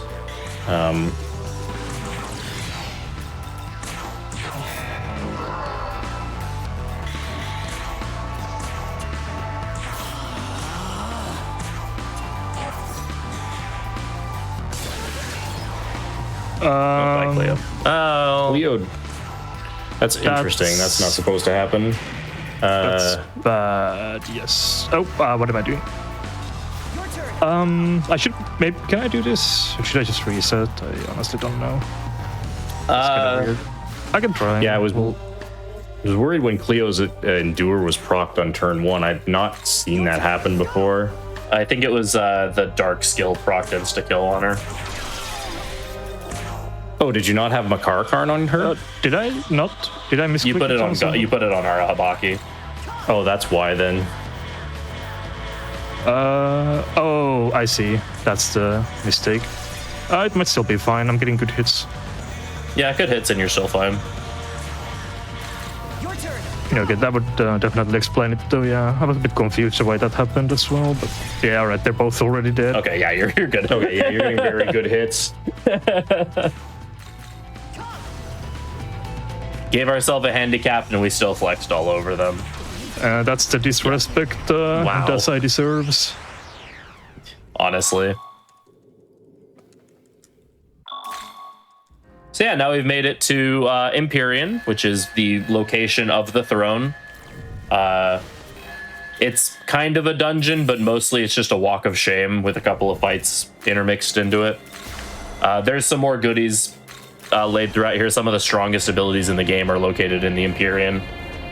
The current world record route for hard COV uses a glitch to get into the Empyrean early to take advantage of a number of these really powerful abilities. This route is done glitchless though, so we don't get access to it. The glitch is also just kind of weird to do in his PC version only. Yeah, you have to do it like put the game in the window, and then you have to drag the window around your desktop while you're moving in the game to create lag artificially to bypass a trigger, which is not something I really want to do. Yeah.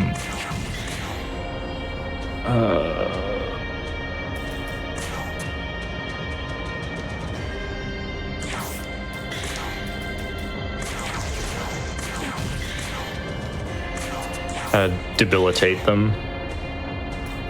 Oh right, I should have with a raw done that. bucket. Yeah, I have also this. I should actually. No, that doesn't matter because that's Leo's already buffed. Just debilitate them with a raw Baki. Yeah. So these Melchizedeks here, their gimmick is that if you kill any of them, if you kill one of them without the other ones dying, they will re-summon a new one, and so you have to kill them all on the same turn. Correct.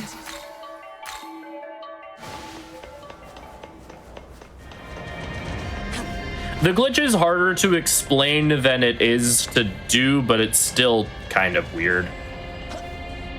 And somewhat it's precise. awkward. Like, once you know how to do it, it's not too bad, but it's still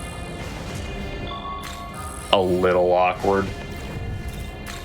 It's also incompatible with a tool that we like to use to allow us to click outside of the game window without the game pausing. so we can look at our notes on the scene without having a second computer.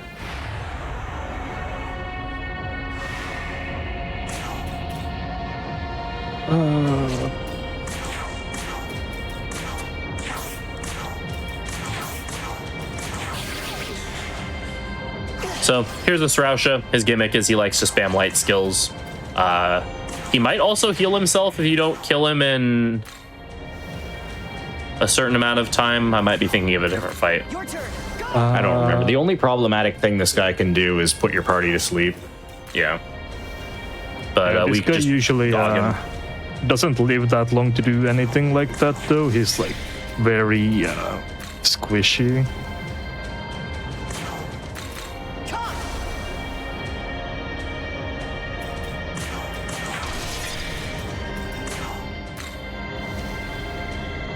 He also has some very, very unsettling damage animations. Yeah, he's a very witchy fellow. That would be the best way to describe him. He reminds me of like squashing a bug.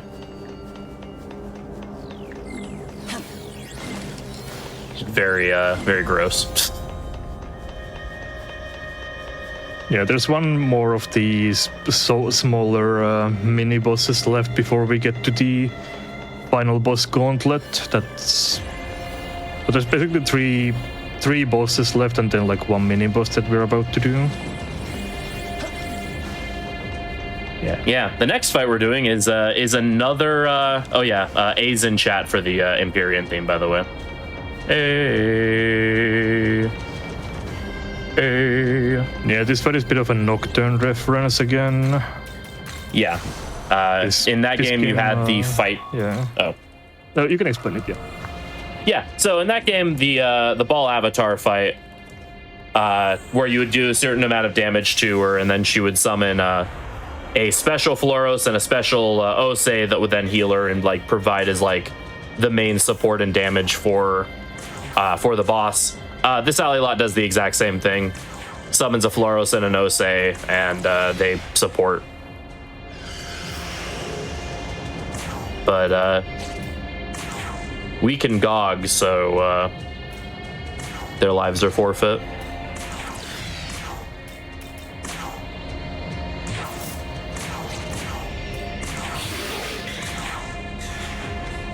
Nice charm. Yeah.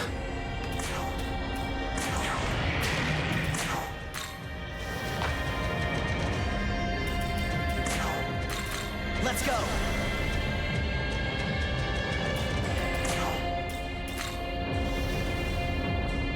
Your turn. Go. Nice. Nice. Let's go. Yeah, it feels dumb to build a bar for the whole thing and then just two-tap that fight, but... Unfortunately, we just can't really do any damage without using a Magatsuki skill with this setup. Yeah. Because on its own, without the benefit of crit zealot and stuff, Rampage doesn't do that much damage. So yeah, you're also just gonna miss because without the accuracy. And Say thanks.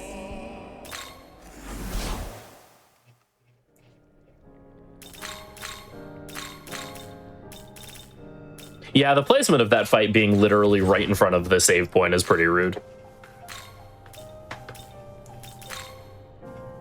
So here we're giving Fornius' essence to MC so that we can drain ice. The next boss fight uses a lot of ice attacks, and so being able to drain ice will end its turns immediately. Also repel light, for the fight after that. We're going to be using Amara on our GOG to change up his skill set. We're going to be getting Health Thrust and Megaton Press.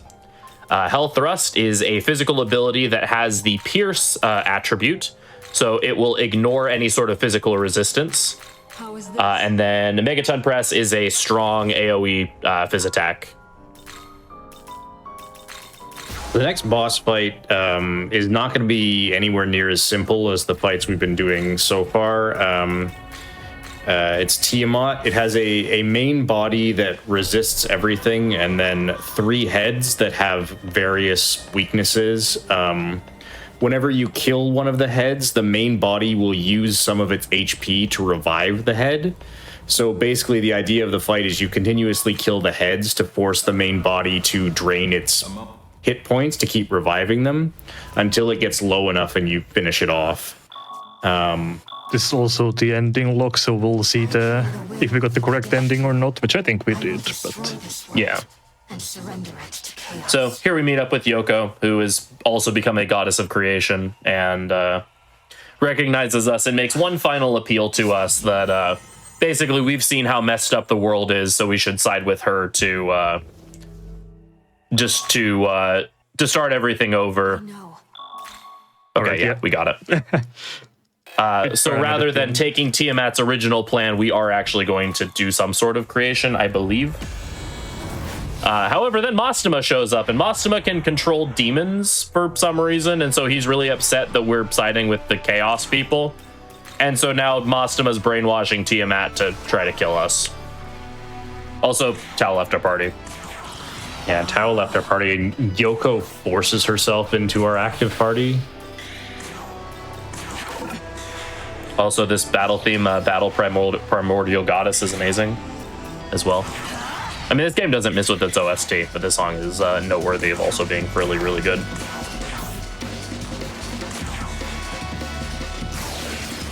So we're using taunt strats with MC to absorb the ice attacks that the first head likes using a lot. You didn't get full bar somehow? Oh. That's weird. That's spooky. Okay, well, let's stall one turn. Should be fine. Yeah, I think you should be fine. Your buff situation will be a bit different, but that might just be okay. Wait. Yeah, I need to... What am I thinking? Okay. Yeah, and since we're using Megaton Press here, we no longer need to swap in Yakshini because she doesn't... Yeah, no random target skills are being used anymore, so Yakshini doesn't do anything. And because of Crit Aura, we're just gonna always hit anyway, since you cannot miss when you have Crit Aura up. It's one of the few ways to have 100% accuracy in this game.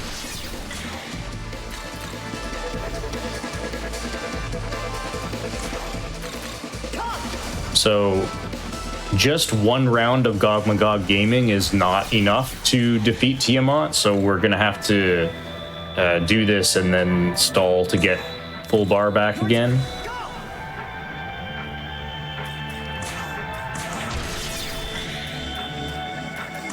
I love the comment in chat. Jerk is biblically accurate with how much of a jerk he is. Yeah, apparently Mastema has the ability to command demons in his lore, which is amusing.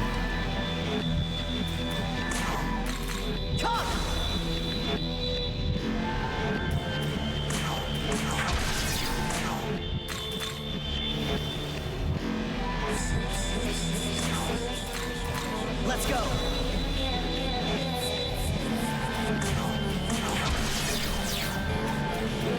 Slurp. Your turn. Go.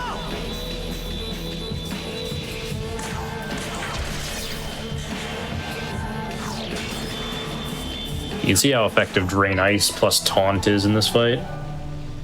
Let's go.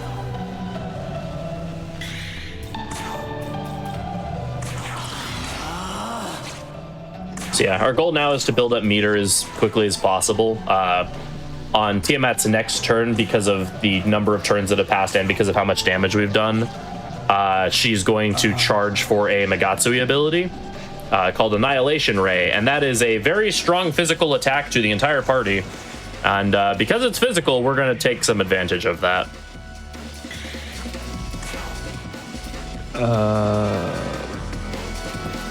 Need to get my bearings on it.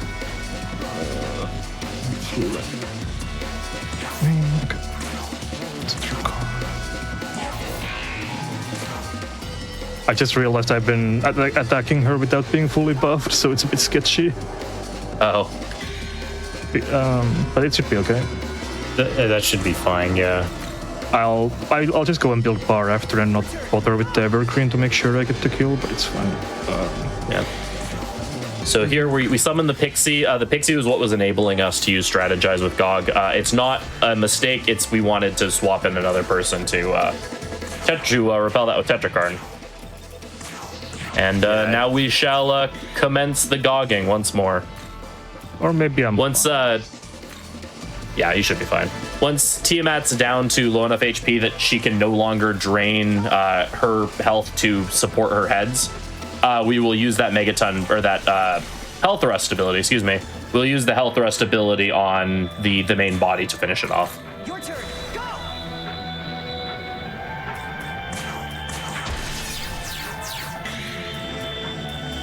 I should be fine to put evergreen in. I was worried about nothing. Yeah. Yeah, your Megatons do basically no damage to the body. And as soon as the first set of heads dies, they come back without being debuffed anyway. So not having the debuffs on doesn't matter. You're right. Am I already... I broke... Wait, do one more Megaton. Yeah, one more. Just wait until one of them stays there you dead. go. Yeah, that's what I was... I wasn't sure if they were dead or not, but... Yeah, we're fine. Your turn. Go.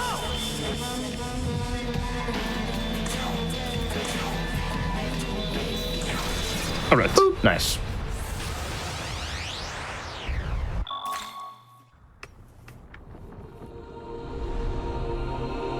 Oh, so If you wish to live, a bunch of stuff happens again. Tsukiyomi dies, but then Aogami comes back.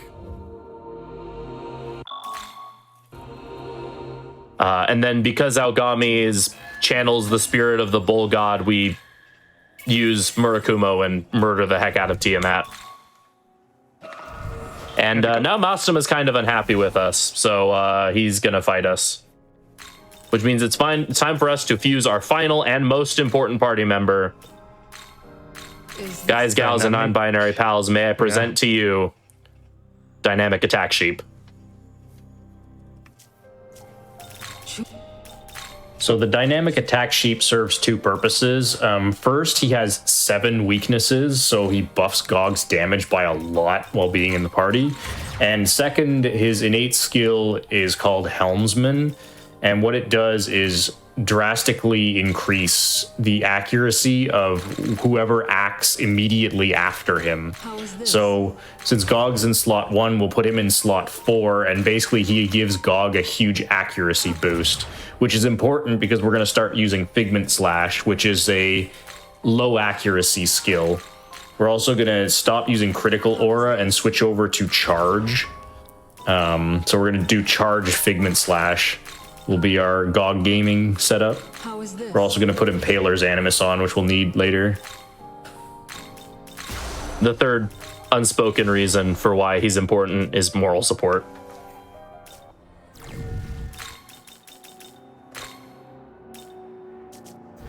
All right. young man. So yeah, Mastama's pretty unhappy about the fact that we slew Tiamat and made him look foolish. So now he's going to try to fight us himself. This is the fight that would be different depending on which ending we were going for. If you were going Law route, or Tau route is who you're siding with in that route, rather than fighting Mastama here, you would be fighting Necron, Tahom, where Yoko would merge with whatever chaotic energy was left from Tiamat's corpse. And Tahom is a really obnoxious fight with way too much HP, and like just over would 100,000. Yeah, 100,000 HP would not work well to be fought quickly. Not even getting into some of the fight mechanics and stuff that would just be kind of annoying to deal with. So instead, we're fighting Mastama, who is significantly less HP and who can be taunted to be cheesed to death. So yeah, this guy almost feels bugged in that he just does like nothing. He has so many like scary skills in his skill set, and he just doesn't use them.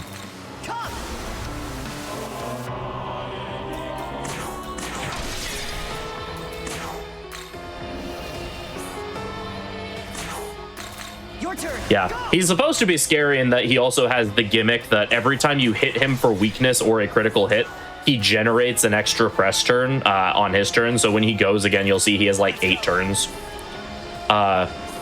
However, Taunt Repel Light doesn't care if you have 8 turns, because 8 turns might as well be 0 turns. Yeah, so he basically only uses physical and light. He has force, but he like never uses it. So we use Rangda's essence to repel Fizz, and then we have the repel light skill off the Metatron essence, and then we taunt with MC. So it doesn't really matter how many press turns he gets.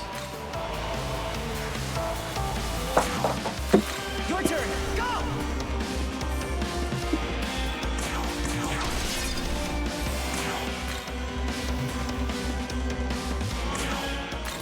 Come.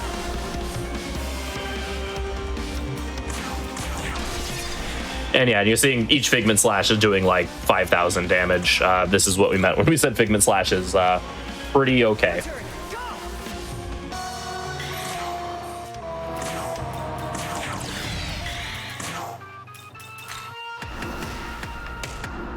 Let's go.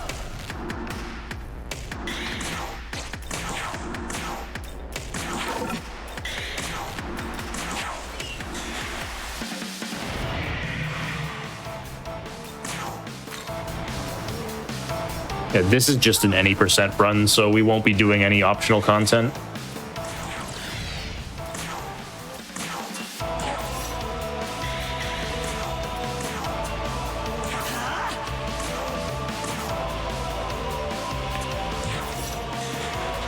I did say I would route a super boss percent someday, but I haven't done that. And then we realized it would just be this, but Yeah, it'd be kind of More. pain.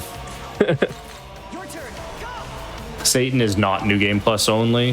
I think he's Satan supposed to be, but requires he's that you not. have a clear file, but he's not New Game Plus. You just have to have a clear file on your in your save data list. Yeah, so you can beat the game, reload an earlier, save and go fight him in one playthrough technically.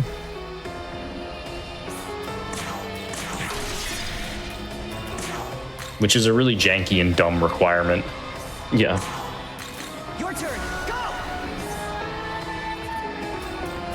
Yeah, I think the idea is that he's channeling the power of the final boss from a different dimension, aka your other save file, in order to like constitute himself. But it is just really obnoxious. New Game Plus requirements for things are something I really wish Atlas would stop doing. I agree. Turn. Go.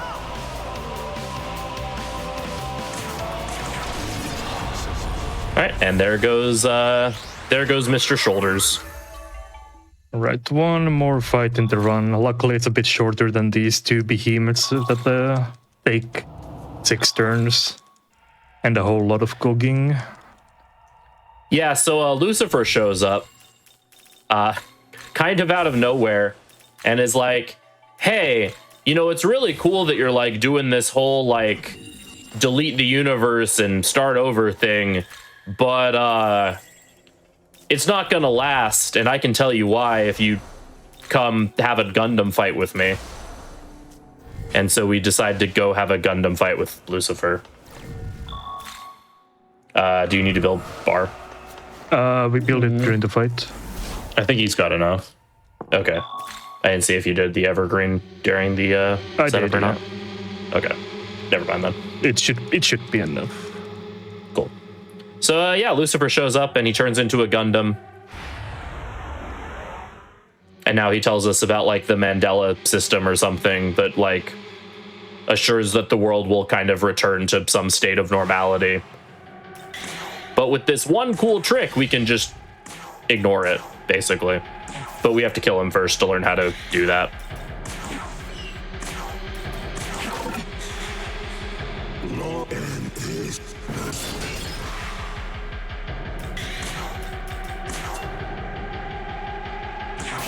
So Lucifer has a mechanic where if you don't hit him once a turn, he will gain an extra press turn. We ignore it during the first turn because we can just use a mirror.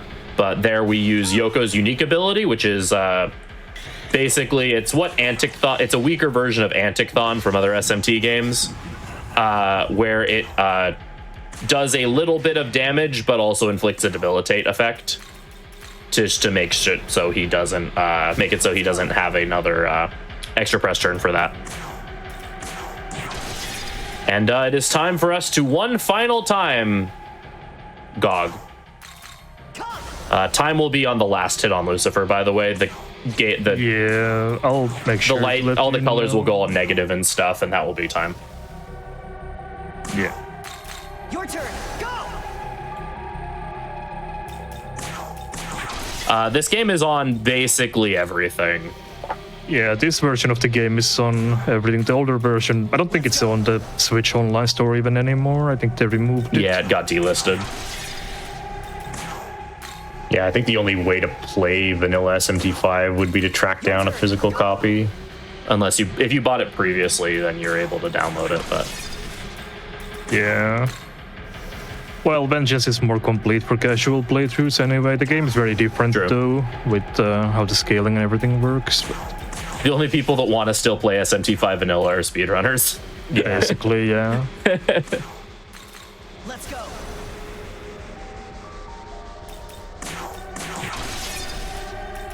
Alright, final hit is coming up, so timer, you can get ready with that. And time. GG. GG.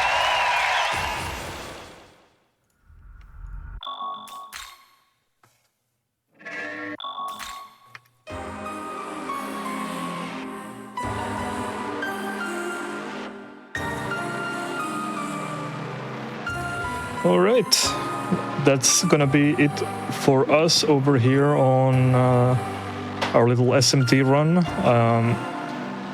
If anyone is interested in SMT speedrunning, then you're more than welcome to come join us in our Discord server. We have a very open community for Persona and SMT speedrunning if anyone is interested in that.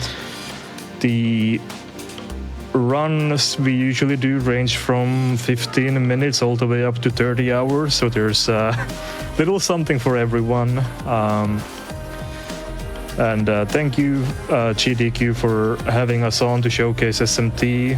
It's not the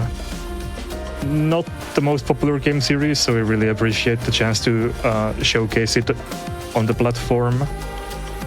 And yeah. Thank you very much.